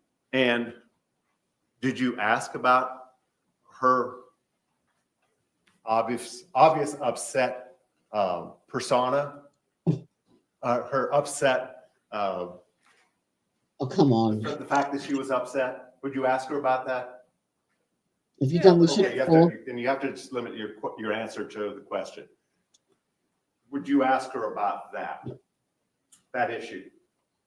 Or why she was upset? Yeah. Okay. And I'm sorry, I just can't go beyond that. Thank you.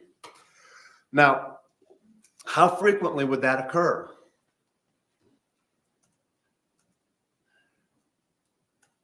I would say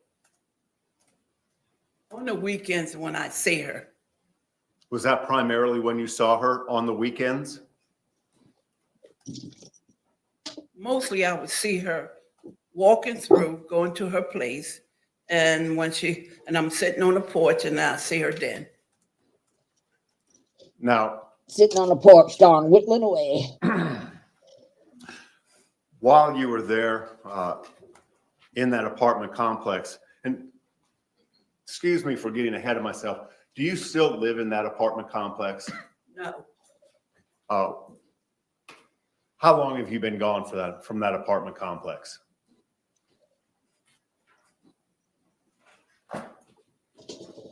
If you don't know, that's fine. it's been Thank you, ma'am. Doesn't matter. During the occasions that you had to interact with Ms. Boone, how did she treat you? she was a nice lady, Overruled. nice to me. Did she ever act uppity? Overruled. Did she ever treat you in an uppity manner? Did she behave like a snob? What you mean, sir? Did she ever look down on you as a person? Oh, no, Did she ever treat you with disrespect? no. I'm going to check. This is character. Sustained. May I approach on this, Your Honor? Yes. It goes to her character. I don't see what the big deal is. So she was nice to the neighbour. Whoop-de-doo. Did the state, well, the state don't want her to appear nice, no. So they'll object on everything now because they screwed, I think. They screwed.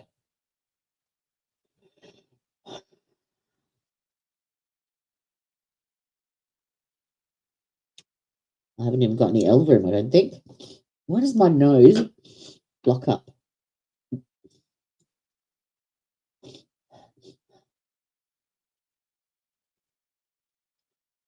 I don't have hay fever.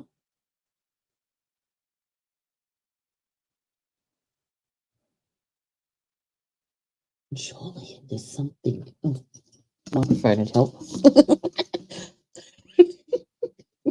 I'm used to having it on my face. Surely there's something better than the back of her head that we can zoom to. Really, I'd rather look at the fan. The seal.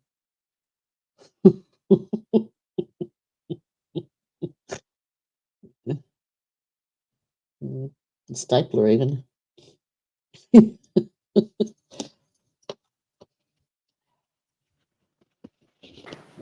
Objection sustained. No, you're not allowed to make her out to be nice.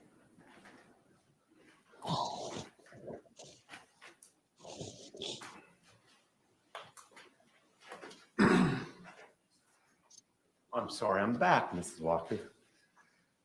In the time that you and Ms. Boone lived together, on occasion, did you see law enforcement arrive at the apartment complex? A couple of times. And did you ever get involved in any of their investigation? No. Were you ever approached by law enforcement and asked for information, evidence, insight into what might be going on? No, sir. Now, in all candor, were there occasions when you believed that Sarah Boone may have been under the influence of alcohol?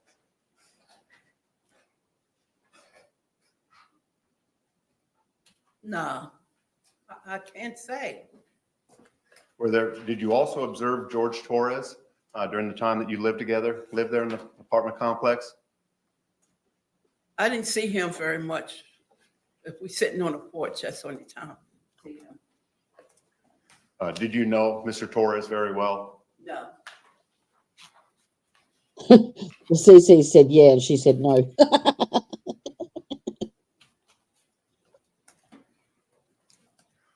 Was there an incident when you saw Ms. Boone with a black eye?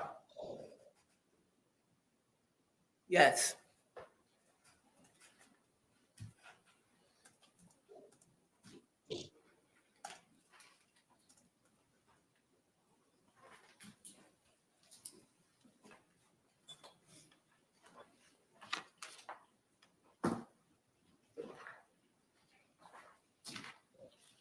Did you witness a pattern between Ms. Boone and Mr. Torres wherein you observed signs of abuse? That was a stupid question. You testified that you saw Ms. Boone on occasion with bruises, other injuries, and a black eye. Is that correct? Is that accurate? Yeah. And was there any pattern to what you observed in regards to those injuries and bruises that you observed on Ms. Boone? One time I seen with a black eye and like she had been choked one time. Okay.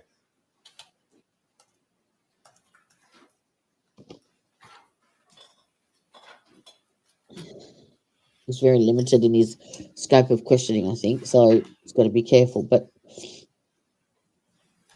Did Ms. Boone complain to you about those marks?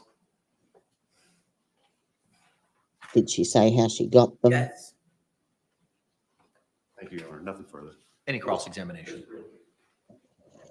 Hi, Ms. Walker. Oh, Is it fair to say you're not sure when exactly you saw any of those injuries on her, correct? say that again? You're not exactly sure when you saw any of those injuries on her, correct? When she come past the apartment, I'll be sitting out there, because we always sit out there. Right, but we don't know if this is December or 2018 or anything I like that. can't remember, sir. Doesn't matter. And is it fair to say you have no idea how she got those marks? Is that fair? Repeat that again? Do you have any idea how she got those marks?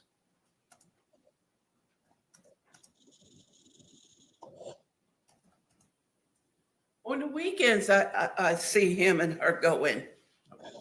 But you don't know who, if anybody, put those marks on her, right? Well, Just calls for yes or no. I can tell when they must have had an argument or something. I hear the dogs barking.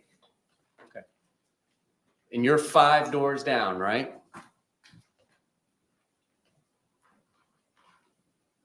Unit 8, Unit 3?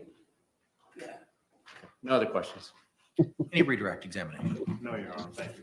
Can this What witness was be the released? point of that? Really? You dragged this Thank you very poor much, ma'am. old woman in for that. Ms. Walker, the deputies are going to come get you and You take could you out, have okay? just recalled Brian. You all done? Yes, ma'am. Thank you so much.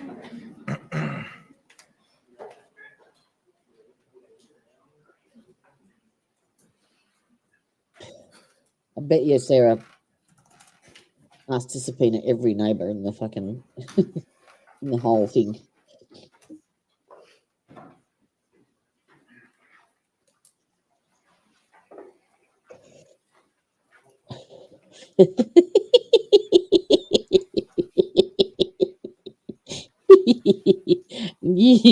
you, Mr. Bry, a very naughty boy.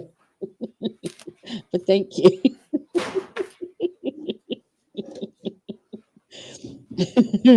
You just didn't need to take a second job out for that. Oh, my nose has gone all funny. Thank you very much, sweetheart. Defense ready to call your next witness. Yes.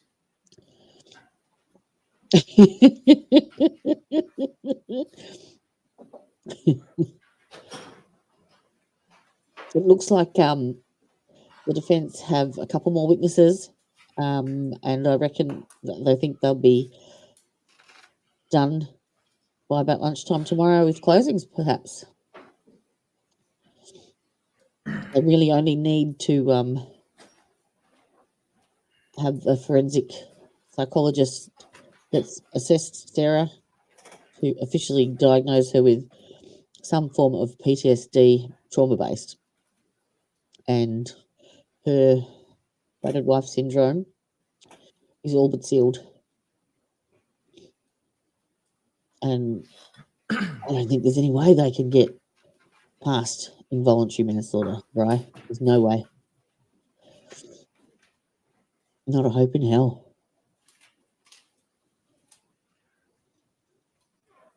So what happens if she has that hung jury? They're not going to try her again. No way. Not after 5 years.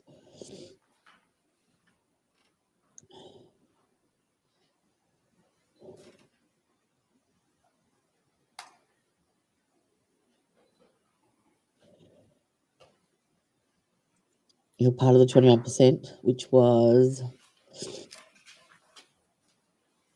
voluntary manslaughter max. Yeah. What if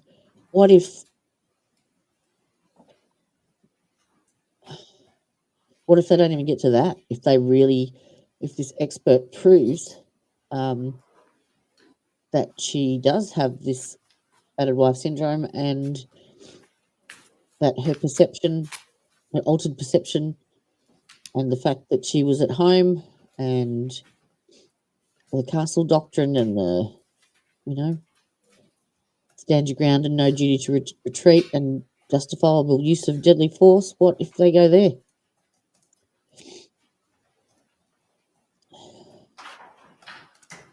Well, apparently in Florida, involuntary manslaughter, you might want to double check that I'm right. But I think the last time I looked, the sentencing for involuntary manslaughter was between 4 and 10. What if she got sentenced at the 4, time served?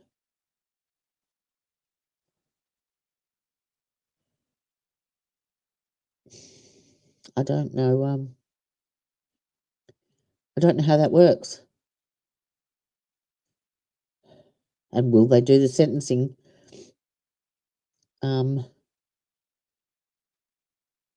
straight after the verdict?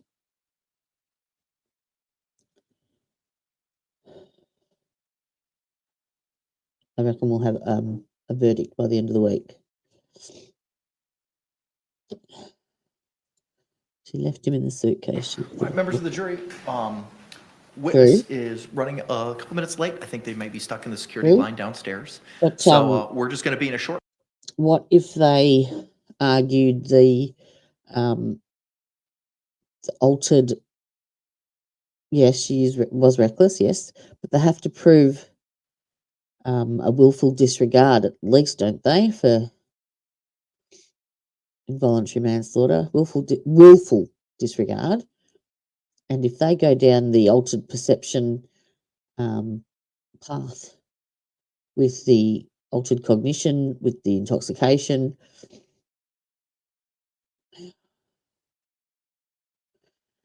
I don't know.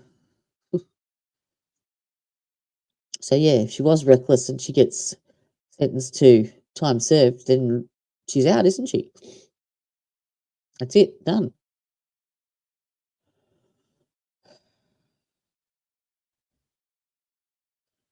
Oh, thank goodness we're not looking at the back of her head.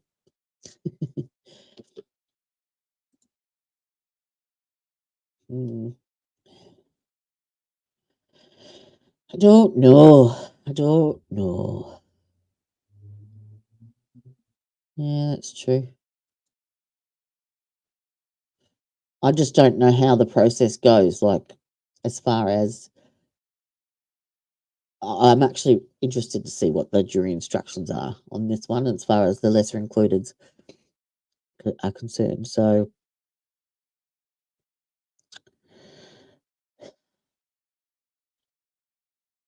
and I suppose if you are convicted of a DUI and you have a diagnosis of, say, schizophrenia, and you haven't taken your meds, you're still culpable, aren't you? I'm just thinking that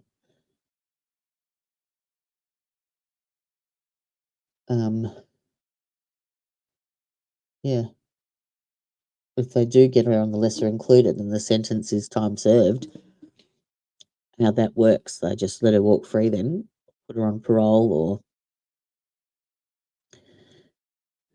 I don't know. But I definitely don't think they can get to second degree. There's no way. Stupid nose. I'm not sick. I think it's just because I'm tired and it's 4:30 in the morning, perhaps.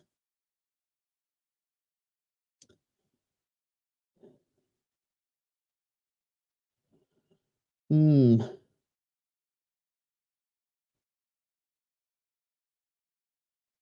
there'll be lots to discuss on Saturday morning, the podcast, then, won't there? Did you hear we're starting this Saturday? I've got to work out. I've been slowly working out how to use Steve's software, but I'm getting there. I might have to do tomorrow's stream.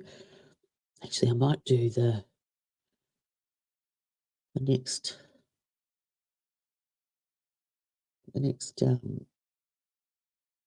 burned husband stream on that platform. She gets time served. The judge will order her.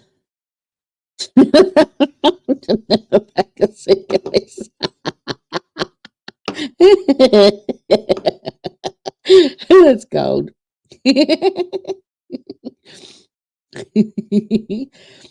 Oh dear.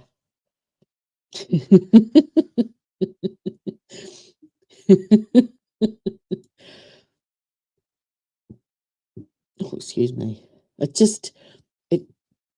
I'm just really, really surprised because, we've had 5 years lead up to this, and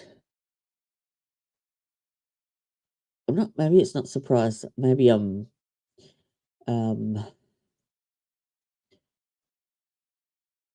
what's the word I'm looking for?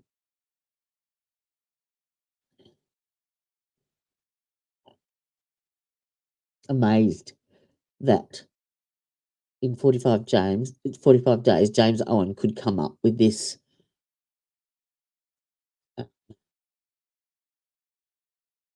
approach, this defense, and get it done. Get the experts in, get all the components together, as well as go through all of the discovery and everything else along with it. Yeah, exactly. That's what I mean. She can walk.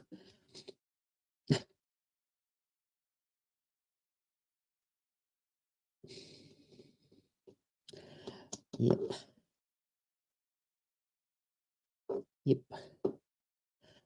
Did you see the testimony of the expert that explained what battered spouse syndrome was and the connections between alcohol abuse and the syndrome? Because every way I look at it, there is this BWS encompasses a huge array of excuses, well, not excuses, but it covers self-defense, it covers the depraved mind, it covers the intent, and what point do you the willful disregard for human life? I don't think it was willful. It was her altered perception of the danger that she believed she was in. So I don't think it was a disregard. But then you add the alcohol component to that and her ability to process her actions and the outcome of those actions. I don't think you can get to willful between naps. I hear you. The court's been run late. It's gone till 6 o'clock for the last 2 days. So I've streamed from midnight until 9 a.m. for the last 2 days. And then I had Tuesday what did I have? I think a grocery delivery and then an appointment at 10:30 in the morning. I didn't get to sleep till mid-afternoon. I only got about 4 hours. And then today I had what mailman come and I had some emails I had to reply to, and by the time I've wound down, I didn't get to bed until 2:30. Woke up at 7. Got a few things together. Went back to my bedroom and sat on the bed and was patting my cat and sort of laid back from the sitting position. Woke up 2 hours later. Fuck, it's 9:30. Oh, I get all of that. And even if she didn't think he would die, she zipped up the suitcase and didn't let him out. Yep. Her actions, however unintentional. Yeah, true. Yep. Yep. True. I don't disagree whatsoever, but I just think she's going to walk out of here with time served.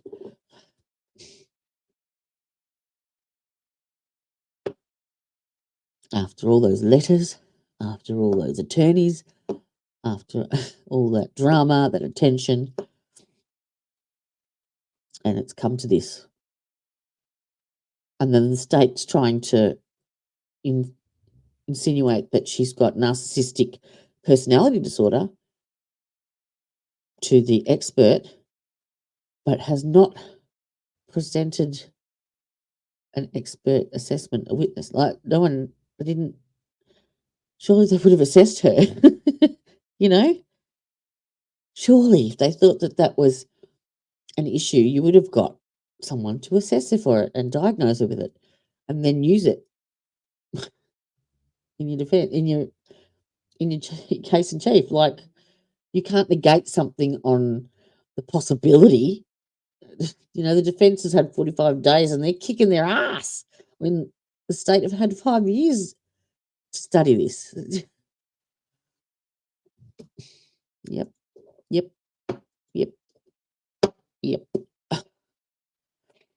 And I reckon we'll have a verdict by the end of the week. You watch.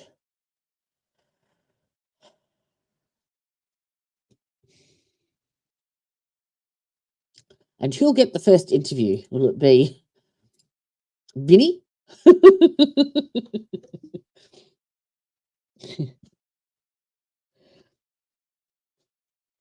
Oh, glasses are sitting funny.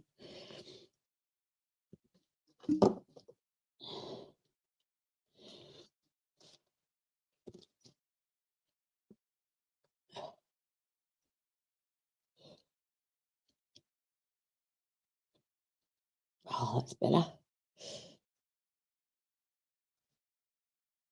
The headphones push the back of my glasses into my head and it hurts.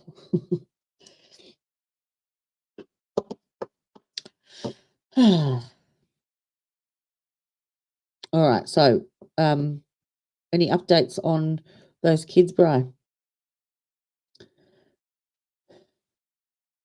The have they come back to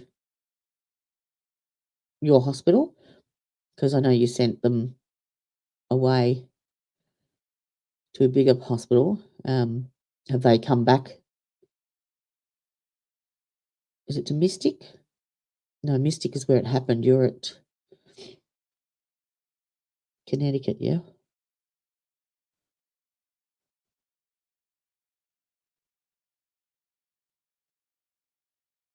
And there was 4, wasn't there?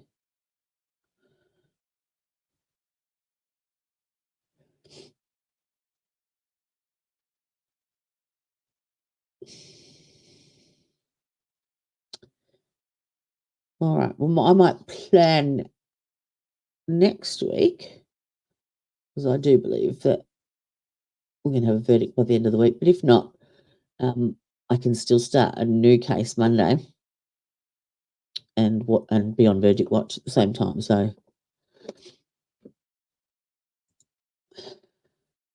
okay, so they haven't come back to your hospital, or is that the hospital that you work at?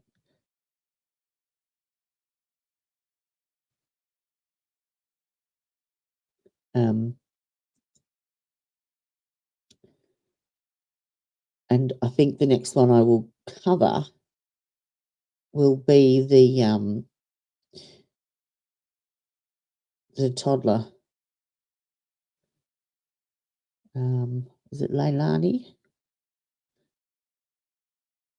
Simon? Who's on trial for dumping her toddler in the trash or something like that. All right, looks like we're back.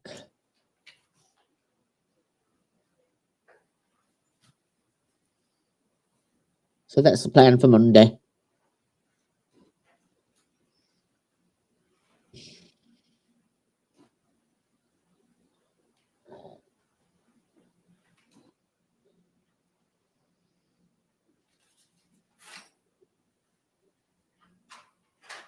And I'm going to speed trial it. So we won't have any of these waits.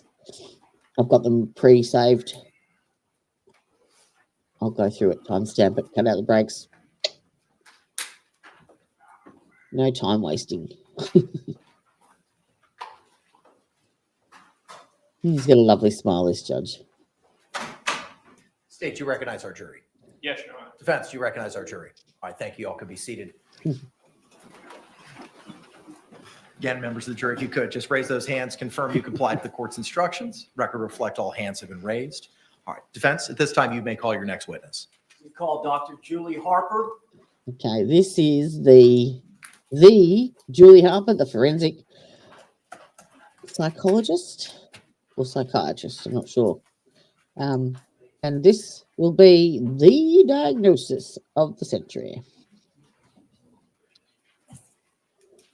This is what it all comes down to.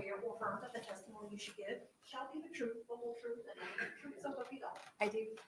Doctor, good afternoon. Could you state and spell your name for the record for us? Dr. Julie Harper, Harper. Thank you. Counselor, you may inquire. Thank you, Judge. Good afternoon. Good afternoon. I think you've already stated your name, but just introduce yourself to the jury. My name is Dr. Julie Harper, and I'm a licensed psychologist. Would you tell the jury your educational background?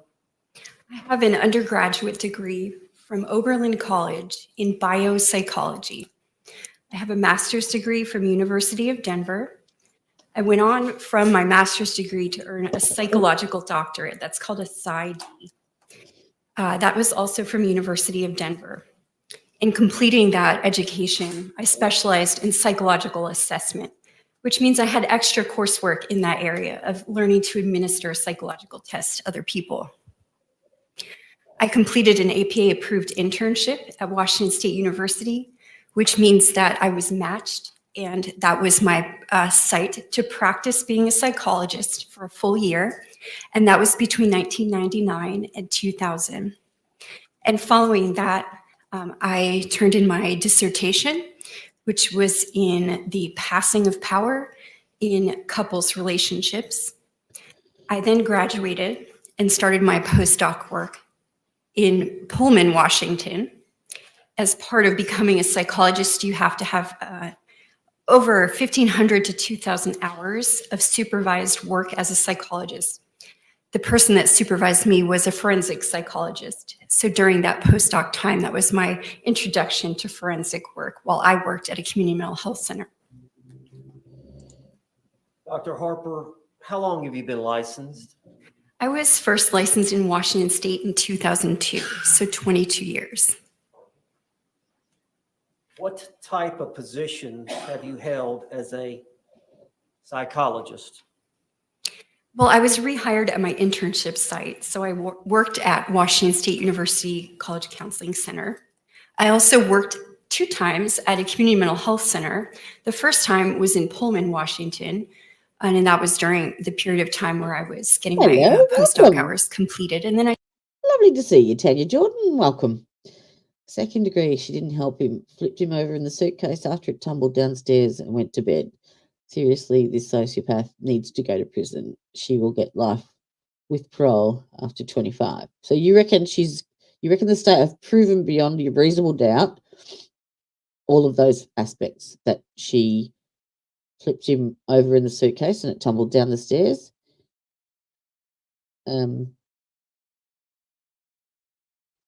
Because with second degree, you have to prove intent, willful disregard for human life, and what was the other one?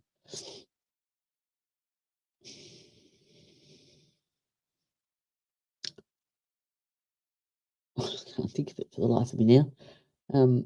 Yeah, and I don't think that they have proved that beyond a reasonable doubt. Yes, she could well be a sociopath, but as far as the evidence that's presented to the jury is concerned, I don't think they've met their burden. If you can show me, absolutely, I'd love to see it. I stayed on after licensure. I also worked in Florida when I came to Florida in 2005.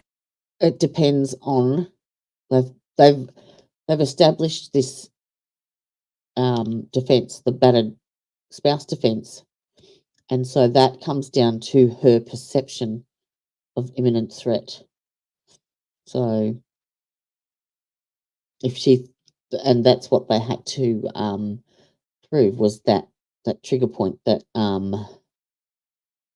the act, I can't remember what it's called, but yeah, overt act. They had to prove that, and that's when the judge would have allowed the battered spouse syndrome defense to be brought in, which is now why we're allowed to bring in all the DV and prior history and stuff. Otherwise, they wouldn't have allowed any of it. So it's going to come down to her perception, and this is the woman that assessed Sarah. So she needs to not only corroborate it, she needs to have a diagnosis of some form of trauma. So whether it be post-traumatic stress disorder and depression as well, which are two components of the battered spouse, because it's not in the DSM-5. So she has to, there are certain elements to this defense that she needs to, or certain criteria she needs to meet, and she's met all of them so far, bar this one. She just needs the expert testimony. I took a position On in the diagnosis. Fort Walton Beach area. Does that make sense? At Bridgeway Center, which is a community mental health center. And while working there, I completed a variety of psychological assessments. I was directing the testing program. I also began working during the Department of Juvenile Justice contract work for evaluating adolescents that had gotten into legal trouble and needed an assessment for consideration of program placement. I worked in that community mental health setting doing clinical assessments and the DJJ contract and Social Security evaluations, and continued that until about 2010. In 2010, I opened my own private practice, which is Northwest Florida Psychological Services. And in the beginning of the practice, it was a combined clinical and forensic practice, meaning that I spent a majority of time doing psychological assessments to answer questions from physicians about things like ADHD, depression, to make treatment recommendations. I had the therapy patients, and I also did, again, Social Security disability evaluations, so numerous kinds of assessments. And then over time, I began doing more and more forensic work, including receiving appointments from judges to do competency to stand trial evaluations, sanity at the time of the offense evaluations for Circuit 1 in Florida. And I continued to do the Department of Juvenile Justice contract briefly, but then that it came up for bid and I discontinued that. It may well all be bullshit, my darling, but they have to prove that in the court of law.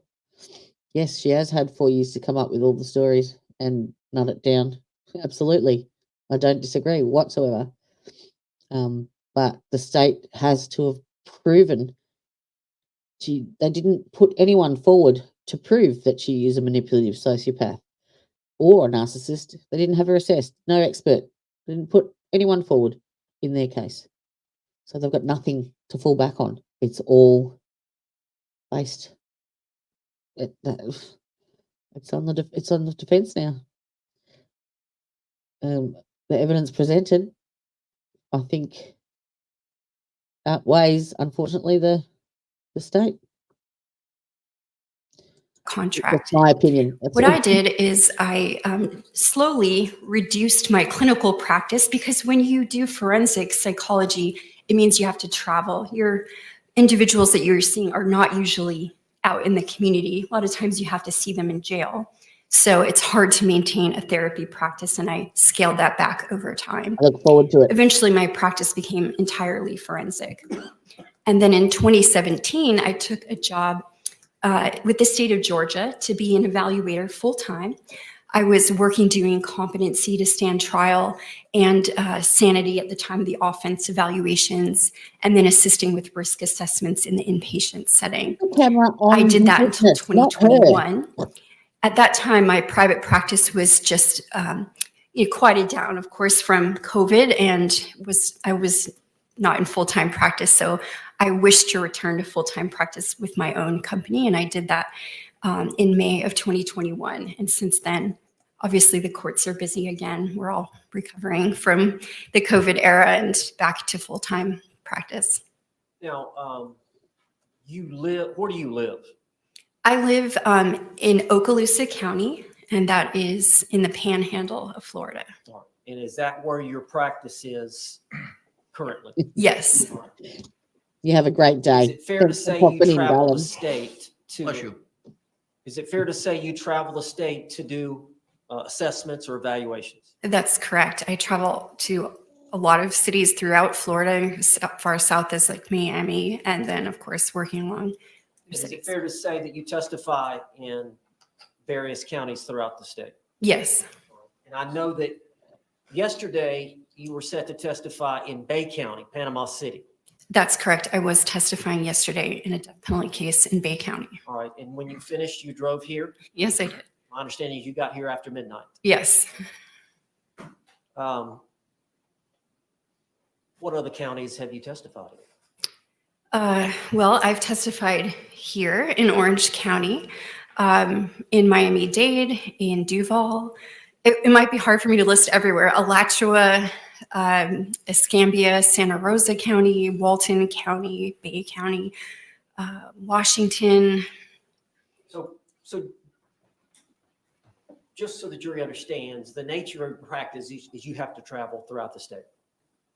Well, I do work in cases where the person is at risk of, succumbing to the death penalty. And so those cases require repeated evaluations in different vicinities. And so I have been, traveling to work on murder cases. There are psychologists, I suppose, that do forensic work that might just confine their work to one circuit or stay, but I actually broadly travel.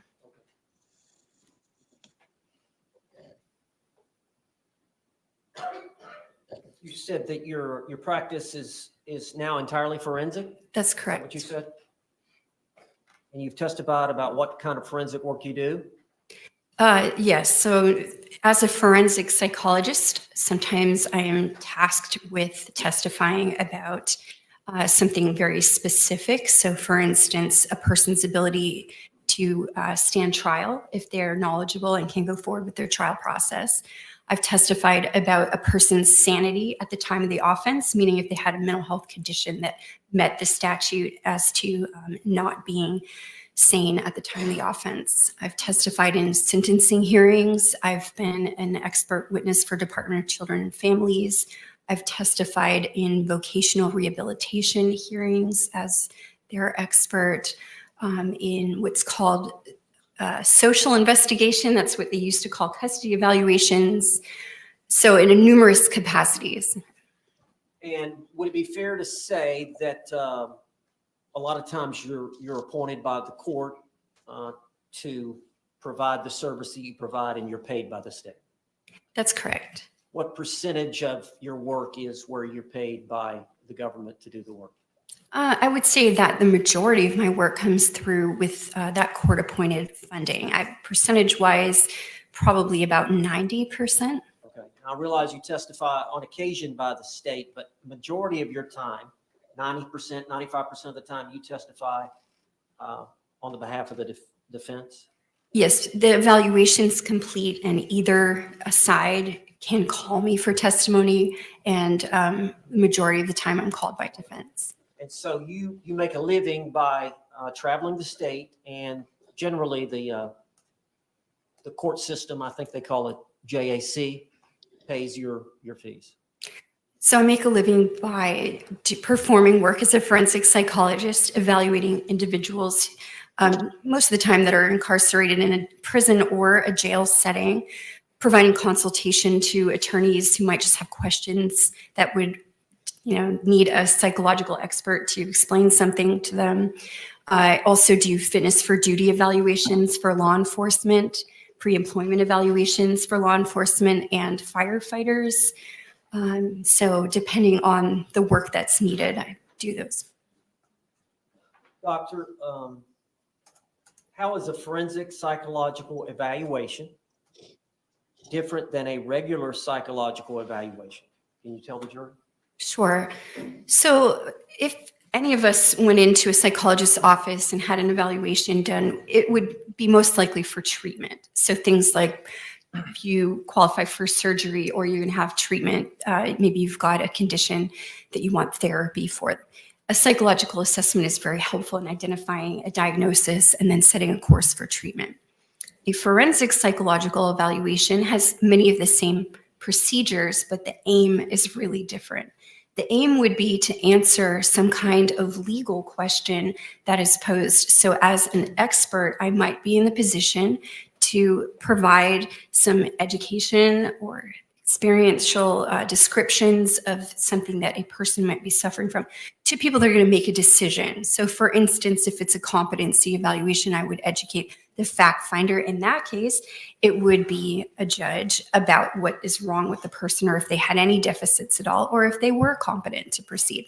In a situation like this, a forensic psychological evaluation might be geared more to identifying, again, if there is a mental health condition present in the defendant I'm evaluating, and then to provide a jury with education about what I found in my evaluation.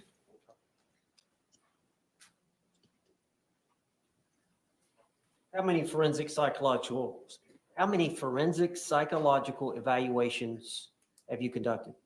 Estimate. So just as an estimate, it's clearly more than 4,000. I've been doing forensic psychological evaluations as far back as 2007. Have you been qualified as an expert to testify in forensic psychologist in court as a forensic psychologist? I have. Judge, I'd like to forward you said he's an you expert. testified in for the prosecution. Yes. And you've testified for the defense. Yes. Is there any difference in the work that you do depending on who hires you? Which side? Absolutely not. A forensic psychological evaluation is an objective assessment of what's going on with the person. So you should be performing the same kinds of procedures in doing the evaluation. It should not matter who's retained you. What you're trying to do is answer a question. Are there times when you actually do an evaluation and assess an individual, but then you're not actually called to testify? Yes, many times that's the case. You will provide your feedback to the attorney, and then it's up to the attorney to decide if there's anything in there that would be useful to them, or if they're pursuing a certain kind of information for the court, they would choose to call you for testimony. Dr. Harper, do you recognize Sarah Boone at the defense table with Tony Henderson? I do. When did you first get involved with Miss Boone? It would have been in around June of 2020. It was the first I heard of her case. And what were you asked to do? A comprehensive psychological evaluation of Ms. Boone. And did you do that in Miss Boone's case? I did. Okay. Were you given materials to review? I was. Is that standard operating procedure? Yes. You assess the client individually, one-on-one, and then there are collateral evidence or material that you also consider? Yes. Can you tell the jury about that? Yes. So in forensic work, there are a variety of documents that are usually available in assessing a defendant. In this case, for criminal court, you would see things like witness statements. There might be body cam footage or just more information about the offense itself. Sometimes there's an interrogation video. So you would get kind of the legal description of the offense and the things that have occurred. I also will often get educational records of a person, mental health records, hospital records, things of that nature that would describe their biopsychosocial history to me. And you were given materials as it relates to Sarah Boone to review? Yes, I have it. How many times did you meet with Sarah Boone? So 9 times. All right. Can you tell the jury what you did as part of your evaluation of Sarah Boone? Well, we had clinical forensic interview in which I reviewed her background history, so her early childhood. I also assessed her with assessments, meaning I administered 3 psychological tests to her. I reviewed her prior mental health records, her interrogation video, some prior information about her legal history. So she had been previously arrested. I reviewed that as well. We had an opportunity to review the transcript of her interrogation video. So there were a variety of things that would be considered what I did with her. Okay. So you considered some medical records? Yes. And did you also consider some records from Jorge Torres's records? I did see his hospital records. Now, do you consider in doing an assessment and forming any opinions, an individual like Ms. Boone's upbringing in terms of where they grew up and what their family environment was like? Yes, that's part of gathering their background history, so biopsychosocial information. And did you consider Ms. Boone's upbringing in forming any opinions? I did. Can you tell us a little bit about that? Yes, so of her history, I found it pertinent that she was raised with. Roach. 704. What's 704?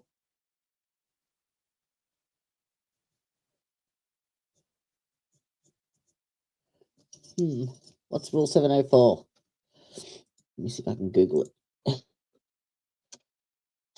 Rule 704 in court. What's Mr. Google got to say about that? Opinion on an ultimate issue. There you go, 704 in a criminal case. Allows expert witnesses to express opinions on the ultimate issues in a case. This includes opinions about whether a defendant had the mental state required for a particular crime, such as intent or knowledge.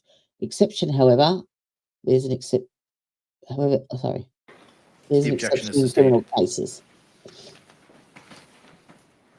Would you have considered, as part of her family background, whether or not some of her family members had passed away early in her life? Sustained.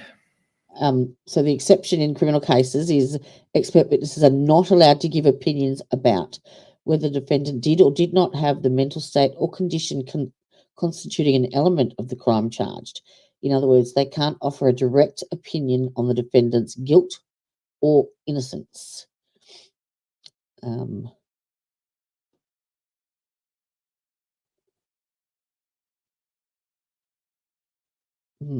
Okay.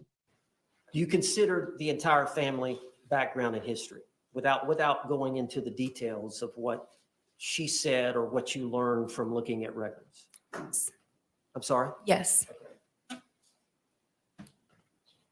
And did you consider her relationship with her mother as part of her psychological development? Yes.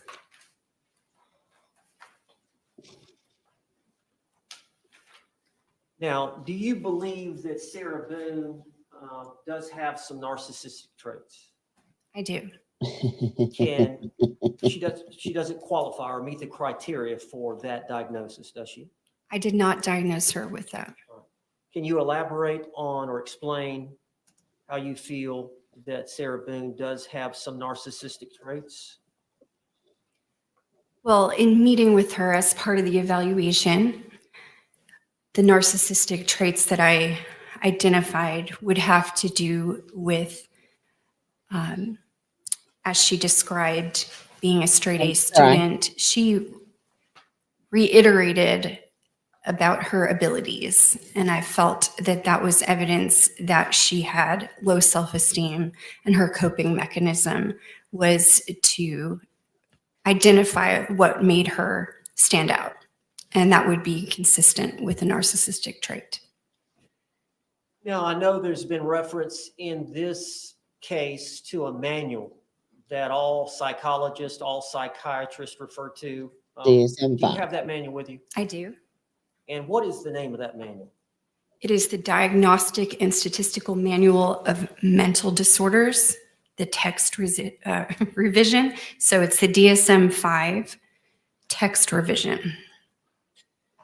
Now, Dr. Brannon testified earlier today, and there was some evidence relating to when you suffer from narcissism, there's a sense of grandiosity. But is that from this manual in your studies and your experience, where they require excessive admiration and whatnot, that there's a reason for that? If I'm understanding your question, there's a criterion in narcissistic personality disorder related to that. What I'm getting to is many times you may have these narcissistic traits, but really you suffer from very low self-esteem. That's the underpinning of that criterion. Would you explain that to me? If I'm allowed to reference the DSM, then I can explain it best. Just don't read from it. Just all if right. You need to review, if you need to read a paragraph and then explain it to the jury. So based on the description in the DSM, if a person's self-esteem is very fragile and they have low self-esteem, they may require more outside admiration or even appear more grandiose in their abilities, because at root, they don't feel secure and confident. And so it's what we would call a defense. And so that criterion is actually a way that a person tries to make themselves feel better. Anything else you want to say about that issue? Well, you asked me about why I didn't diagnose narcissistic personality disorder. And again, from the DSM, Are there criteria? There are criterion for each disorder. And so when you're assessing someone, they have to meet all those criteria for you to form that opinion that they actually suffer from that disorder? Well, the first, I guess, issue is, do they have the criterion that are listed? And then the second would be, is there a different mental health disorder that would better explain the criterion that you're seeing? The criterion within the DSM overlap considerably across disorders. And so there are some helpful guidelines within the DSM to remind you of that you may have what's called differential diagnosis. So if you're considering one thing, that you also are directed to look at other things. So that happened in this case, in this instance, that the DSM guided me to also look at other things. But just for purposes, to make it clear, you did not diagnose her with narcissism, that disorder. That's correct, because the DSM's description guided me that would not be an appropriate diagnosis. Why did you not diagnose Ms. Bing with a personality disorder? Well, first of all, it has to be a pervasive pattern of distorted relational abilities. So basically, if she is demonstrating in a variety of settings that she has these symptoms. And then secondarily, the diagnosis of post-traumatic stress disorder is listed when you're considering personality disorders. The DSM guides you that if there are personality changes that are associated with the exposure to a trauma, then you should consider post-traumatic stress disorder and not a personality disorder. Have you diagnosed her with anything? And we'll elaborate on that, but through your assessment, have you diagnosed her with anything? Yes, so she has a diagnosis of post-traumatic stress disorder. She has symptoms of anxiety that would be consistent with post-traumatic stress disorder. So that is an anxiety disorder. And you feel like she suffers from post-traumatic stress? I do. Now, at the time of this incident, this event, we're talking February 23rd of 2020, you were aware that she did not have much family support. Yes.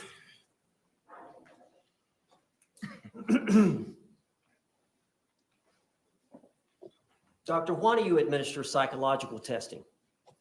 Psychological testing allows an objective measurement of what the person's symptoms may be as compared to sort of an average. So if we can see what the average range on a standardized measure would be for any person, if there is an interpretable difference, that gives me clinical information. So it's not just relying on what the person has told me. I've got an objective measurement that I can compare to other people. And then I also administer psychological testing in a forensic evaluation to help assist me in making sure that the person is intending to put in good effort with me. In some forensic settings, a person may have a reason to present symptoms, like if they're in a custody evaluation, for instance, they might have a reason to minimize symptoms, or they may exaggerate something else. And so assessments as to the person's response to you and if they're validly participating are important. So there are tests to see if you're faking or malingering or that type thing? Right. And so you would call it feigning mental health symptoms when the person is either far exaggerating a symptom they do have, or if they're pretending to have a symptom that they do not actually have. Now, as it relates to Sarah Boone, what type of psychological testing did you administer? I administered the inventory of legal knowledge, and that is a test that has to do with whether or not she was validly participating regarding her understanding of the legal process. I also administered the Miller Forensic Assessment of Symptoms test. Now, explain to the jury what that Miller Forensic Assessment of Symptoms test is. So that is also a test of feigning to identify if she's validly participating in the evaluation.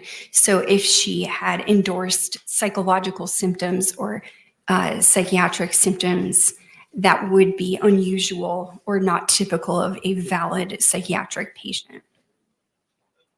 What were the results of Ms. Boone's test on the Miller Forensic? She validly participated. There was no indication of any feigning or malingering. And as far as the inventory of legal knowledge case, what were the results? Again, she was validly participating, and she did not even come close to the cutoff that would put her in the range of feigning. Can you tell the jury what the purpose of the clinician administered post-traumatic stress disorder scale is? Yes. So that would be considered a very useful assessment of post-traumatic stress disorder. It allows me to interview a person about exposure to a traumatic incident and then identify if there's a change in behavior that has occurred as a result of that exposure to trauma.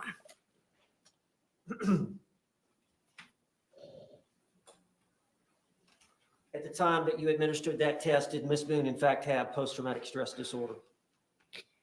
Well, or tell me the results. Just yes. So the results would be consistent with a person having post-traumatic stress disorder. I do not diagnose from one test. That wouldn't be appropriate, but it is consistent with the background and the symptoms that I had previously, taken down during my evaluation of her. So the clinical portion, when we go through symptoms, that was consistent with the outcome of that test. And with this testing, all the testing, help you determine if Ms. Boone had a change in functioning from before the alleged trauma Bless you. to after the alleged trauma? And I'm referring to the trauma. We're going to talk about what the trauma was, but the trauma was the intimate partner violence? That's correct. Okay. But would that testing help to determine if she had a change in functioning from that trauma of the intimate partner violence? Absolutely. And did you determine that she did suffer from a trauma as a result of intimate partner violence? That was my conclusion. Yes, that's my opinion. Now, in considering all the available information, you don't just rely on what Ms. Boone tells you to No. make your decisions. No, I don't. I do interview a person as part of the clinical forensic interview, of course, but I also consider things that are reported, like in their arrest narrative, witness statements, all of the medical records. So there are a variety of sources of information, collecting data points and reviewing those to arrive at a conclusion. So you did review Ms. Boone's previous diagnoses in her history? Yes, Did you consider the previous diagnoses in arriving at your own? I did. Yes. What did Ms. Boone, what had she been diagnosed with prior to you getting involved? Roach.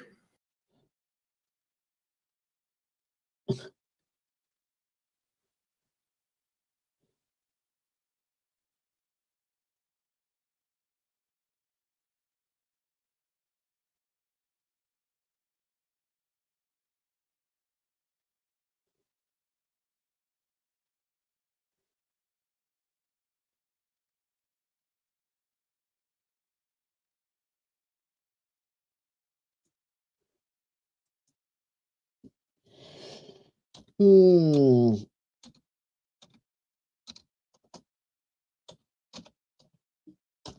Well. It's just getting worse by the minute, isn't it?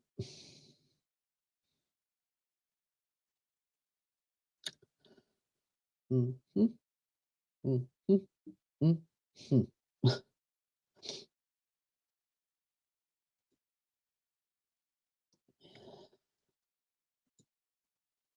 Hmm.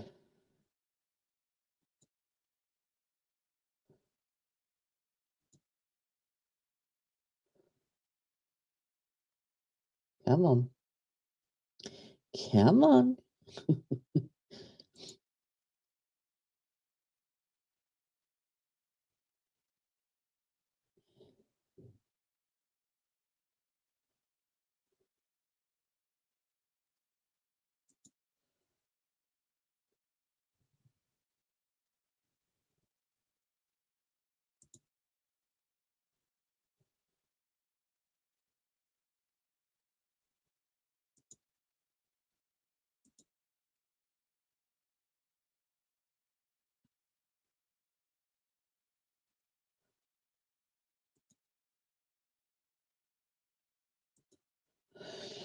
I hate sidebars. I really do.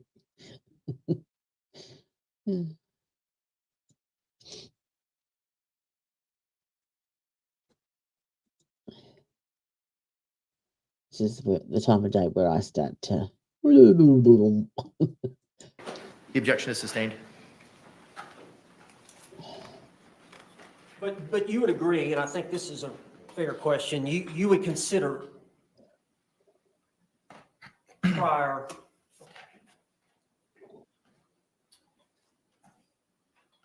other experts who may have diagnosed her with something. So I would definitely consider her mental health records, diagnoses previous clinicians may have arrived at the time when I diagnosed her myself. Okay, and given the assessment that you did with Sarah Boone, and considering the totality and the time you spent with her and the other records, did you diagnose Sarah Boone with anything? Yes, so post-traumatic stress disorder, it's my opinion at the time of the offense, she had depression and she had an alcohol use disorder. All right. I know we've talked about post-traumatic stress disorder. I don't know if I need to ask you anything further. I think the jury probably understands that. Is there anything else you wanted to add about that disorder?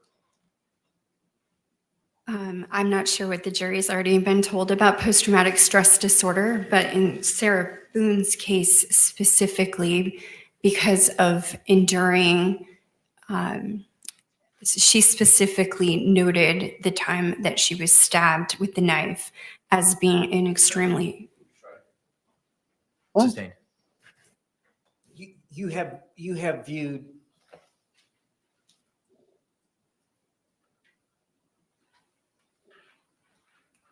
Have you viewed some exhibits involving her being stabbed? I think that we have had exhibits in common. I'm not sure what was admitted. Have you seen the physical scar from Sarah Boone being stabbed in the back of the leg? Yes, I've seen her scar. Overruled. State, just definitely don't want general, this in. Without getting specific, I think I've explained post-traumatic stress, but if there's something else the jury you believe the jury needs to know, but it's a sort of trauma that occurs as a result of one or more events. Post-traumatic stress disorder is the psychological after effect of being exposed to a very significant stressor or cumulative stressors that make the person's behavior, thinking, and mood change. And so the change can include things like the person becomes hypervigilant, is easily startled, has trouble thinking, has trouble sleeping. So their body is in a state of agitation. It can also include changes in mood that would include irritability, difficulty relating to others, and that they might be resistant to trust easily. So those are all features. They have trouble sleeping sometimes. Yes. Sleep deprivation is a real issue. It's associated with things like nightmares and having trouble settling. Now, you mentioned that you had diagnosed her with depression. Can you just give us a general understanding for the jury of depression? So the persistent sad mood, including feelings of hopelessness, helplessness, having difficulty concentrating, sleep problems, changes in appetite, those would be typical of depression. And Sarah Boone suffered from that? Near the time of the offense, yes. All right, can you explain to the jury alcohol use disorder? That's a fairly new name. That's 5 or 6 years ago. The manual came up with a different name. It did, right. And so that would be, in layman's terms, you might call that alcoholism. It's a tendency to drink too much and then have some kind of consequence in your life as a result of your substance use. And alcoholism can be depending on how much you drink and then how often you drink. That's right. All that is something that you would consider in diagnosing? Yes. The many people who suffer from alcohol use disorder, I don't know how to put this, are they in denial? I would say that is one of the stages of alcohol use disorder and amenability to treatment. So in denial, it's because you do not want to acknowledge that there are consequences from your use, because in doing that, you might have to reduce how much you're using. So to deny means that you feel that you can continue your use without having to change that. So you want to maintain the access to the substance. You don't have a problem. That's right.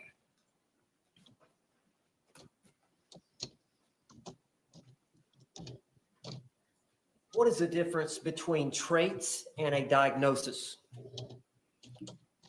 Well, we all have personalities. And so you're going to have coping mechanisms that include personality styles. So for instance, even though you might not be diagnosable as something, there are times when if you're upset, hurt, frustrated, you have a mood state that's unpleasant, you're going to deal with that by using some kind of coping mechanism. So traits of personality disorders might be present in the way that you deal with inner pain, things that you don't like, feeling. So some people, for instance, if they feel uncomfortable, they may cling too much or become excessively bonded to try to escape a feeling that they don't like. And that might be a dependent personality trait. It doesn't necessarily mean that they have a personality disorder, because that would have to be pervasive across like all the environments. But when stressed or upset or not feeling good, you're going to use some kind of coping mechanism, and that might be one of the criterion, for instance, of the personality disorder. You would call that a trait. Hello, darling. And Yeah, no, is it your I understanding agree. that this trauma that one suffers This is the from nail in the repeated coffin. domestic It's violence, Thursday, I think. can cause one to be considered suffering from the syndrome, we call it battered spouse or battered woman syndrome? Yes. So the diagnosable condition would be PTSD or post-traumatic stress disorder. That's how a clinician would label the response to trauma. The pattern between partners, the person's coping mechanism because of that trauma, that would be what's considered battered spouse or battered partner syndrome. And you're aware that that concept of being traumatized by the battered spouse syndrome or the post-traumatic stress is relevant to a self-defense case? Yes. In a criminal context. Yes, I understand that. Could you tell us a little bit about that? Well, under the battered spouse syndrome, the person would experience a trauma or a situation in which they feared harm. And based on that fear of harm, they would react in a certain way that might not be understandable to other people. So their fear is based on the pattern of behavior between them and their partner. That might not be the case for another set of people.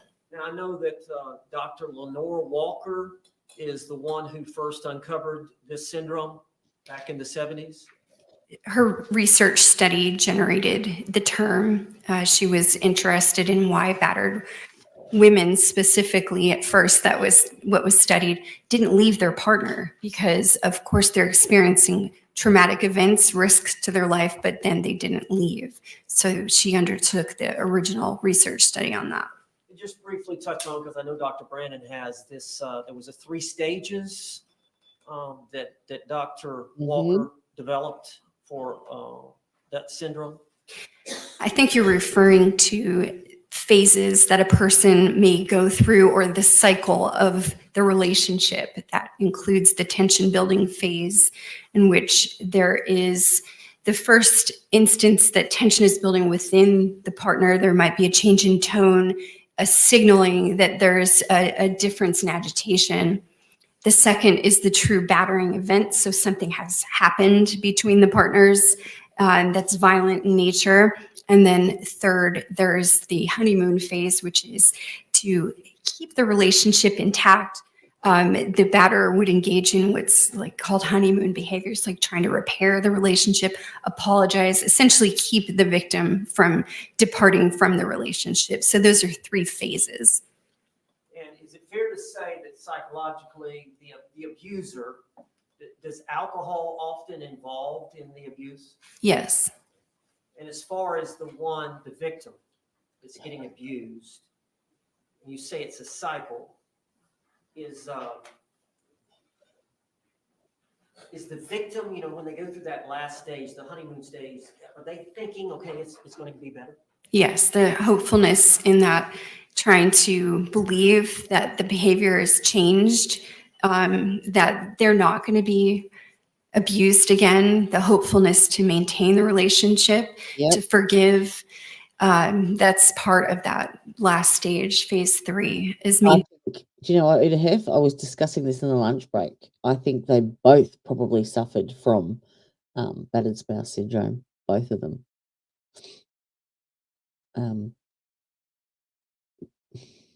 Yeah. But I think this is signed, sealed, and delivered with this diagnosis and testimony. Maintaining the relationship. I don't think I've asked this. Why would someone who has been exposed to intimate partner violence perceive the likelihood of a new violent event about to appear? Why would they perceive the likelihood of that violence differently than, say, a normal person?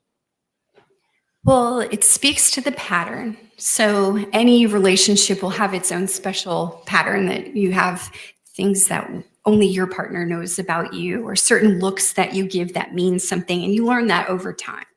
So over a period. She testified that she noticed the change in tone in his voice when he was in there, and that would have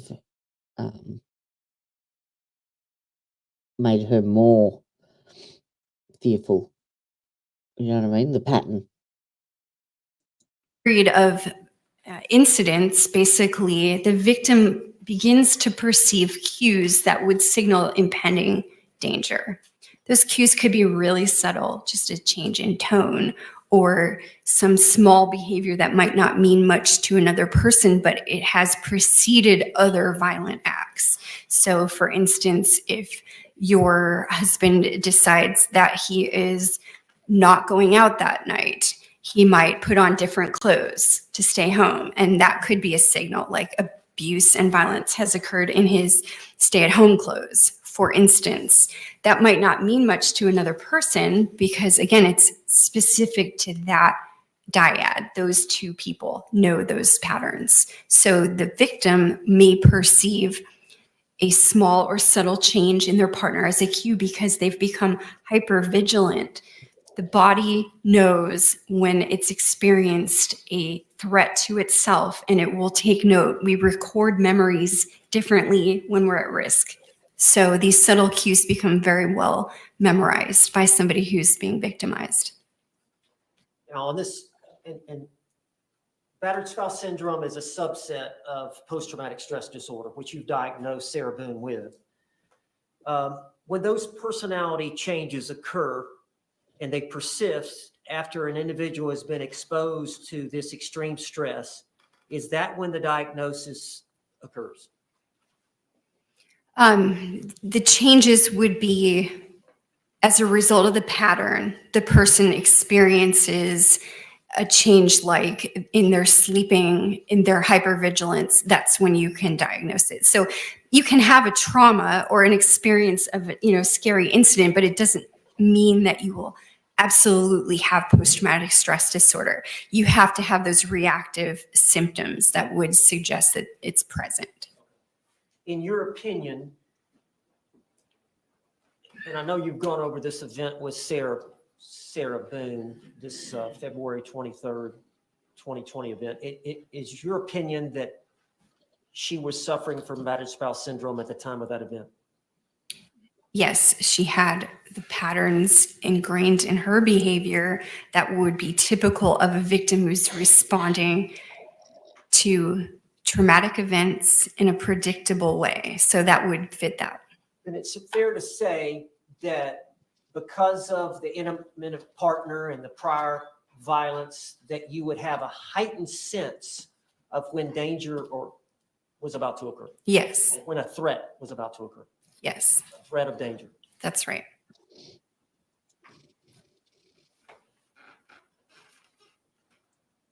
Now I want to talk about placating the abuser.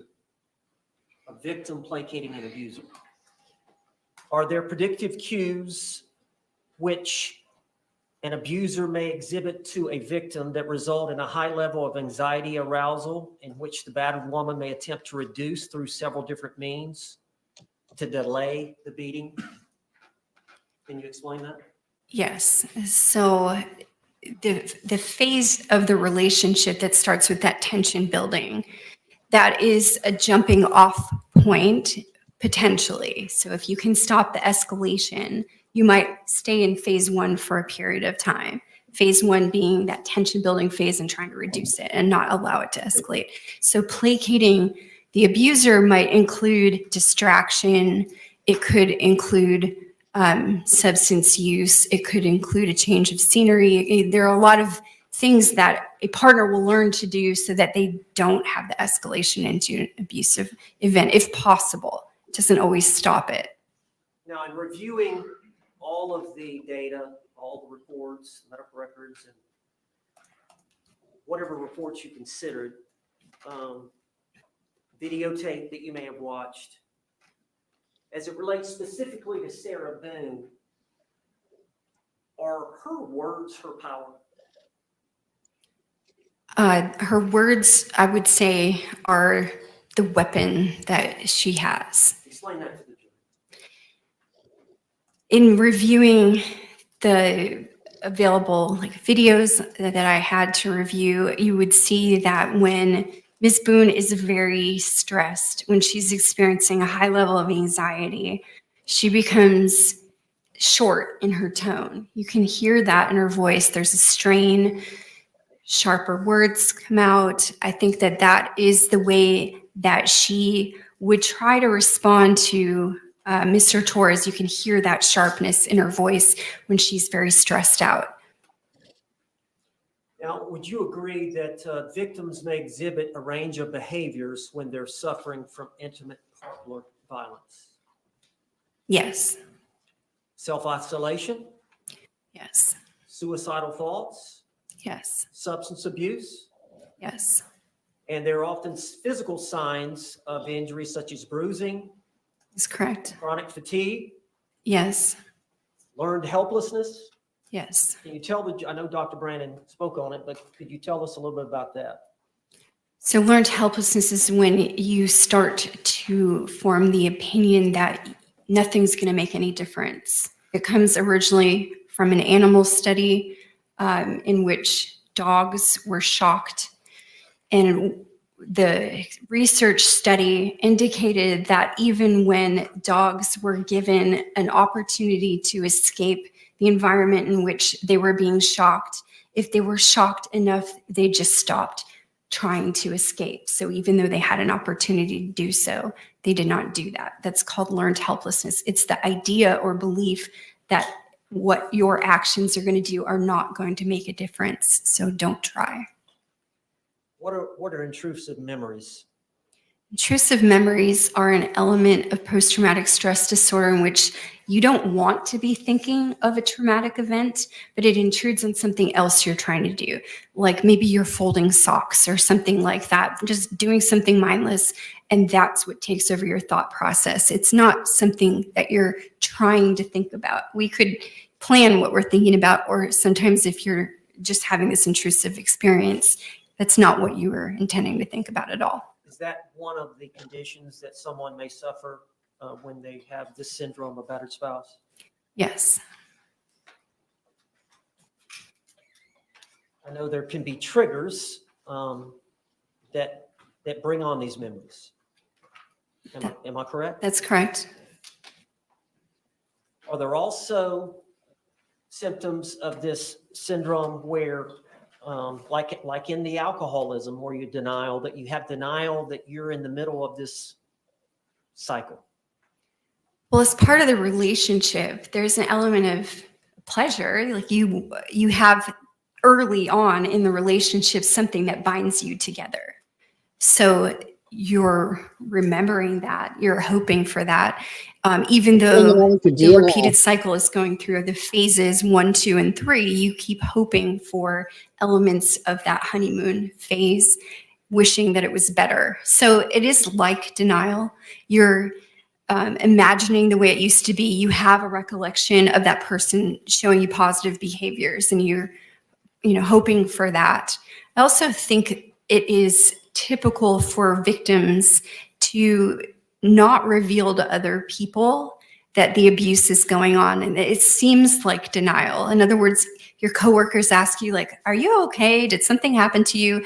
You're not likely to disclose that. That looks a lot like denial. It is a denial in public of some of the private issues that you're having in your relationship. And that's because it's embarrassing.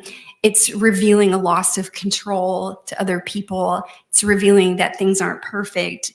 You might even get feedback that you should leave your partner, and that's unwanted because you're already having that, concern in your own mind about it. And so, it seems like denial on the outside. to hide it.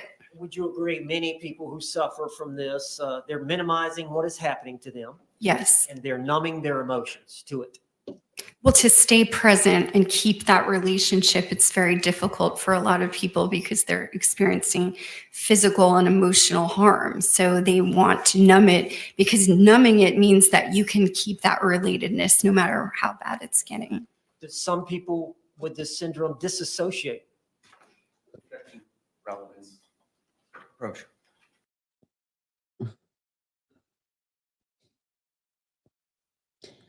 You know what the sad thing is? Listening to her talk, I can relate to every one of those things. Every single one.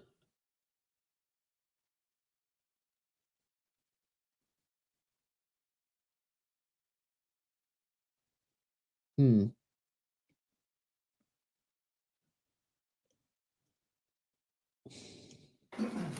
Objection to relevance is overruled. I think I might have just diagnosed Do myself. you agree that battered women often develop the defense mechanism of being able to psychologically detach from their body during a traumatic experience? Some people do experience that. I'm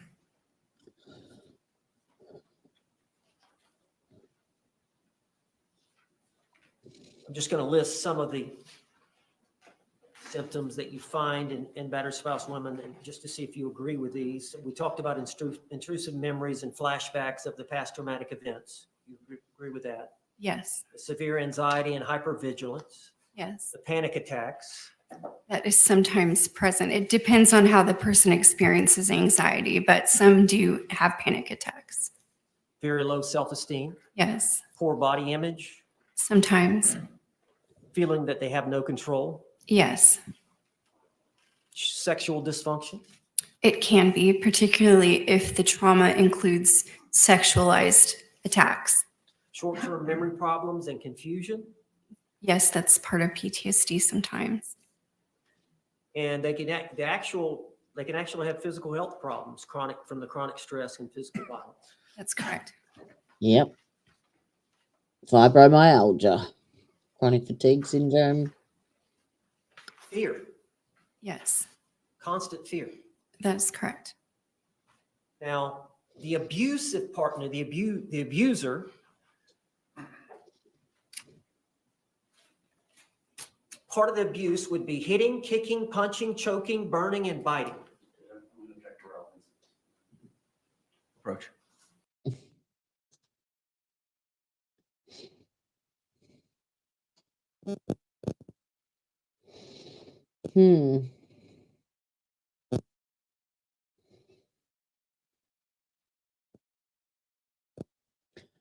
That was almost like reading pages out of my own diary type of thing. Scary.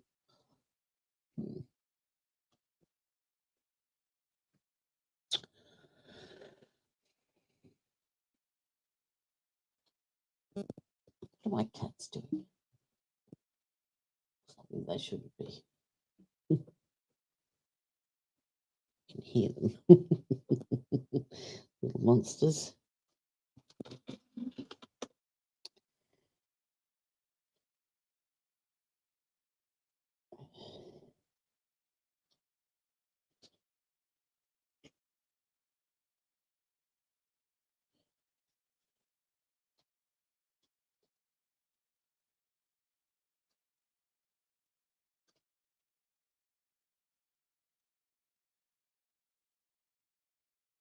What are you doing?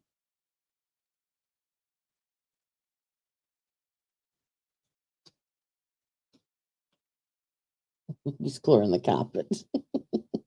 Mummy, mummy, mummy, mummy, go to bed, mummy.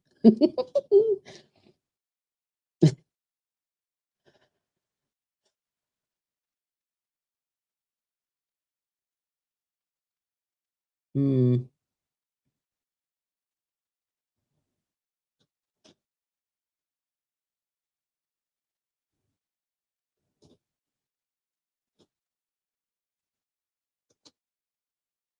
Oh, stop it. Little turds.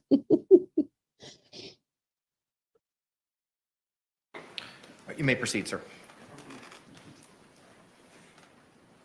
All right, I'm asking about common things that occur by the abusive partner towards the victim that create this intimate partner violence or create this syndrome in the woman.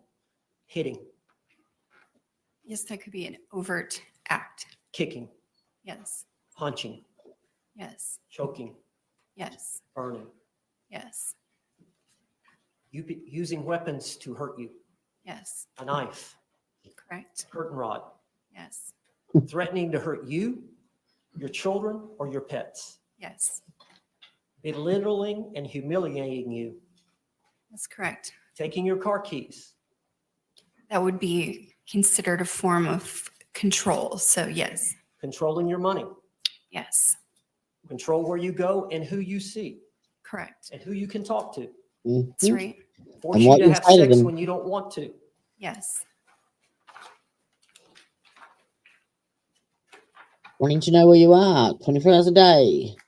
stalking you, Oh, Yes. same. slapping you, correct.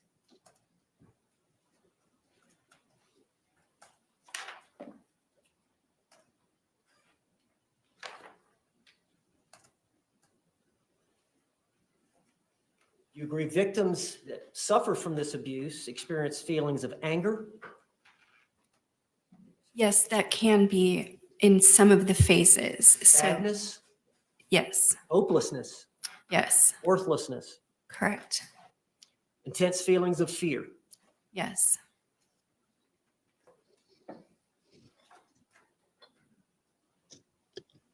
abusers have a tendency to have low self-esteem themselves. Overruled. Abusers. Overruled. The abuser can have low self-esteem himself, yes, have a desire for power and control, correct. have a tendency to use alcohol or drugs. Yes,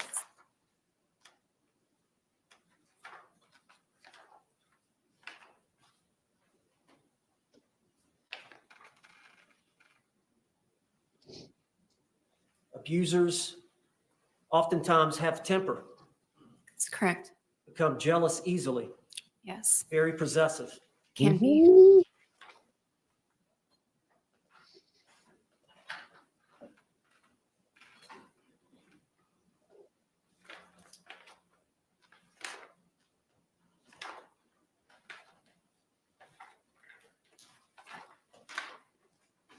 Evaluations for the prosecution in Oh. the past. I have been What happened called to testify about that. So you understand when the government Didn't touch obtains a anything. court It order just for that. their expert to come in and do an evaluation, it's for one evaluation, correct? I believe that you're saying that the government can retain their own expert. Yes, No, I mean, what I'm It just considered a form of control. So yes, controlling your money, yes, control where you go and who you see, correct. and who you can talk to, That's right. force you to have sex when you don't want to, Yes, slapping you, feelings of fear, yes, if it does it again. Let's see. abusers have a tendency to have low self-esteem themselves. Overruled. Abusers. Overruled. The abuser can have low self-esteem himself, yes, have a desire for power and control, correct. have a tendency to use alcohol or drugs. Yes,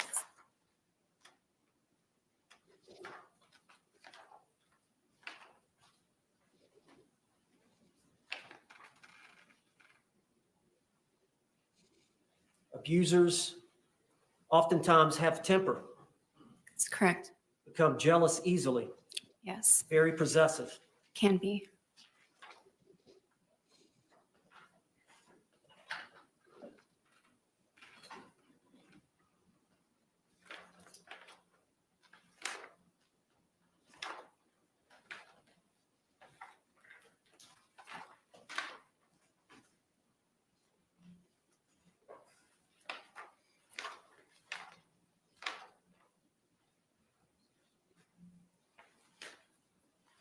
The victims can suffer from severe psychological distress. That's correct. Is Is that what Sarah Boone suffered from? Yes.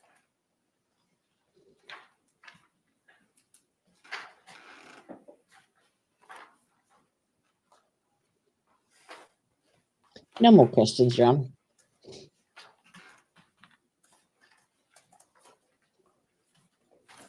Don't know why that jumped like that.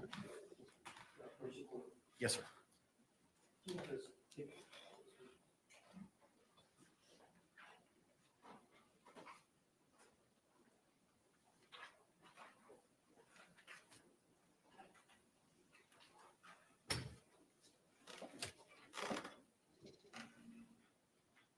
Dr. Harper, I'm showing you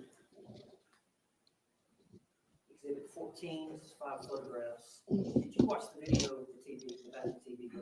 I did.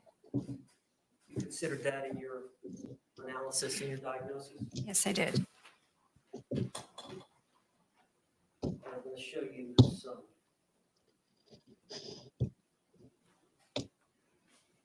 pictures.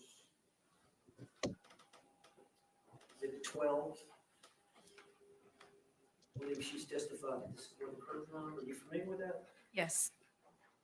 Exhibit 11. Are you familiar with this photograph over here? Yes. Exhibit 10, which is her arm. Are you familiar with that photograph? We need James Owens to go and represent Ashley Benefield. Exhibit 8, picture of her black-eyed. Yes, I've seen these. Picture, exhibit 7, picture of her, Sarah's lips, and Yes. this is a composite exhibit 6, which is of the stab to her leg. Are you familiar with those? Yes. And I don't know if you've seen this, exhibit 5 is where she spilled some soup as a result of his behavior. I'm not sure if I've seen this photo, but I've seen the medical record associated with that. Of that burn. Exhibit 4. Yes. Stay with that. Looks like exhibit 3. She was slapped. Yes.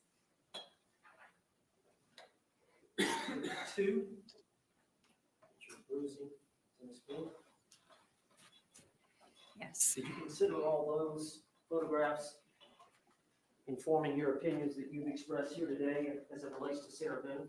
Yes, under the substantiation that she has indeed experienced past instances of intimate partner violence against her. Is it fair to say that it takes time, a number of times, to visit with someone like this to build trust?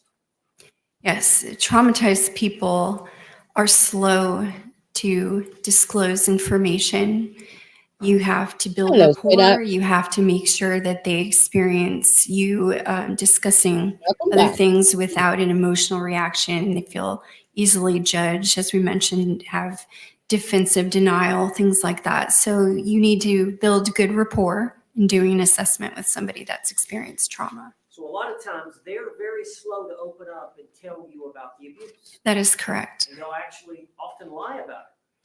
Deny it, yes, and just say that that's not the issue or they're fine. So oftentimes I'll have an evaluation request come from an attorney who's having difficulty interacting with their client, and then ultimately it's the result of trauma. Now, I know that you viewed everything, and I know you've seen her 9 times. Is there any, did you feel like you had enough time? Was 9 visits enough time for you to feel like you had enough time and information to form the opinions that you've expressed here today and give it to this? Yes.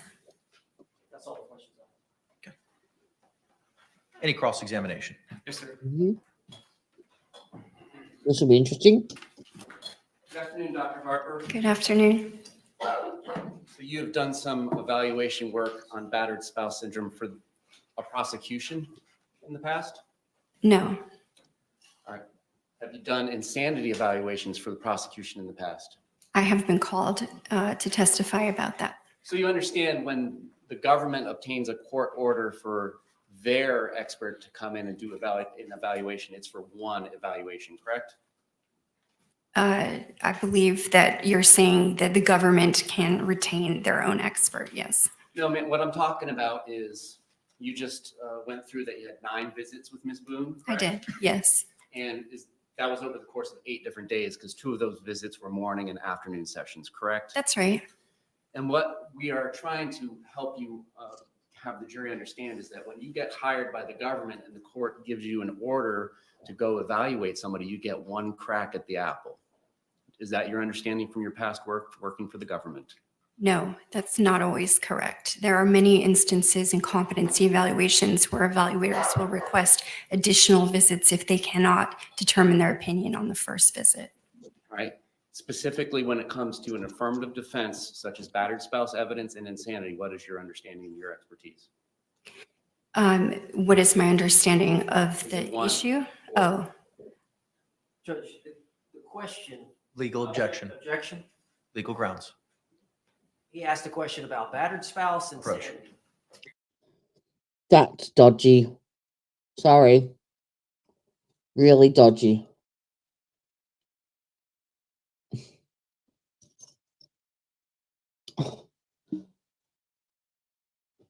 You missed a lot actually. A lot. So this is the Objection sustained. hang on. When it comes to an affirmative defense such as battered spouse syndrome being used for self-defense or, not and, insanity, it requires a court order for the state to go have an evaluator go, right? Yes, he is. Now, what are the agreed upon criteria for battered spouse syndrome? well, So this is the forensic psychologist that evaluated Sarah from 2020. Back then, she diagnosed her with depression and PTSD and battered spouse syndrome. Back then,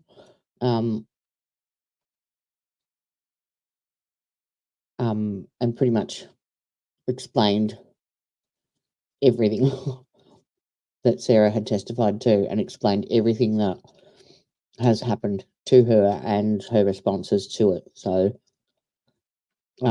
yeah, the defense have pretty much put the nail in the coffin, and now they've just gone into cross-examination, and he's coming out with, you're only allowed to go one time or some crap. So, yeah. you would evaluate if the person is indeed suffering from a behavioral response like a mental disorder. So first of all, has the person demonstrated that they've got a behavioral change? And is it in response to a violent act? Do they perceive threat where they've been exposed in the past? So pattern of violence that has repeated. Does control over another person in an intimate relationship have anything to do with it? Mm-hmm. Yes, it can. Does isolation have anything to do with it? Mm-hmm. Yes. And by control, I mean controlling who you go see, who you hang out with, so on and so forth. Yes. And could it involve controlling personal items of the other person as well? Yes, it can. So that's what I'm asking. Like in the DSM-5 TR, I believe you pulled up narcissistic personality disorder. Yes. And so when you do that, it pulls up and it says there's 9 criteria and 5 of those criteria must be met to make a diagnosis for narcissistic personality disorder, correct? That's right. Now, battered spouse syndrome is not recognized by the DSM-5 TR, correct? No, it's not a diagnosis. You wouldn't use it as a diagnosis. And what I'm asking is, even though we haven't written it down in the Diagnostic Statistical Manual, and I mean the like the Ohio State University or something, is it written down anywhere? Can one psychologist or psychiatrist rely upon a recipe or a list of criteria that everyone else would be using in your field as well? There is no standardized approach you must follow. In other words, sometimes if we have a statute, for instance, it would identify what we must investigate. it doesn't exist like that. There's no statute directing it. And there's nothing written down anywhere that says, of these 9 criteria, these things must exist. Controlling your partner, isolating your partner, beating your partner, so on and so forth, correct? That's right. All right.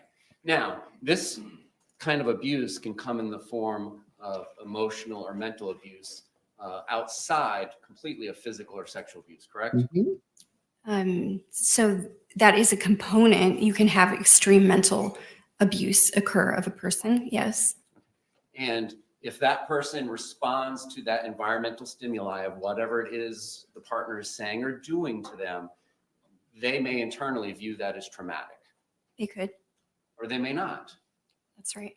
It's entirely possible for 2 people to be in a 3.5-year relationship that has physical violence and neither one of them feel traumatized by that. Is that correct? That's right. If they have enough supportive or positive experiences that would negate that ratio, so of positive to negative, they may feel okay.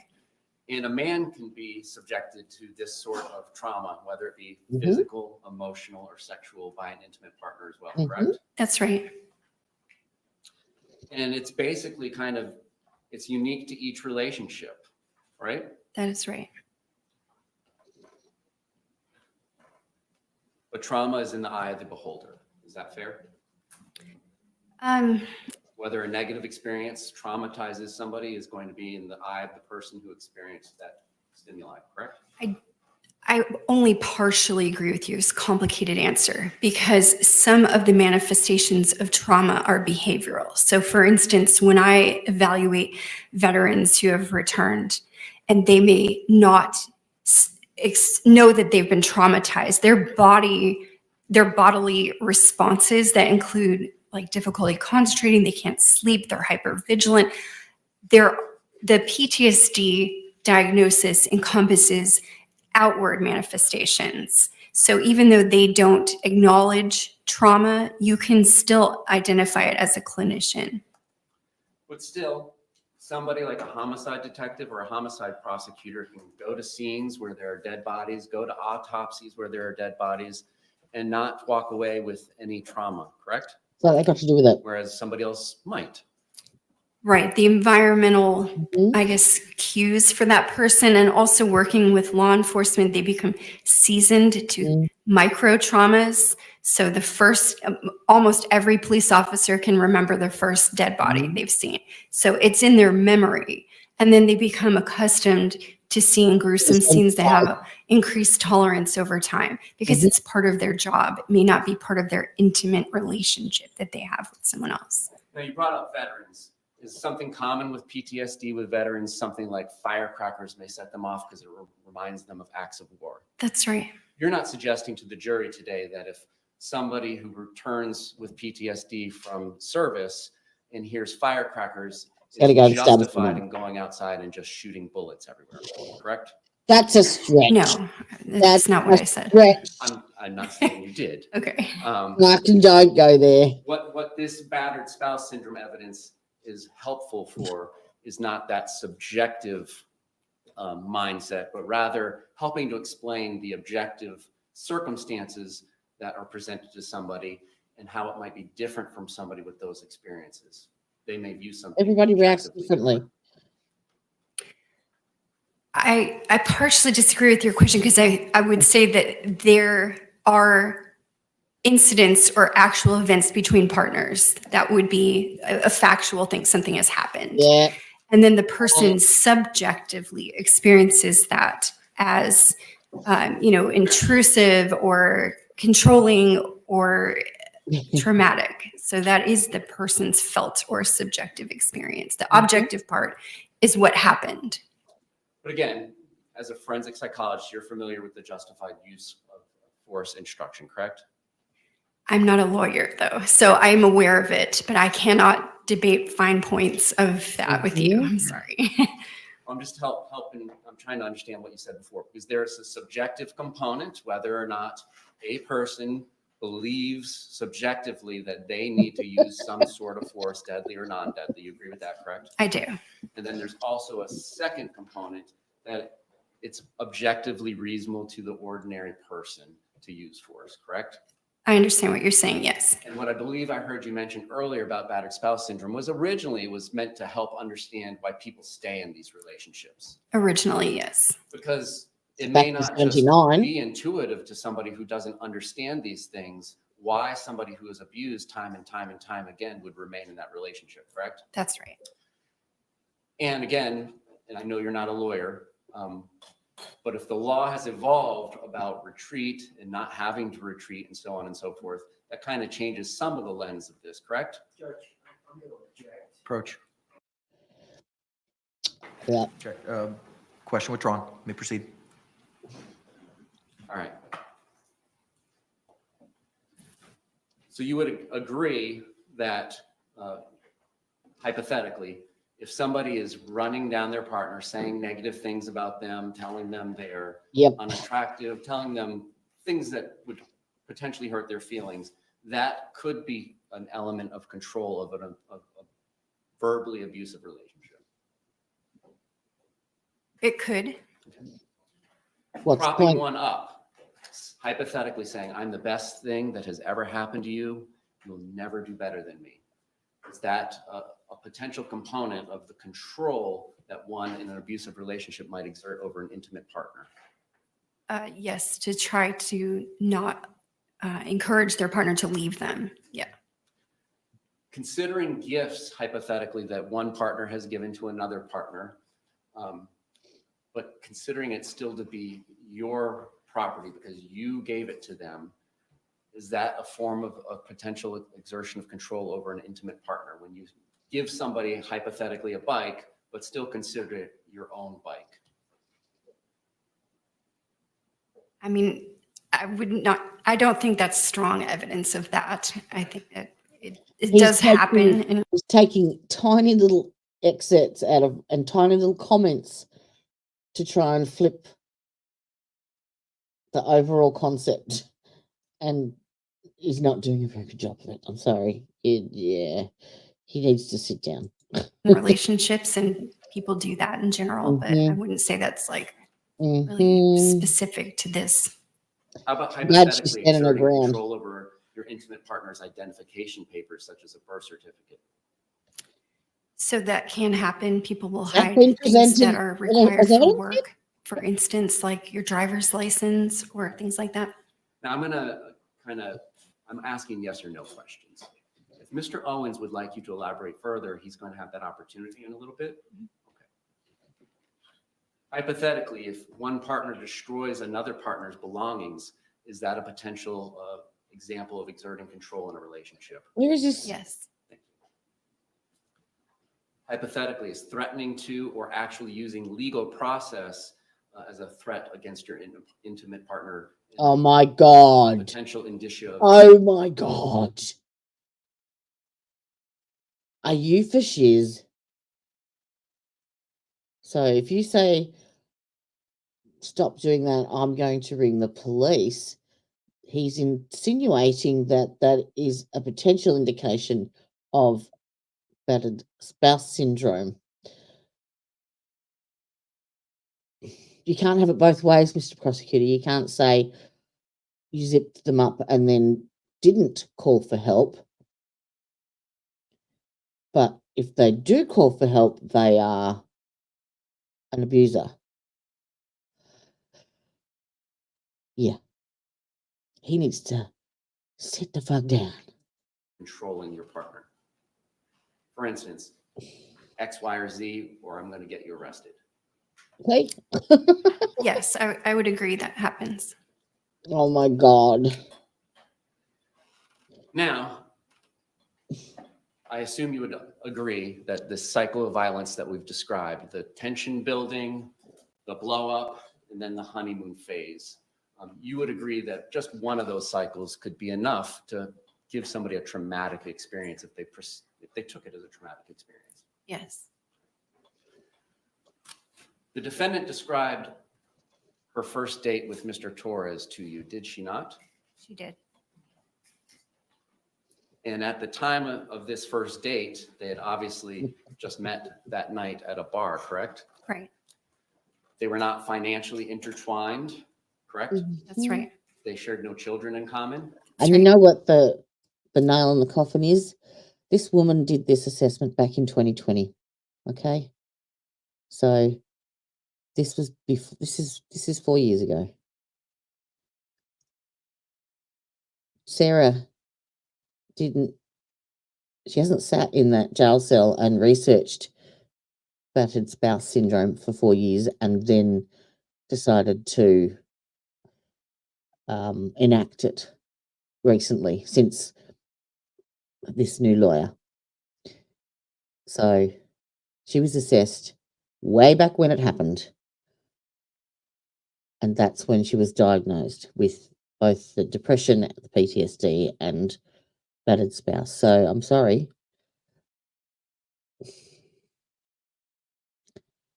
This was before 9 attorneys. This was before all of the bullshit. And looking back retrospectively,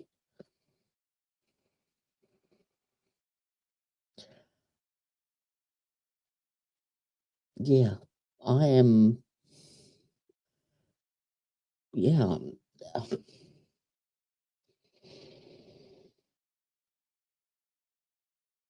Fuck. They did not live together. Correct.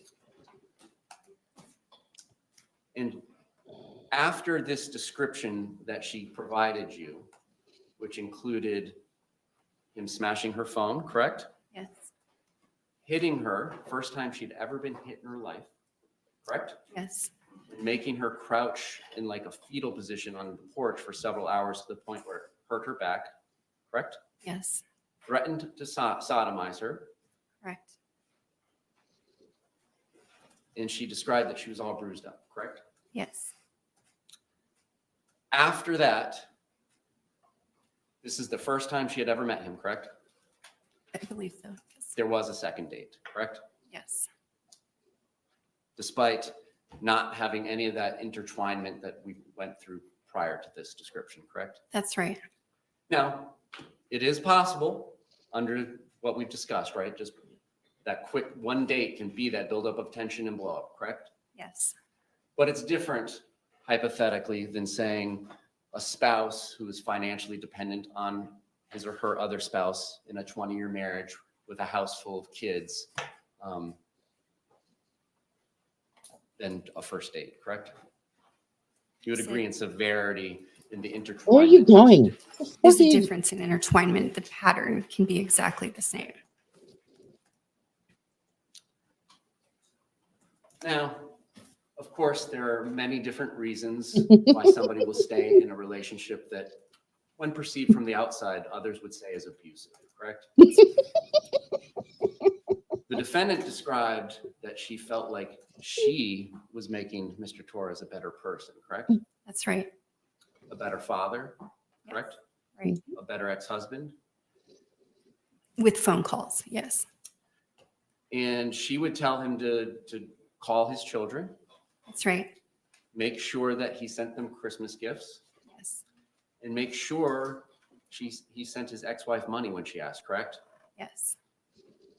So you would agree those are indicia or indicators, sorry. Understand. I know you know.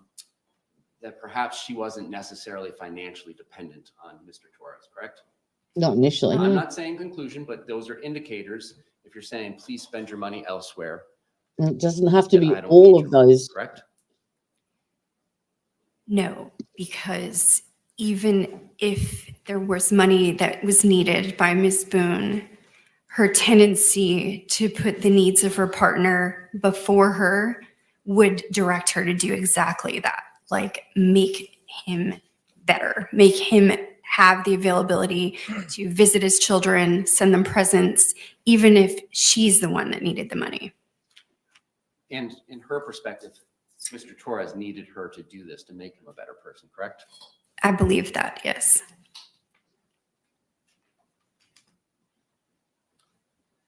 He's going down the How narcissistic many path. years of her adult life did she describe working?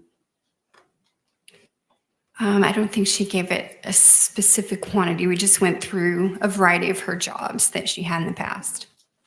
And you know, she was low 40s when she met you 4 Yes. years ago. That's right. So she had been 18 for probably about 24 years. Did she give you a 24, right? 24 plus 18, 42? You said Look- for 24 years. And that's why I was confused. You can't be 18 for 24 years, but Did 24 years ago, I would agree. Did her work history kind of flesh out to be 24 years is what I'm asking? I'm not certain. And at the time, in the apartment in 2020, she had not been working, correct? That's right. And had not been working for some time. That's right. And what she was doing was living off of the settlement that she had been bought out of with her husband. It was lump sum, plus $1,000 a month in alimony and $100 a month in child support, correct? Yes. It was Mr. Torres who would work, correct? He worked at Ace Hardware, I think. When he would show up. Right. Sometimes he didn't show up, is what she indicated, correct? Yes. Because of his drinking problems. Yes. Did she describe to you, well, let me strike that. She did describe to you one instance, at least, where violence occurred in front of her child, correct? Yes. And that her child had gone to school and reported it, correct? Yes. And you understand as a forensic psychologist, that teachers are mandatory reporters, right? That's right. Did you review any DCF records in this case? No, I didn't receive any DCF record. Did Miss Boone ever indicate to you at any point in time she became too afraid to let Lucas come over to the house? Yes, there were times where she would ask Mr. Boone, so Brian Boone, to not bring him there. And Mr. Boone was aware of this because she would say things like that, correct? Yes. And at different times, she told you that she would go over to Mr. Boone's house to escape the violence of Mr. Torres. That's right. And February 24th of 2020, the child was scheduled to be picked up by Miss Boone, correct? That's right. Despite everything that she was aware of and what Mr. Brian Boone was aware of, correct? Right. And you saw in her police interview that she swore on the life of her son that she was telling them the truth, correct? Yes. Yes. Object. Approach. They've already established that they will deny it, particularly initially, because they're embarrassed, because they're in denial. They want to protect that person. Where's the straws? Because he's grasping. Objection sustained. I'll rephrase it. She swore on her son's life that it was not intentional that she ended up killing Mr. Torres, correct? That I object. I missed that question. What was it? that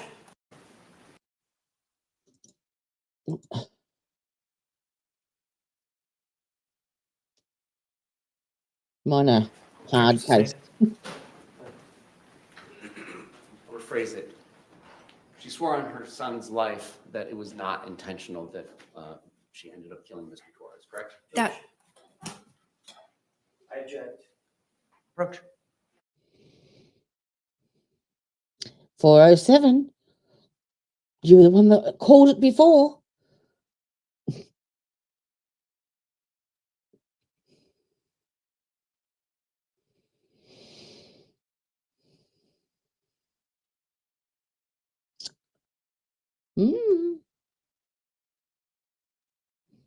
Custom suit.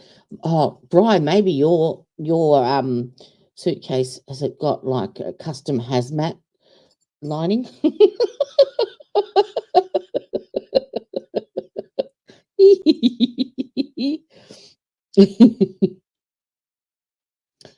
I think the state is screwed.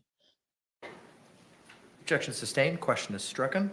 Members of the jury, questions are not evidence, and you're not to give them any weight whatsoever. Mr. J, you may proceed. She's quote unquote swore on her child's life that it was not intentional. That. Correct?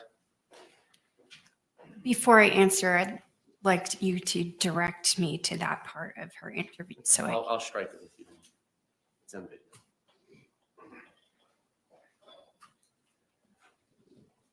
Some of Miss Boone's diagnoses predated her relationship with Mr. Torres, correct? Yes. And so when diagnoses predate a violent intimate partner relationship, there is an independent cause, even though they may then later contribute Could be organic. to the phenomenon, you see, correct? Well, I wouldn't say that all mental disorders have an independent cause. Sometimes they're spontaneous or biological in nature. Well, let's talk about hers. I mean, you're familiar with her prior diagnoses and you went through her childhood, so on and so forth, correct? I did. So she was bringing some things with her prior to Mr. Torres' relationship, correct? She had Calls for yes or no, ma'am. Yes, she did. You're a fucker. You are a fucker. You reviewed some Advent health records, correct? Of hers? Yes. And some Aspire records of hers, correct? Yes. And you would agree that there are times in the Advent health records where she goes to the hospital and then leaves before getting treated, correct? Yes.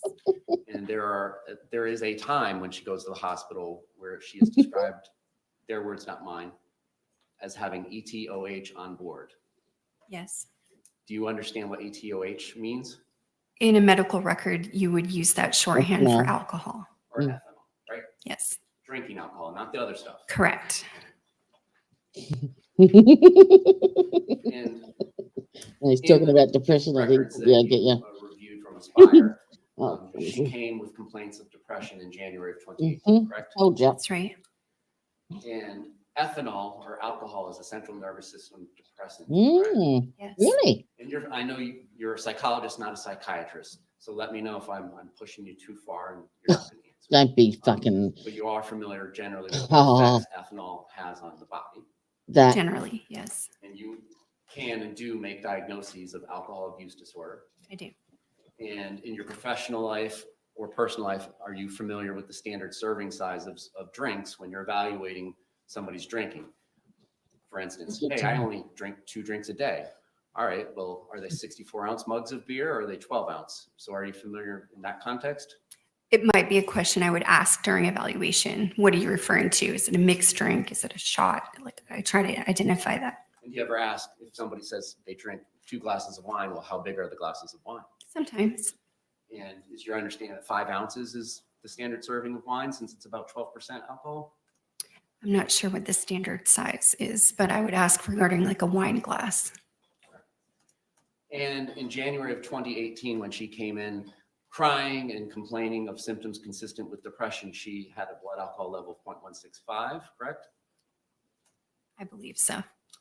And in October of 2018, when she ended up going to Aspire, when she was found stumbling by police, she had a breath alcohol of 0.185. I'm reacting to your description of her stumbling by police. I know she approached police for help. So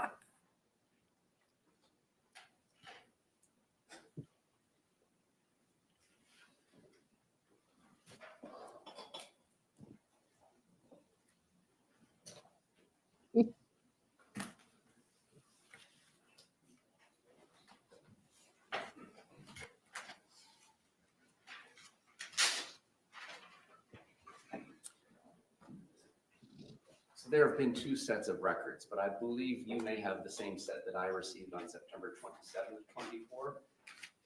Can you turn to page 21 of 57 of the Aspire records? mine aren't numbered, but I will. May I approach the witness? Yes.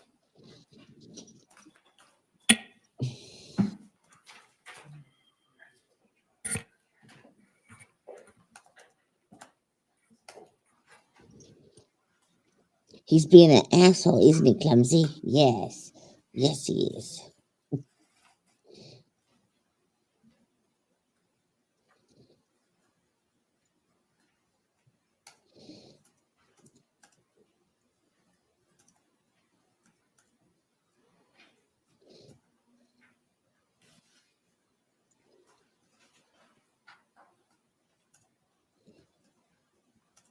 Well, the wine bottle is glass, so technically, if you drink the whole bottle, it's one glass.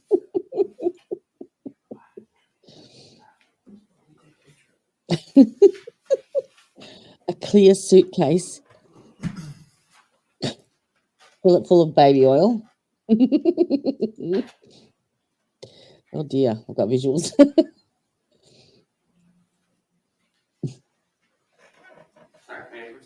You may.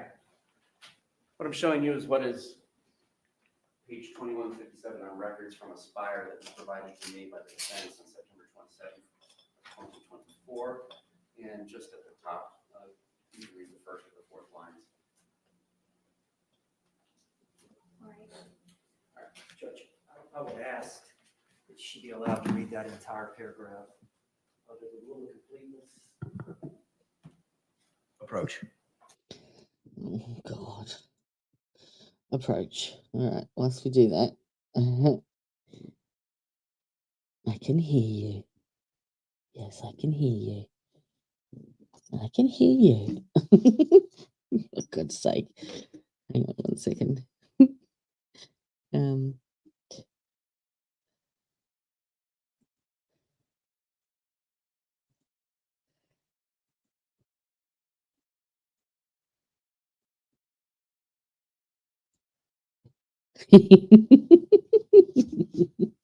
Okay, this is my view. Sun's coming up outside, as you can see the kitchen window, and I have a kitty cat on my mouse pad. Clumsy. I need to use my mouse. I can't work without it. And I don't like this. Oh, now he's pushed my... he's touching buttons on the bloody keyboard. Ugh.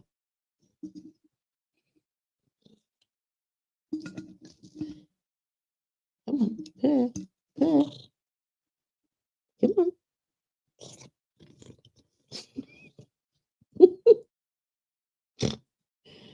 I don't like this prosecutor. Don't like him. Don't like him. Okay. You don't want to see what he's doing now, so we'll swap back. Does that taste nice? Does it?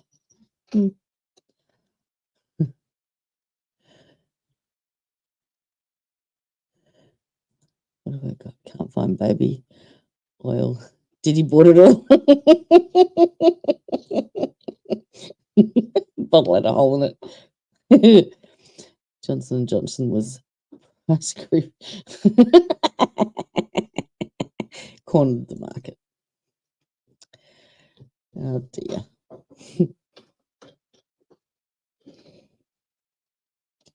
Put the kettle on. Come on. No more sidebars.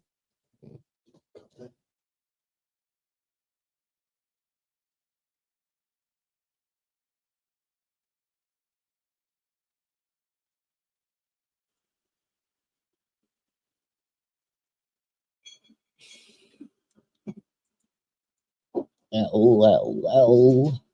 You may proceed, Mr. J. Thank you. All right, October of 2018, or of 2018, there was a second visit to Aspire, and that was based upon her being found stumbling by law enforcement with a .185, correct? She walked up. Okay. So I'd have to say no, the way you phrased the question. And Boone was stumbling due to her level of impairment. This isn't her first rodeo. Yes, is that part of the records you relied upon? Yes. Thank you.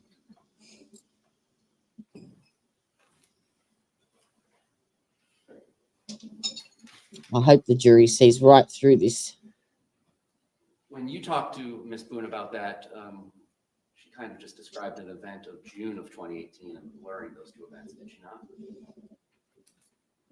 No, she told me she had two different Baker Acts. Did she describe it as being June of 2018? I'll have to reference my interview note to find that if you would like me What's to. Jiffy Lube? No. We'll just take a Jiffy. What's Jiffy Lube? You remember giving a deposition on October 1st at the state attorney's office downstairs? I do.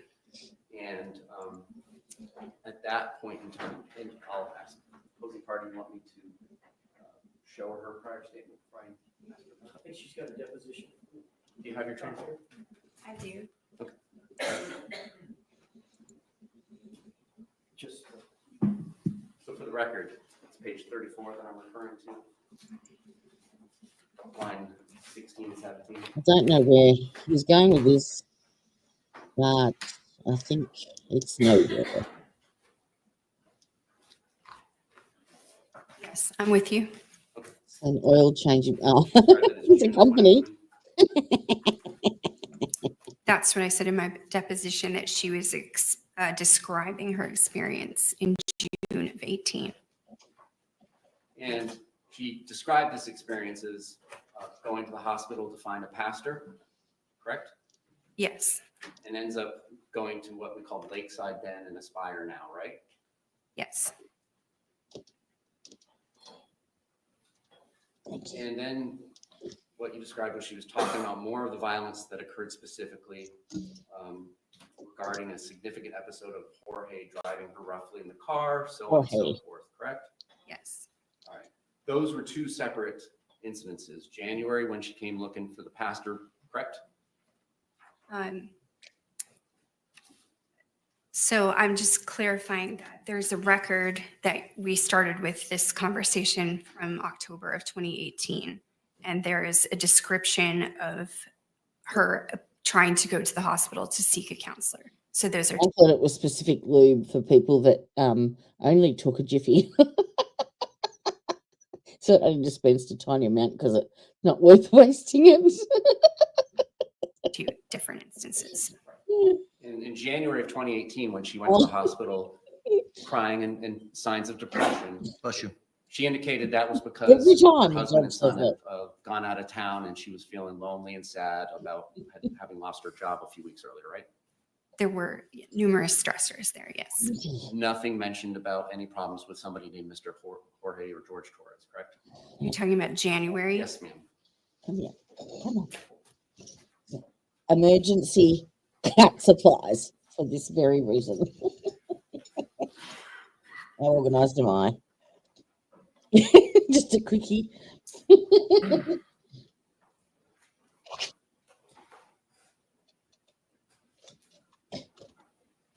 You have to wait till it gets out of the can, Fonzie.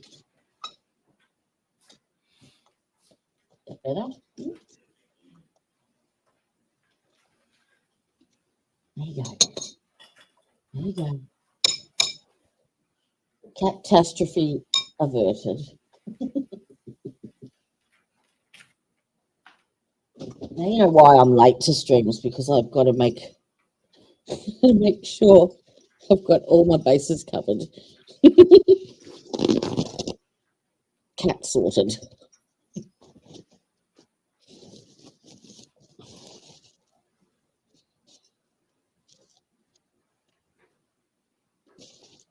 So the hospital records are not referencing her relationship with George on the January date.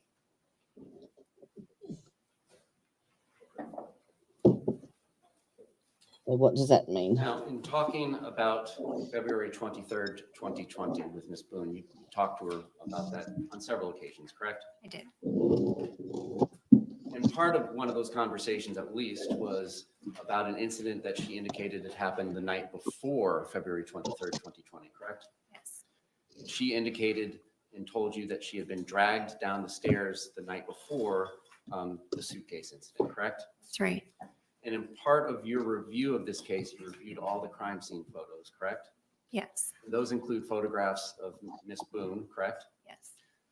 And were there any indications in the photographs of injuries on her consistent with being dragged down the stairs of carpet? I didn't see inside her scalp. So I didn't see photos of inside, her hair follicles, and this area of her head. On her outward body, there were no indications of that. And did you ask her how it was that she was injured during this dragging down the stairs? I don't think I went through specific injuries to her, no.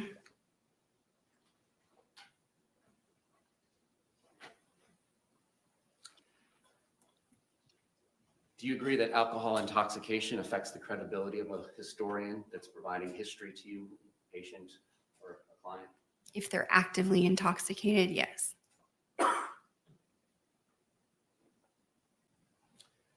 We had talked, well, you and Mr. Owens, had talked about narcissistic personality disorder earlier. Yes.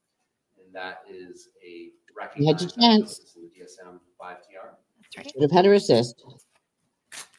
And there's 9 of those, correct? 9 traits? Are you talking about, you're talking about the criterion of narcissistic personality disorder? That's irrelevant. Like page 761 on your hard copy? Thank you.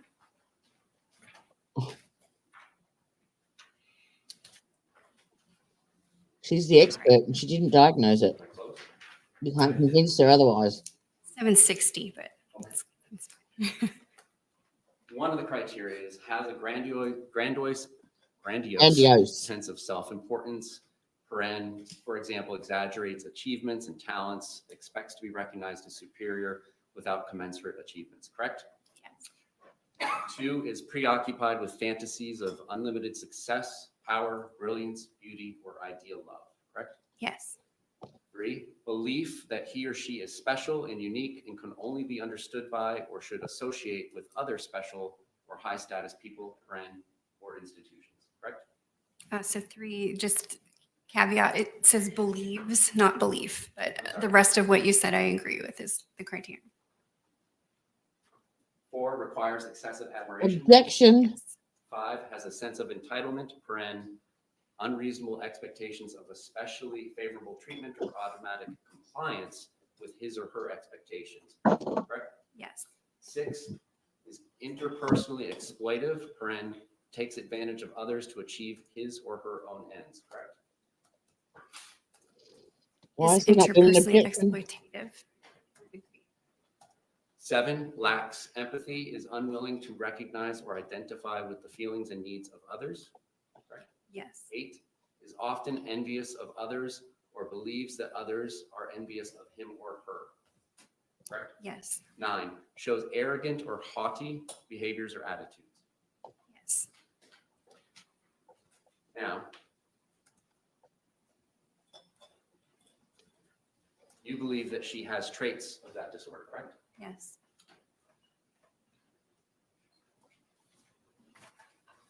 Grandiose sense of self-importance. There are indications that she feels like that or has expressed that before. So that's a yes. Yes. Preoccupied with fantasies of unlimited success, power, brilliance, beauty, or ideal love. No. You remember going to the state attorney's office on October 1st, 2020? You can't get her to do a diagnosis now, mate. It's too late. Or like Madam Court reporter here. Yes. And you swore to tell the truth, the whole truth, nothing but the truth, correct? And referring to page 89.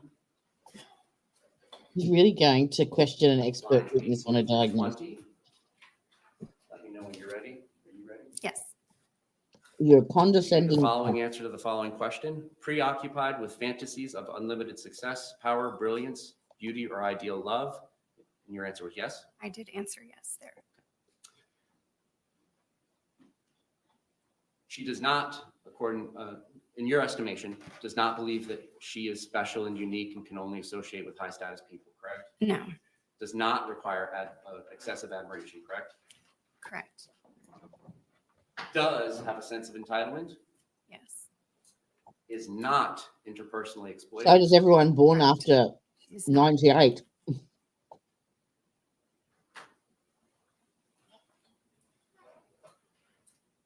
And when discussing whether or not she lacked empathy or was unwilling to recognize or identify with the feelings or needs of others, you indicated that that might be the case, but it's not intentional. In other words, she's not aware she's inconveniencing others. So there was 3 of those traits, correct? Out of 9. Not 5, which would be required, correct? For a diagnosis of the personality disorder. If that were the correct diagnosis, you would need 5. All right. During your conversations with Ms. Boone, the defendant in this case, she explained to you that cheating to her means when Mr. Torres would look at pornography, correct? Correct. Not a real life woman, correct? No, not that he was engaging in sexual intercourse with actual women. Part of the records that you did not review were the text messages that were part of the phone extraction of her phone device, correct? That's right.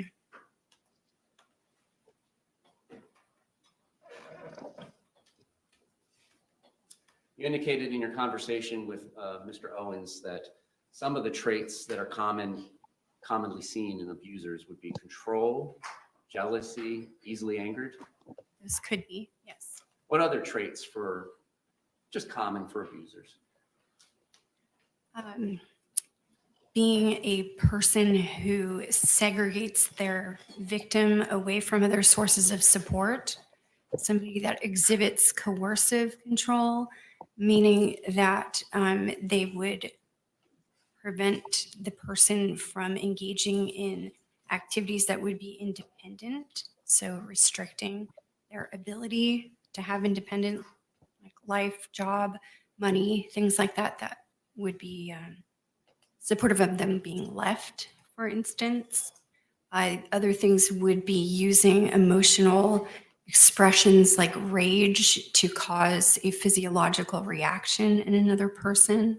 So those could be additional descriptions. Specifically, the materials you reviewed.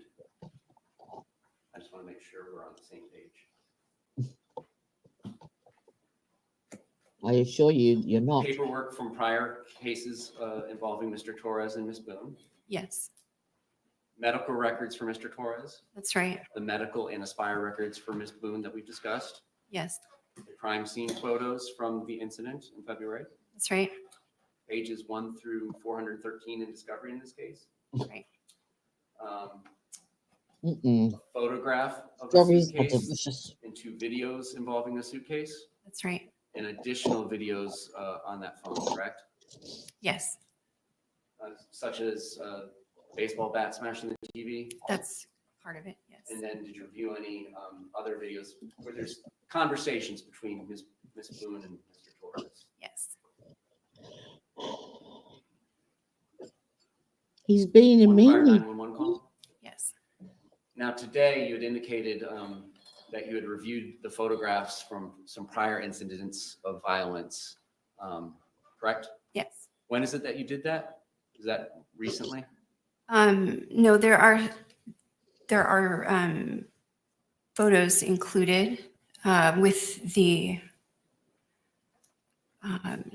Prior case packages? case packages. Thank you. I'm not sure what to call it. So That's fine. All right. All right. And did you review any body worn camera from those prior case packages? no, I did not. I didn't have that. Anything else that you reviewed that I've not covered?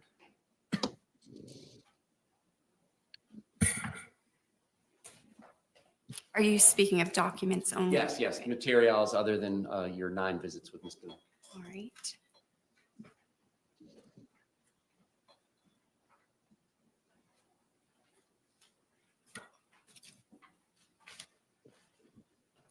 Just checking with the That's fine. folders I prepared just for wanna make today. I don't know if, I guess that would be part of the discovery. The investigative report is within those 413 pages. Did you interview anybody else personally besides Ms. Boone?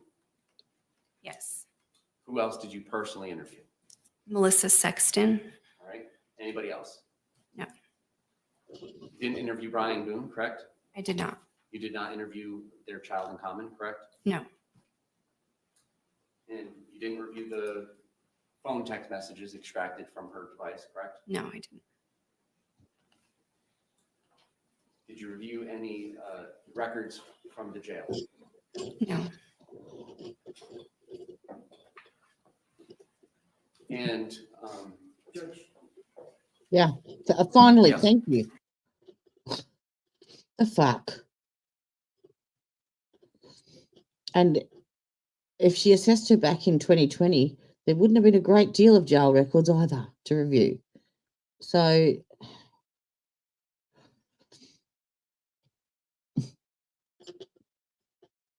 and she's not diagnosing Brian, she's not diagnosing Lucas, she's diagnosing Sarah. And maybe she didn't look at some text messages. Woohoo! Woohoo!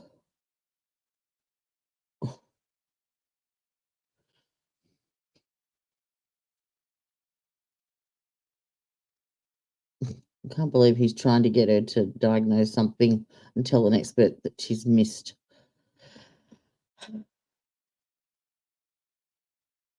You arrogant mother. Oh, I've got L. I've got L room. L, L, L, L.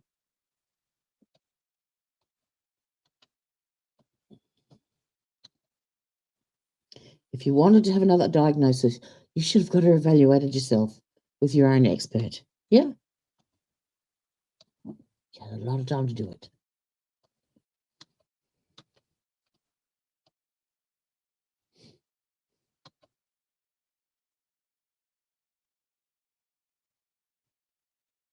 And the psychologist comes across as very credible, very knowledgeable. I think both of the experts chosen to testify have been brilliant, brilliant. And I'm glad she's standing her ground.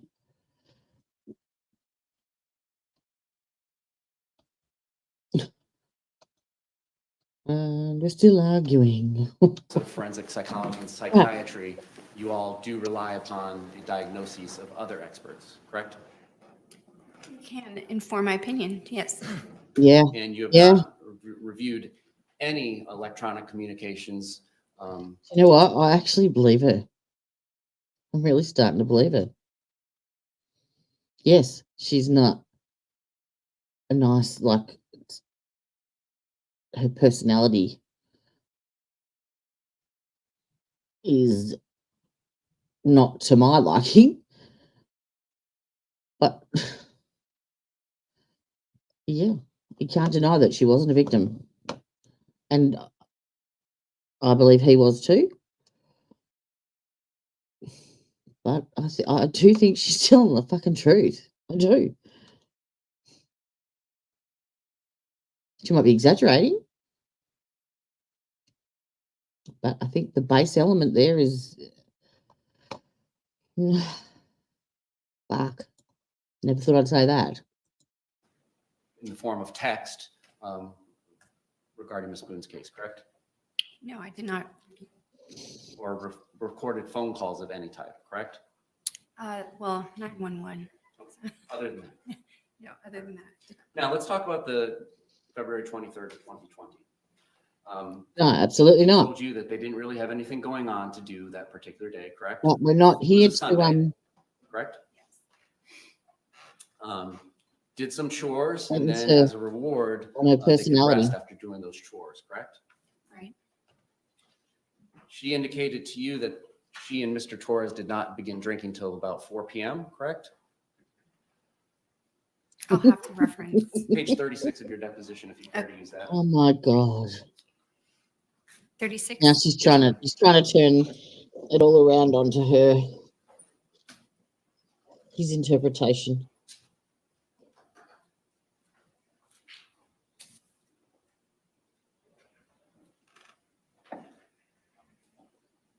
All right, I'm with you. Around 4 p.m. And you reviewed the crime scene photos of this case, correct? I did. That included receipts for some purchases that were made at Publix on February 22nd and 23rd, correct? That's right. And one of those receipts was a purchase for a 1.5 liter bottle of Woodbridge Chardonnay at 12:17 p.m. on February 23rd, correct? Yes. Did you question her about the inconsistency of them having purchased a bottle of wine at 12:17 that afternoon and not start drinking until 4 p.m.? No. Oh,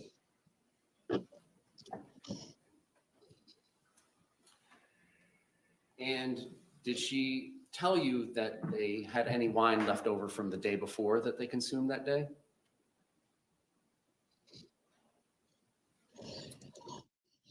it doesn't matter. When she assessed her, she was not intoxicated. So,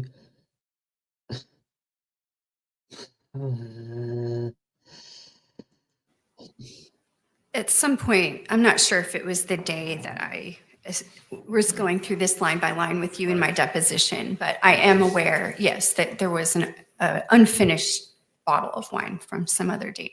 And then, as the receipt showed, there was 2 additional bottles of 1.5 liters of wine purchased at yeah, 12:17 1 p.m. to 9 and that about she wasn't 5:30 p.m. supposed. on the 23rd, correct? Right.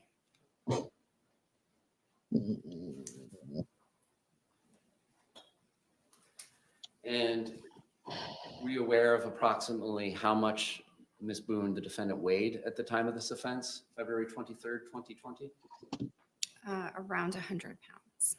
And in the first 413 pages of discovery, I believe was the autopsy report, correct? Right. The So case. you're aware that Mr. Torres was 103 pounds at his death? Yes. Do you take into account this alcohol consumption when evaluating what Ms. Boone is telling you about the events of the day? Yes.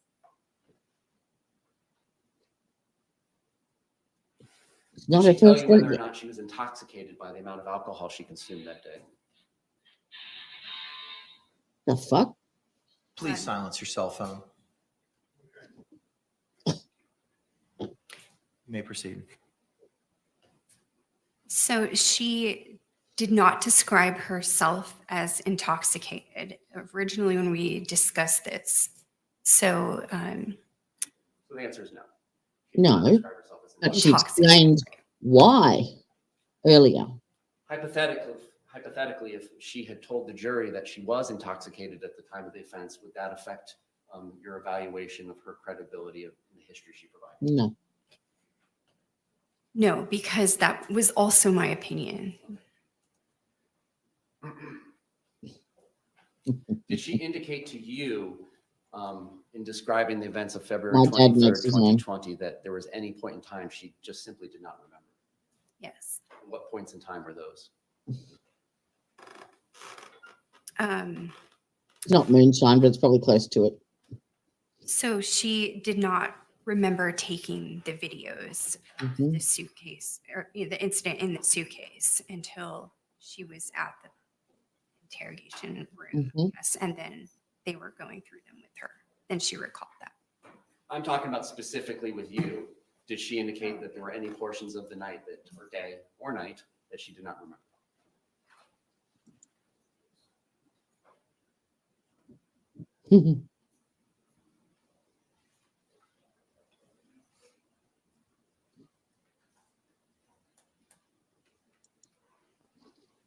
I can't recall anything specifically right now. Hypothetically, if she had indicated to the jury that she did not remember the 9 or 10 minutes immediately preceding the first video being taken, would that be inconsistent with what she told you then? No. Well, she didn't indicate to you that she forgot any part of the night, right?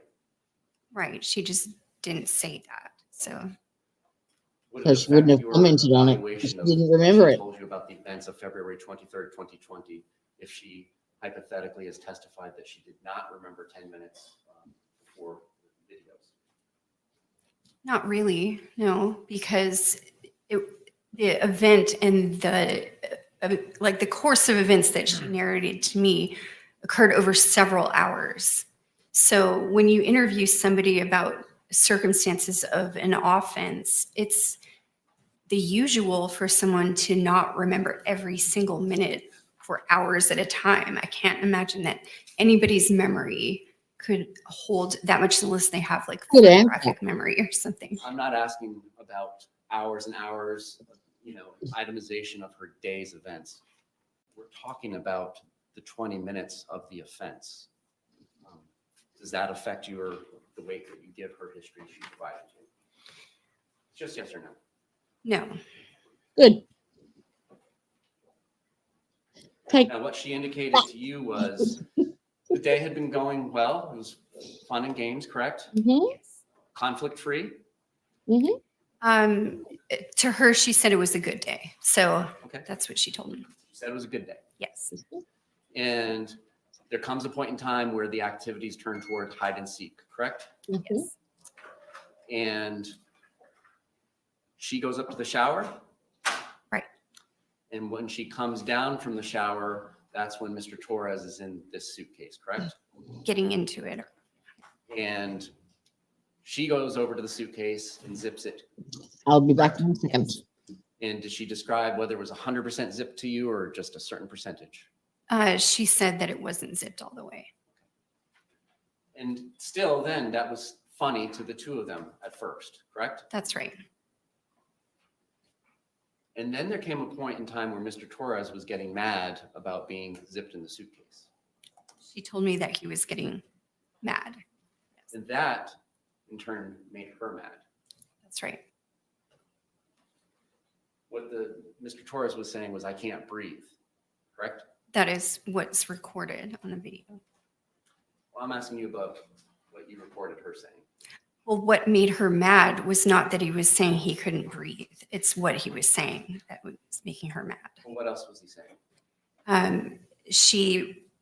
At the time, she said that he said something that was making her mad. And so that's the extent of what we talked about at that moment. So you didn't elaborate what something was that made her mad, correct? Right. She said he said something that made her mad, and that started making her mad.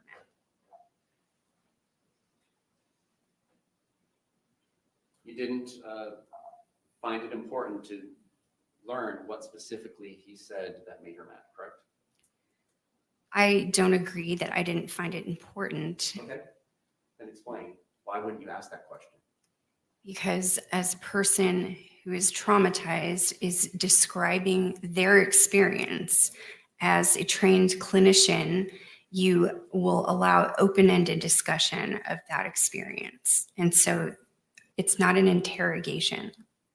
You don't go asking confrontational questions at the time of their first narration. Well, you had 9 visits with her. Did you follow up on your 9th visit? I asked her different questions about Hello? Did you ever ask be her? confrontational. Did you ever ask her specifically in any of your 9 visits with her what it was that he said that made her mad? No. It's irrelevant. She never described him doing anything to make her mad, but it was words, correct? Right.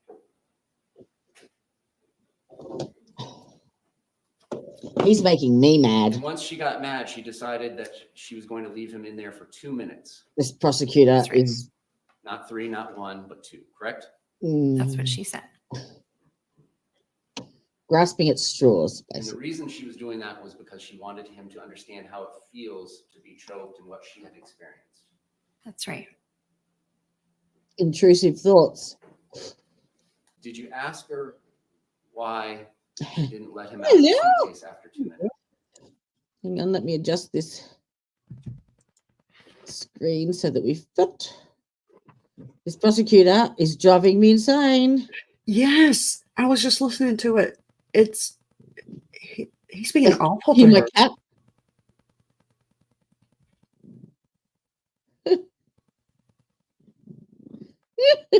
He's being awful to her. Yes, he's grasping. She's, yeah, he's trying to tell an expert that she's misdiagnosed. And she's like, no, I wouldn't say that. He went through the 9 criteria for narcissistic disorder, and she made 3. And he made her go through every one of them, and she came out with 3 of them.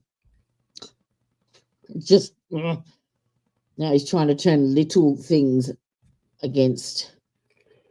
This her just makes him look evaluation. like a jackass. Yeah, because as I said, she assessed her. Like he said, did you go through all the jail records? Because she has been a dick in jail, yeah? Mm-hmm. This lady assessed her back in 2020, not just recently. She hasn't had 4 years to drum up this concoction. She hasn't had 4 years to study battered wife syndrome and reenact it.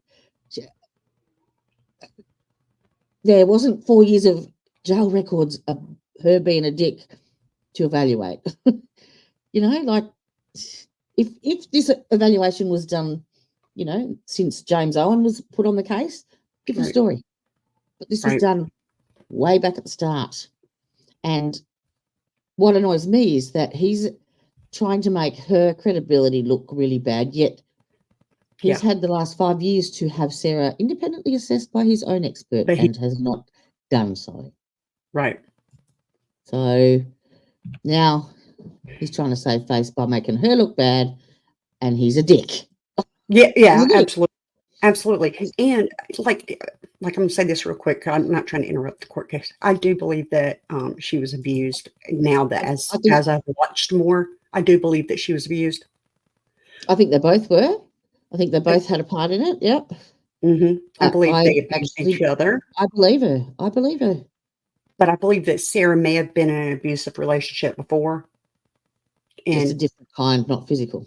Right. And that's why the pictures, why she was documenting and journaling and she was keeping a timeline of things, because you tend to do that once you've been in an abusive relationship before.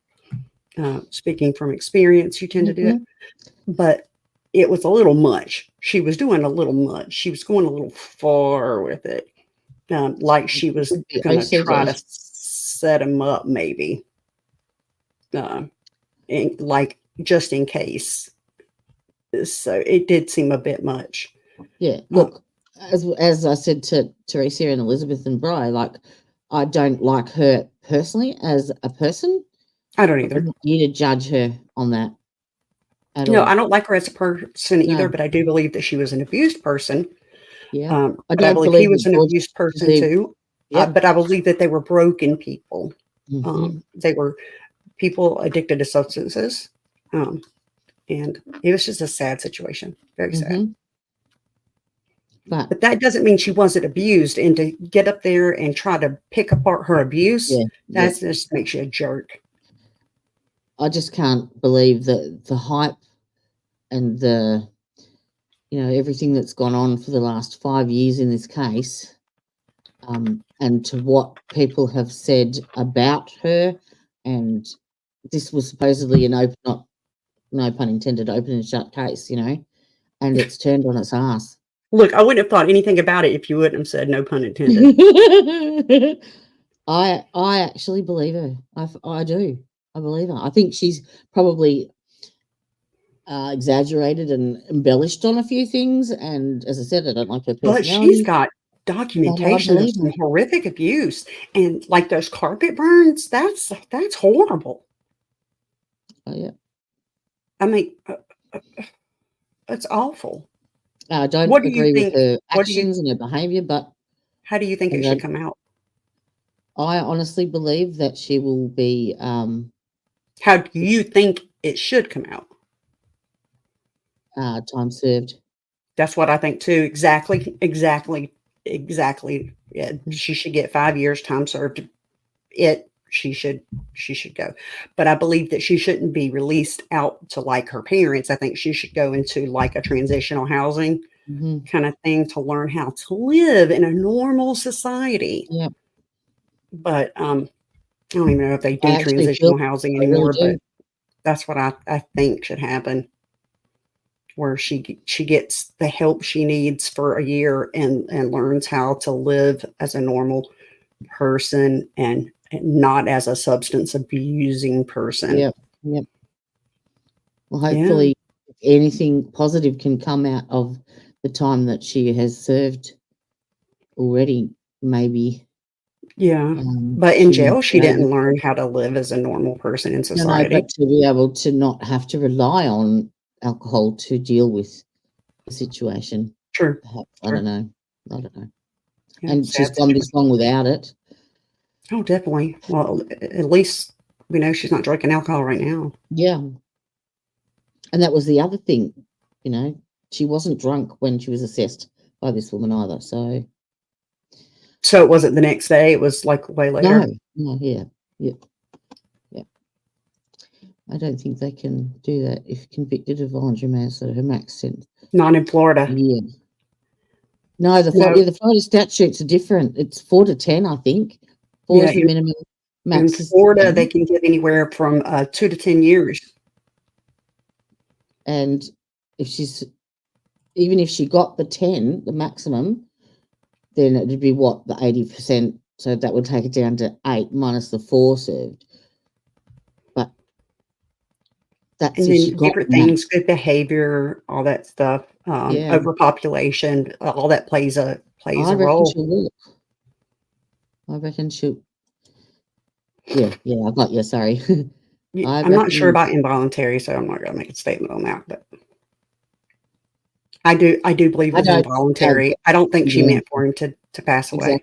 Exactly. Yeah. To unalive. I don't think she meant for that to happen. But yeah, involuntary manslaughter is what, 2 to 10. Yeah, I think so. They can't get past that. There's no way. There is no way. Not now. Yeah, agreed. All right, I like this woman though. Look, both of the experts that they've had on are concise, knowledgeable, credible. They were fantastic. Really, really good.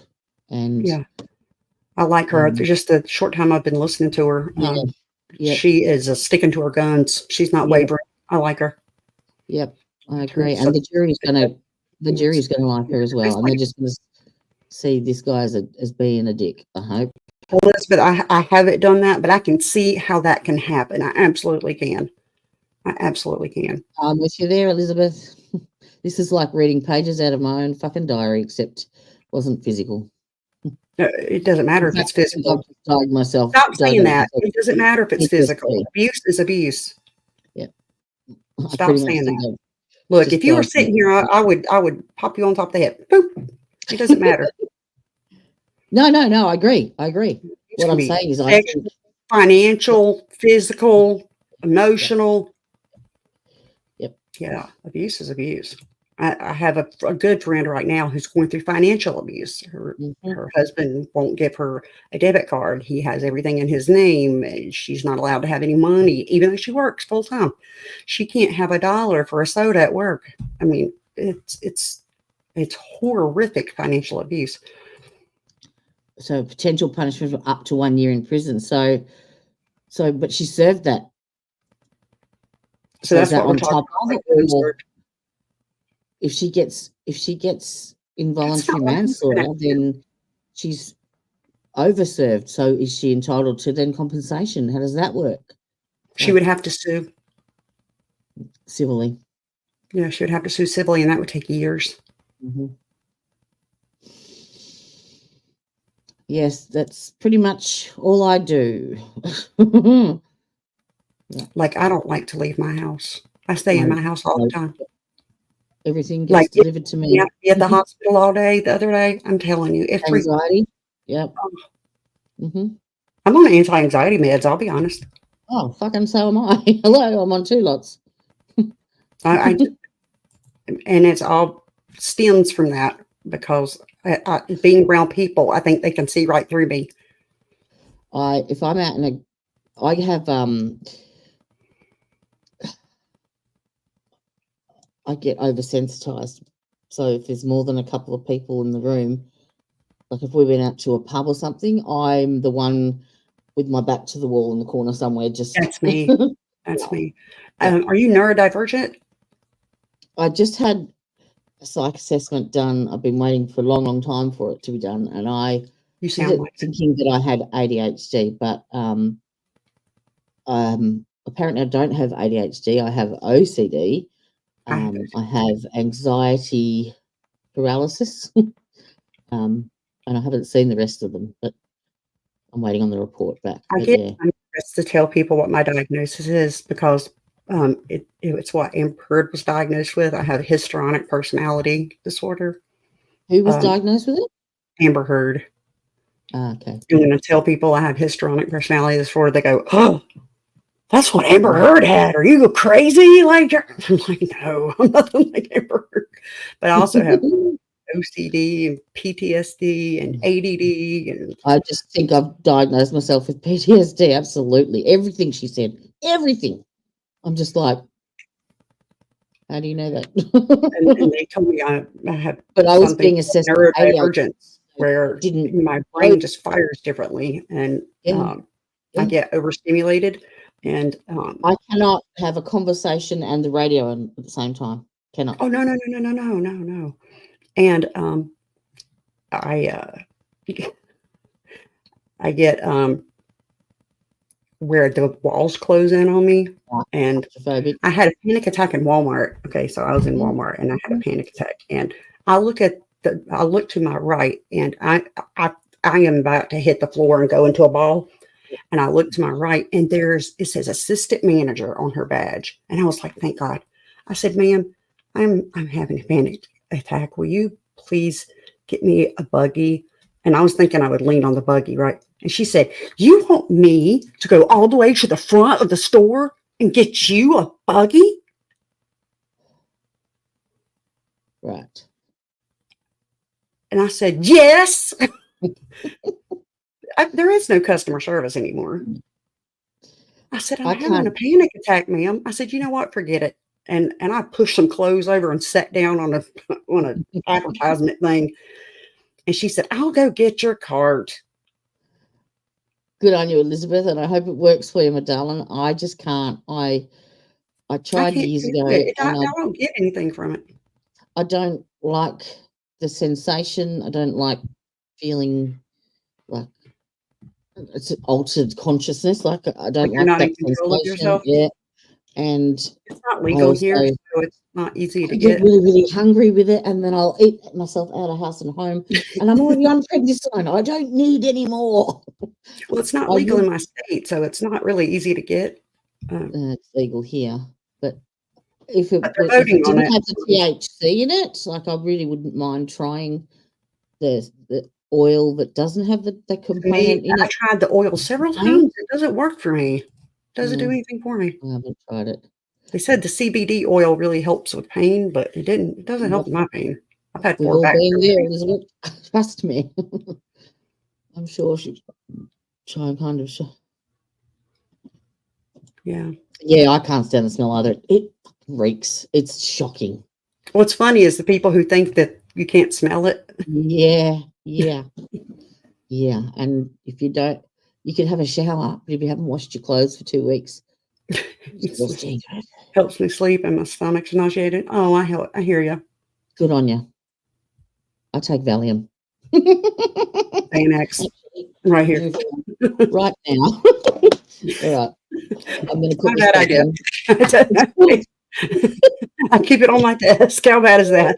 Because YouTube stresses me out. Look, we were meant.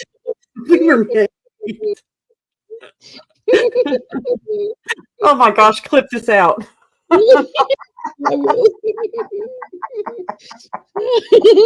done that a few times where we've gone off on a tangent and I've had to take segments out. I think it was me, Elizabeth, and Teresia one night just sat here talking about shit like this. And I had to control that. More for privacy for them, really. But oh, it's not even legal here for medical. It's not even legal here for medical. Yeah. But too late. The internet is forever. Oh, I know. You're right. You're absolutely right. Take the stream down and download it and cut it the bit out. I don't care. If you don't care, I don't care. I don't care. I wouldn't say it otherwise. Yeah. All right. I'm going to put it back on because it's 7:15. So much. Yes, I did actually ask her that. And what did she say? Well, she thought that he could get out himself. That's one thing. She said that when she was able to unzip it, it was not some significant thing. She was able to unzip it easily. No problem. So she said she never occurred to her that he couldn't get out. Okay. Didn't she say she could unzip it with one finger? Oh, I don't remember. I don't know. Valium. Okay, sorry.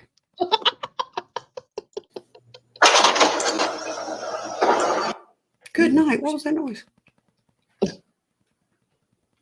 And you reviewed the still photograph of the suitcase as well as the 2 videos. And did you understand what the metadata or what the timestamps were for each of those items? Oh, the 2 messages. That's what he's going on about. I'm sure when I The one that says something about hide and seek and the other one about getting rid of George. But here's the thing. She don't give a fudge about that metadata. She don't care. This is about if this woman has PTSD, if she has, diseases. This is about metadata for her. She don't care. It was a shared phone. They've already testified that. Oh, was it a shared phone? Yes. He used the same phone she did, so they can't prove who sent the text messages at the end of the day, legally. That's interesting. reviewed it, I saw the timestamp. Yeah, Would you agree that 20 minutes is 10 times as long as 2 minutes? I would. And if Mr. Torres had not been able to get himself out of the suitcase within 20 minutes, she didn't indicate that she let him out, correct? She did not.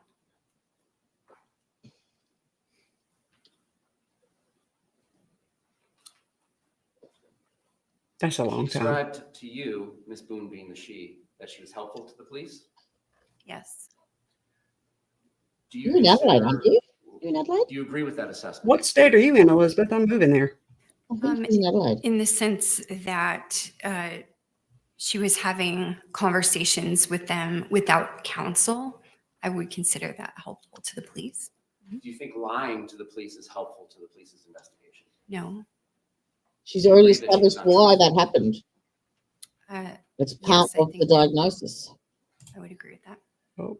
And when she described getting Mr. Torres out of the suitcase, she described stretching his little legs? Yes. It was 100 pounds. She stated to you there was no fight that day, correct? That's right.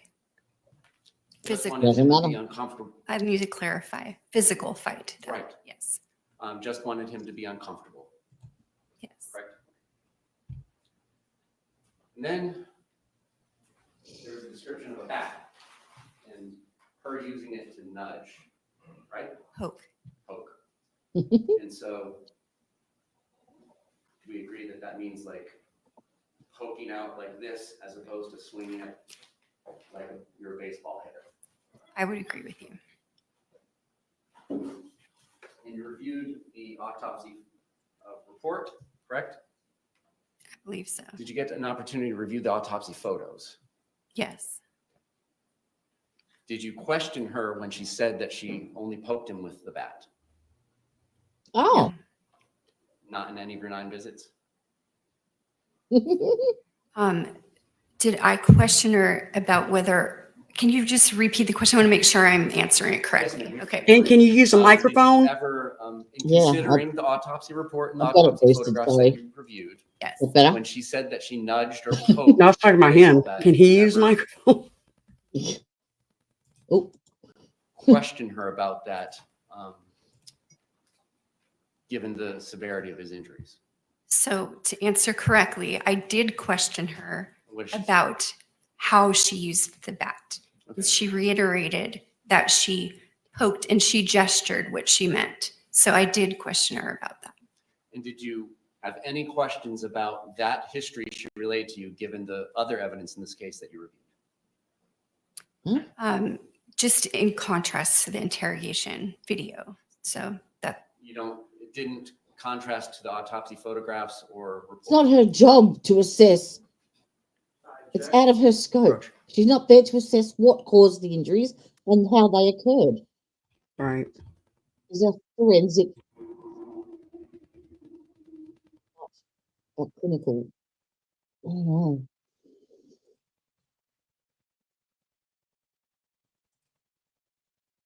You know when you can just see someone's really pushing the envelope because they Yeah. You may proceed. Did she indicate all this nudging and? or Elizabeth, poking you're in with the North bat Carolina? While he was inside the suitcase? Yeah. You can't buy Did you ever told me THC that anything there in was North any nudging or Carolina. Poking with the bat when he was outside the suitcase. Right. She indicated that She Maybe I ended will up cut flipping the this out. suitcase over, face down. That's right. Oh, hey, Elizabeth, tell me where you're buying it. Asking for a friend.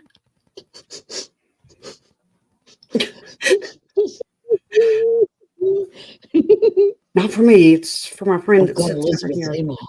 Did she tell you about I'm over Mr. here. Torres calling his brother earlier that evening? No. Did she ever give you? Did she tell you that she took a crap about a half an hour before the suitcase? The fuck? This stuff is not relevant to this history witness. about a loud boom occurring inside of her townhouse that evening? Oh my God. Bri, you are correct. You can buy anything anywhere, yep. From the right people. Mm? Ganja man. Never had the opportunity, obviously, to interview Mr. Torres about these things, correct? Of course not. No. No other questions. Oh, are you for real? Did you hear that? He's ended his cross on, and of course, you didn't ask Mr. Torres about any of that either, did you? Well, no, he wouldn't come in. I subpoenaed him, but he just wouldn't come in. I have no idea why. You fuck. I have no further questions, Your Honor. Any redirect examination? Yes. Yes, sir. Wilkes County. I'm in Gaston County. The state attorney talked to you about power and control, that an abusive partner will use power and control over the victim in a intimate partner violence situation. Yes. Threatening someone's dogs, is that an example of someone using control? Yes. Definitely is. Taking car keys from the other party, Delta is that eight. an I example of Delta 8. control? Yeah. If they're withholding, yes. I think you can buy Taking a phone and withholding a phone, Yes. a debit card, Yes. destroying a home, TVs, putting holes in the wall, I don't know where any of those counties are. not helping pay the rent and other bills. So I would say that that could be withholding, that could go under coercive control of another person. What Financial about abuse. violating a court order to have no contact with the person? Yes. That's all the questions. Thank you. Can this witness be released? As far as the state is concerned. Mr. Owens? Thank you, doctor. She's like, I'm up out of here. I want THC free. Collect all your stuff, ma'am. No worries. I just want the CBD Oh, stuff. No hey, apologies somebody's at my necessary. house. I'll be right back.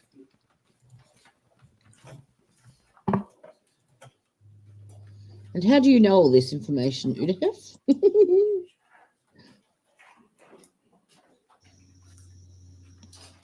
Surely they're not going to call anyone else for the day. What is it? Oh shit, it's only 3:30 there, isn't it? No, it's 4:30. That's what I just said. Don't call another witness. Don't call another witness. Don't call another witness.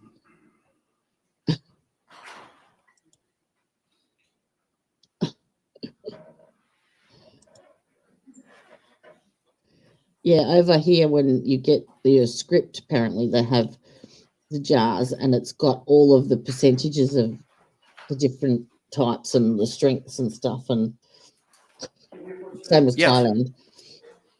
Thailand's funny. They've got the little jars that got the buds in them at these little stalls on the side of the road, and you can just go, oh, that one looks nice, and they'll give you a sample. Apparently, stinks. I tried it back in my 20s, only because he was my boyfriend then, but I ended up marrying him. Was a big smoker, and yeah, he would never stop. So I thought, well, you can't beat him, join him. But I would only have share a little bit with him, and Members I of the would jury, just it is eat meat. 4:01. At this point in time, we're going to go ahead and take that afternoon break.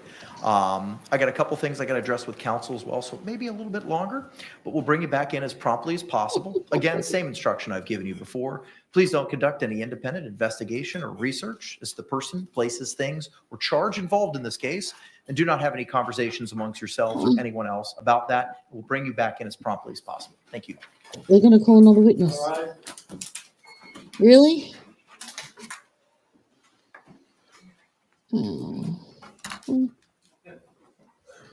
Da, da, da, da, da.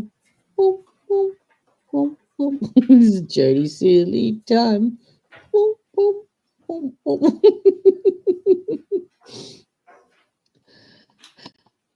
Yeah, so I would just have a couple of puffs and I would eat the entire pantry. So just it's not Let's go ahead and conducive to me. take a recess, a comfort break for any of us, and then we can address any argument with regard to the any other evidence that the defense may be seeking. Let's come back here in about 10 minutes, so 4:13. Okay? All right, thank you. We'll be in a Ooh, I short might recess. have enough L. Here's my, I've got a cat asleep on my mouse pad, so. Oh, look, I have enough L. Wearing the same dark gray suit and maroon blouse from this morning. Mr. Owens, are there any other matters we need to address before you rest in the presence of our jury? Yes. Yes, sir. They're resting. Yes, sir. Yes. Judge, there's two orders that I'm going to be requesting the court to take judicial notice under 90.202 sub 6. And the orders of no contact. I have copies of the certified copies of the orders. May I approach? Yes. State, have you seen them? Non-contact orders for who? Understand, but you have seen them. I have not. You have not seen them. Okay. Doesn't change my position. Understood. Okay. You can bring them on up. Non-contact orders. Wonder if Thanks, sir. they're for Sarah. Court has been provided no contact orders issued in case number 2019 MM5062 on or about June 16, 2019. Okay. And a no contact order in case number 2019 MM5114 issued on or about June 19, 2019. Both cases styled State of Florida versus Torres George Jr. Yep. Let me hear any argument as to the judicial notice from you, Mr. Henderson.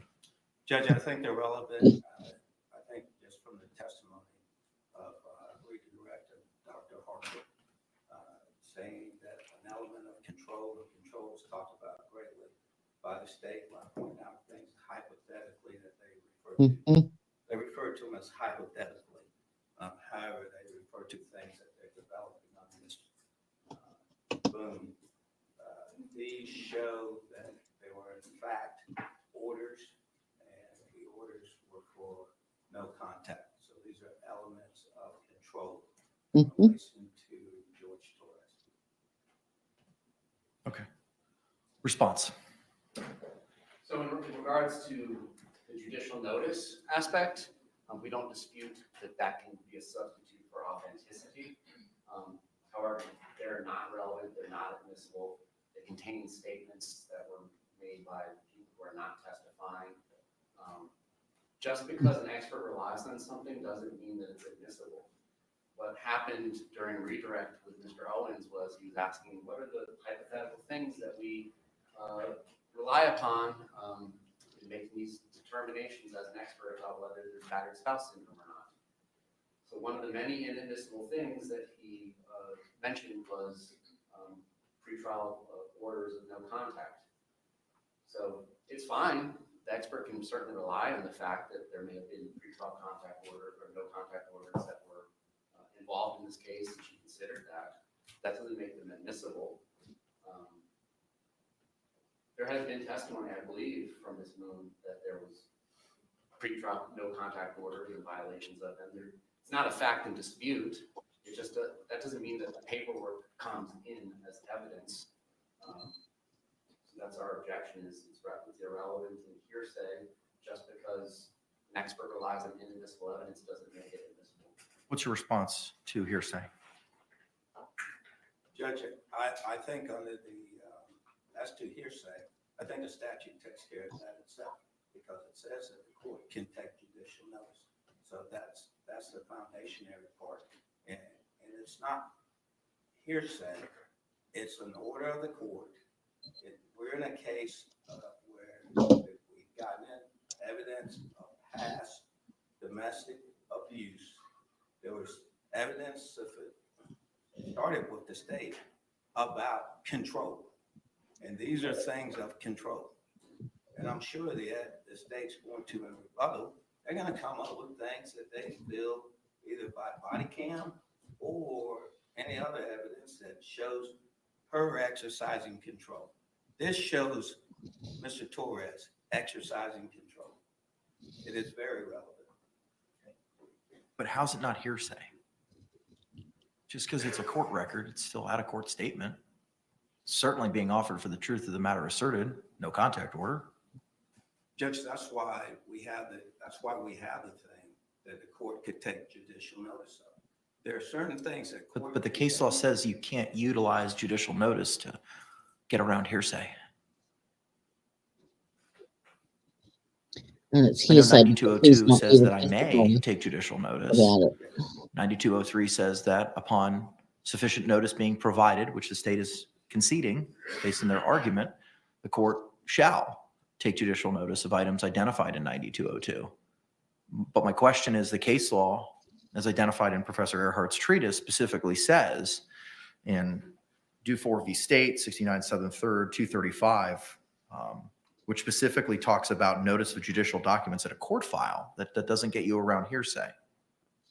So what's your response? Let me go through hearsay in my mind again. You're fine. Take your time.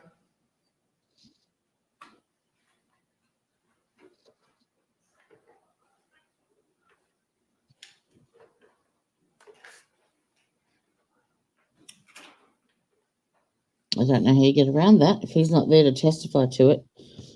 That's why they couldn't bring any of the DV stuff in until she testified.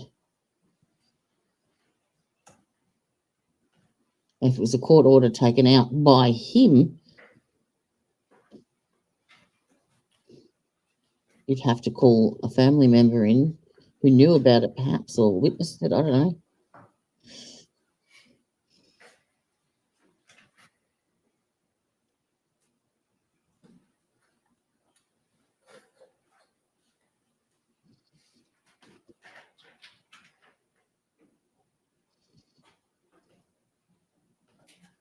Judge? Yes. I'll start this way first. One of the exceptions to the hearsay rule is business records exception. So if it's a business record and it's kept in the normal course of business, then someone can come in and lay the foundational things for the business record exceptions to the hearsay rule. However, in this case, that would not be needed if the court takes judicial notice of it. That eliminates the necessity to do a business record in that foundation because the court, under the statute 90.2026, can take judicial notice of court orders. This is a court order, it's certified. I think it's an exception to the hearsay rule. Also, I think the probative value of these documents Outweighs the prejudicial. any prejudicial effect. Any other argument? No, you're right. Any other argument, State? But the fact that there was a pretrial court order of no contact between them is going to come in. I mean, on one of the body worn cameras, Mr. Torres is like, well, the court said I couldn't, but she said I could come. And I believe she testified to that during her examination. My objection is to the paper and the grounds that I've argued. Okay. Why? Because written on it is the reasons why he took it out.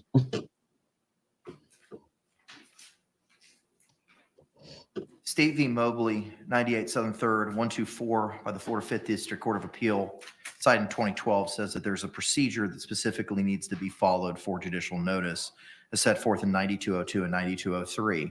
State is conceding that although there's not a writing, they're not objecting to the judicial notice concept. They're objecting to the evidentiary bases. I do find that it is relevant, but the problem is I have with hearsay. And the court, in relying on the Florida Supreme Court decision in Dufour, D-U-F-O-U-R v. State, 69 Southern 3rd, 235 at pinpoint 253 by the Florida Supreme Court in 2011, which states, while the court may take judicial notice of documents in a court file which were properly placed there, this notice would not make the contents of the documents admissible if they were subject to challenge, such as when a document is protected by privilege or constitutes hearsay.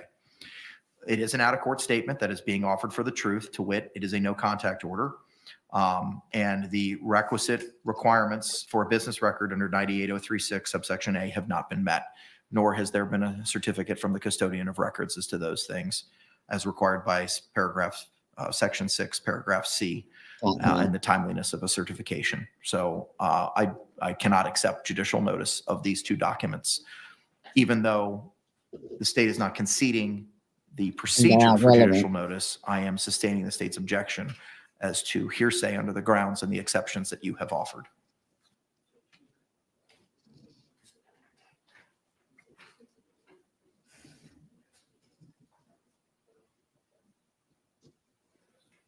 Judge, we do have the clerk of court subpoenaed. I don't know where they are. I assume they're somewhere in this building. I believe they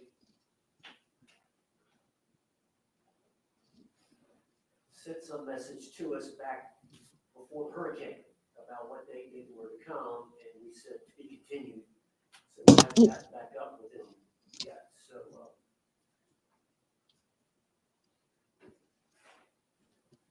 it would take me some time to check on that. It's 4:30. Yeah. Was the subpoena still for this time period? Yes, I believe it was a 3-week period. Okay. But we haven't followed back up with them. This came up Sure. late. I'll give you an opportunity to do that. He's very fair. You could just go ahead and send them to home for the evening, and let me see if we could find the clerk maybe in the morning, and then we could rest in the morning, and if the state has Dr. Warner. It's probably going to take me a little bit. Yeah, I'll give you that opportunity. Absolutely. If you want to, sure. If you want to try to do it now or do it tomorrow, I'll leave it to you. Because I can't imagine it would take long if we're able to get a records custodian or a person to lay the foundation. I can't imagine it would take that long. Aren't they in the building? Yes. 3rd floor. Sure. I suggest we go ahead and let the jury go. It's 4:30. Okay. I don't know how long it's going to take to do that, but we could present that in the morning and then rest in the morning. And then All right, that works for me. Works for me too. I'm not gonna make some poor employee come in and do that. I was conceding the authenticity. I don't understand the relevance of it coming in. Are you now withdrawing your hearsay objection? Well, I still believe it's hearsay, but I think it's cured by it's a public record and it's stamped and all that stuff. I know, but no one's made that argument yet. I don't want to punish some poor clerk. Okay. I won't object to them coming in. Yeah. So he was, as you admitting, he was being an ass. We'll see what we do. Okay. All right. So the state is still maintaining its hearsay objection. I do find that it is relevant.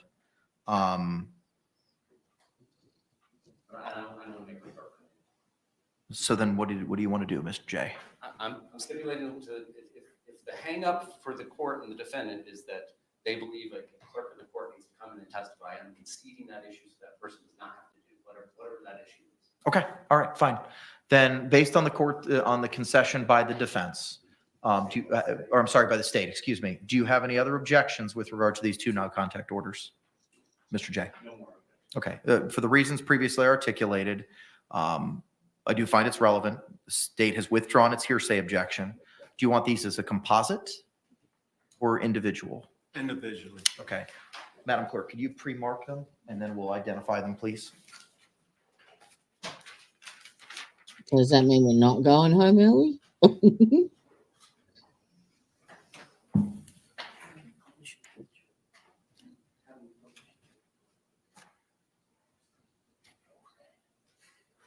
Yep. Yep. We get prescriptions for it over here.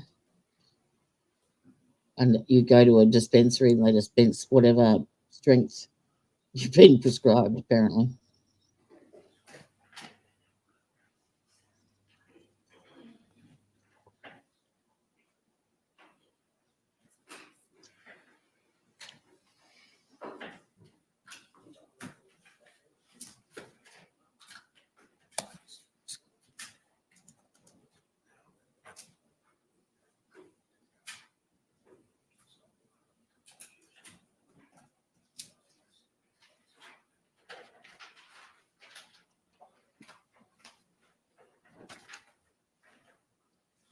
The no contact order in 2019 MM 5062 dated June 16, 2019 has been pre-marked as AB. And the no contact order in 19 MM 5114 dated June 19th, 2019 is dated as AC. Mr. Owens, you can approach. Let's just tackle a couple other housekeeping matters that we have. You can move those in when our jury returns into evidence. Are there any other witnesses, evidence, or testimony, sir, that you're going to be offering this afternoon? I don't believe so, but we're intending on resting either this afternoon or first thing in the morning, but we want some time to talk to Sarah Boone and explain to her, why we think we should rest, not call any further witnesses, not introduce any other exhibits, just to make sure that we're all on the same page with her about what our strategy is. So we need a little bit of time. I don't know if you want to go ahead and excuse the jury for the night and then have us come back in the morning and do that colloquy with the court, with the defendant. But we do need some time with her. Okay. All right. So then here's what we'll do. I'll bring in the jury and I'll excuse them. You can save those pieces of paper and you can move them into evidence tomorrow morning and then present. That'll work. Thank you, Madam Clerk. We'll bring the jury back at 9 a.m. tomorrow, and you can continue with your evidence presentation at that time, including but not limited to calling any additional witnesses. Court can have any further colloquy with the defense at that time. The state then can put on its rebuttal case. State, how long do you anticipate ballparking it for the court, your rebuttal case? I don't believe Dr. Werner will take long on our part. I'm not sure how long it'll take on their part. And then there's about... How long is that for your part? I'm not going to hold you to it, Mr. J. Probably less than 30. How long do you anticipate your cross being? And ballpark it. Again, I won't hold you to it. His direct is 30. My cross is probably going to be 30. Okay, what else do you have to present? And then there will be about 2 hours of videos from body-worn camera and from the phone extraction. And then reading a good bit of phone text messages with the record. Separate and apart from the 2-hour video presentation. Okay, got it. All right. Okay, so that's going to take us in tomorrow afternoon. Are we going to be in a position for the state to rest its rebuttal case tomorrow and proceed with closings, or are we going to proceed with closings Friday morning after had the opportunity to have a full, not that we would not have a full charging conference, but after having a charging conference Thursday afternoon with regard to the jury instructions? I just don't know how long. I think all the instructions are pretty relatively simple and straightforward, except for 3.6. Agreed. 3.6F. I agree. That's not going to be simple or straightforward in any way. The instruction is complicated. I agree. And the special jury instruction about a spouse that we're going to be requesting. Okay. There's different courts, Judge, here in Florida that have used the special instructions. There's different courts. All right, my darling. Mwah. That have used the different instructions. Enjoy your burgers. They sound delicious. Mwah. See you tomorrow. Same time, same place. You want to consider one of the local courts, the Palm Beach County case that I mentioned before with Dr. Brandon. There was a special instruction in that case. And we've got some from other states. I don't know what state's position is going to be on that. So we may Has a draft of that been circulated yet? not to the court. Okay. All right. All right. So here, Here's what we're going to do. Okay. Let's just see how long the rebuttal case takes. And then if we have to do closings Friday morning, we'll have to do closings Friday morning. I'd rather go through and spend the time to make sure that we're all on the same page with regard to the instructions, especially due to the complicated nature of 3.6F. With regard to those, the court will have Ms. Barrios email you all. She just started her drive back to Kissimmee, so it might come a little bit later this evening. I will have Ms. Barrios email to you all the red line that the court has worked on so far of the jury instructions provided by the state. The defense is to provide its markup of the 3.6F and 3.6G instructions and any other defensive instructions that the defense seeks to have read to the jury. Before 9 o'clock in the morning? I think so. That gives the state the opportunity during the lunch hour to review them in advance of our charging conference. I'll have it done. Okay. Judge? Yes, sir.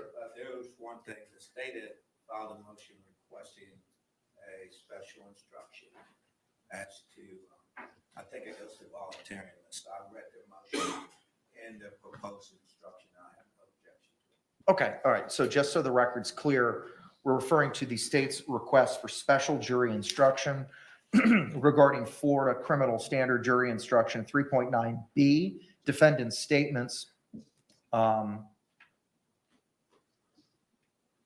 October 22, 2024.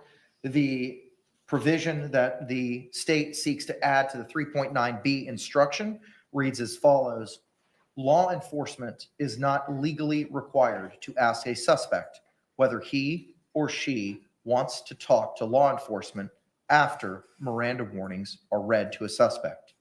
This is, however, one of the factors you may consider whether the defendant's statements were voluntarily made.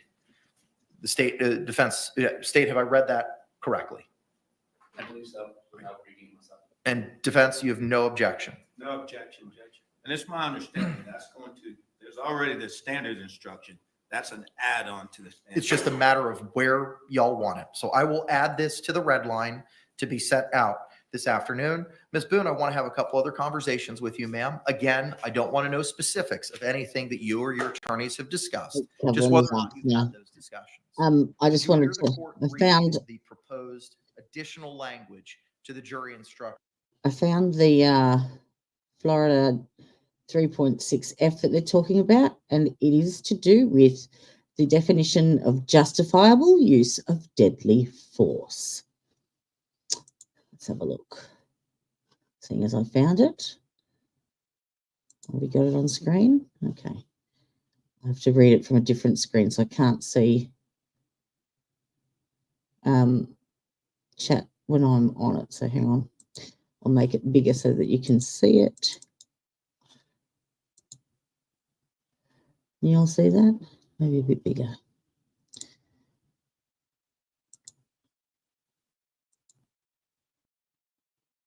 Right. Justifiable use of deadly force. So this is what they're going to argue in the jury instructions. Because there are many defences applicable to self-defence, give only those parts of the instructions that are required by the evidence. Unless the evidence establishes the force used was deadly or non-deadly as a matter of law. An issue in this case is whether the defendant acted in self-defence, which is what the battered spouse syndrome is. So it's considered a self-defence. It is a defence to the crime with which the defendant is charged if the death resulted from the justifiable use of deadly force, which is what I think is covered under the Castle Doctrine. It is a defence to the crime if the actions of the defendant constituted the justifiable use of deadly force. Deadly force means force likely to cause death or great bodily harm. The use of deadly force is justifiable if the defendant reasonably believes that the force user was necessary to prevent imminent death or great bodily harm to him or herself while resisting an attempt to commit upon him, her, or in any dwelling in which he or she was present. So that's why I said it occurred at home, which covers her under the Castle Doctrine and stand your ground with no duty to retreat. Define applicable felony that defendant alleges victim attempted. Person justified using deadly force if he or she reasonably believes that such a force is necessary to prevent imminent danger or great bodily harm, imminent commission again. Yeah, okay, I think that so far that they've established that. However, the use of deadly force is not justifiable if you find,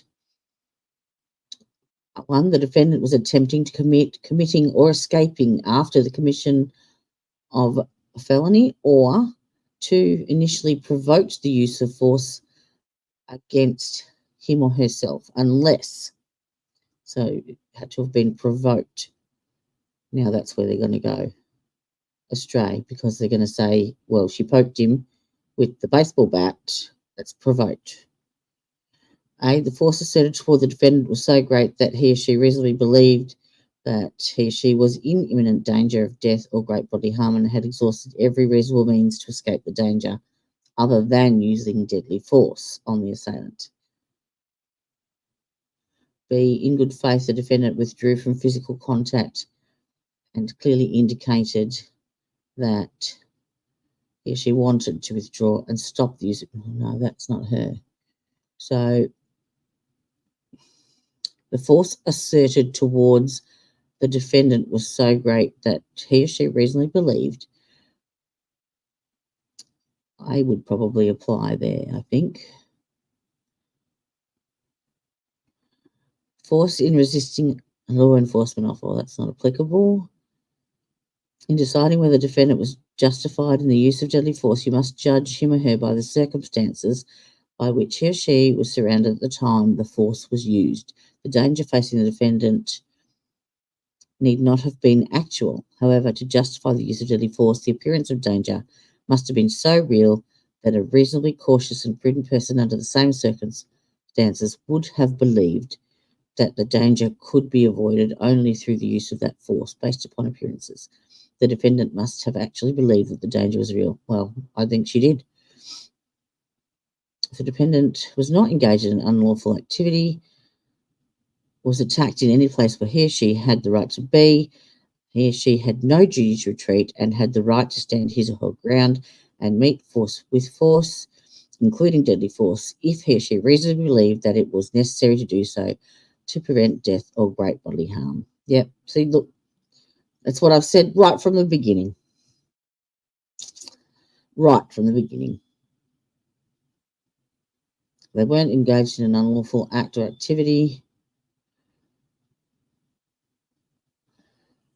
The defendant was wrongfully attacked, was wrongfully placed in a position of imminent danger, and it would have increased their own danger to retreat. Then the defendant did not have a duty to retreat, and use of force likely to cause death or great bodily harm was justifiable if they reasonably believed that such force was necessary to prevent imminent death or great bodily harm. There you go. The defendant is presumed to have held a reasonable fear of imminent peril of death or great bodily harm when using defensive force that was intended or likely to cause death. The person against whom the defensive force was used was in the process of unlawfully and forcefully entering or had unlawfully and forcibly entered. No. Defendant knew or had reason to believe that an unlawful and forcible entry. No. Presumption of reasonable fear of imminent death or great bodily harm does not apply if a person against whom the defensive force is used has the right to be in or is a lawful resident of the dwelling. Okay. The presumption of reasonable fear of imminent death or great bodily harm does not apply if the person against whom the defensive force is used had the right to be there. So in other words, they can't use that because he was lawfully, he had the right to be there. And there is not an injunction for protection from domestic violence, or that's why they want to bring it in. He's covering his bases. Fuck. Okay, that's why. That's why they brought in those two protection orders because that covers right there.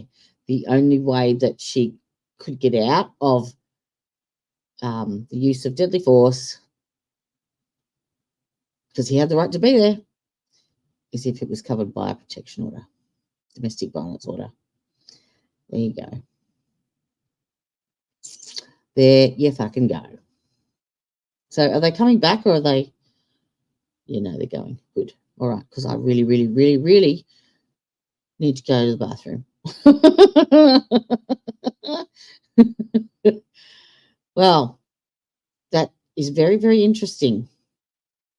So it looks like the state is going to rest tomorrow. Goodbye, my darling. Goodbye. Yes, we will be here. We will be here. Thank you for being here. Thank you for listening. Thank you for watching. Thank you for putting up with my silliness. Yeah, I'm going to go to bed. Yep. Sounds good to me. All right, my lovelies. Maybe just embiggen. Not that that's a good thing. Geez, I look pale in the daytime. Okay. Mwah. Love to you all. And have yourself, Mr. Lurker. Good night, darling. Was I right or was I right? My prediction. And I don't even know US laws. I'm actually on your mate's Discord chat. The Matrix, I think it's called. So I might have a quick read of that when I hop into bed and see what they've got to say. You're always right.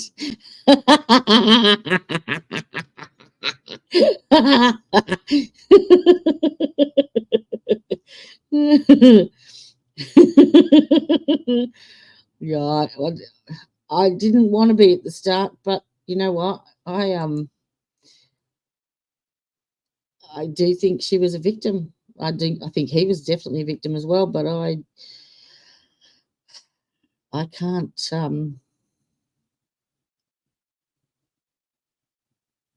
if she is convicted of second degree, like if that's what the jury come back with, I will be extremely surprised and actually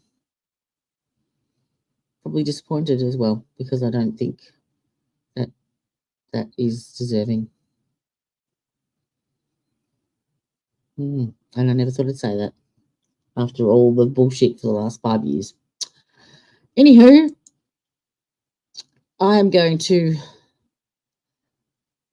twinkle that I'm going to finish off cutting out the lovely THC conversation, post it back up and go to bed. All right.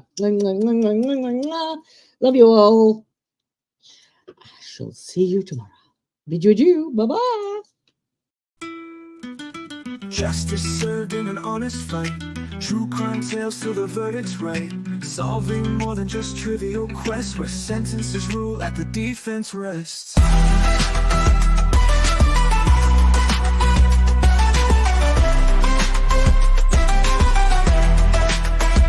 Justice served in an honest fight. True crime tales till the verdict's right. Solving more than just trivial quests, where sentences rule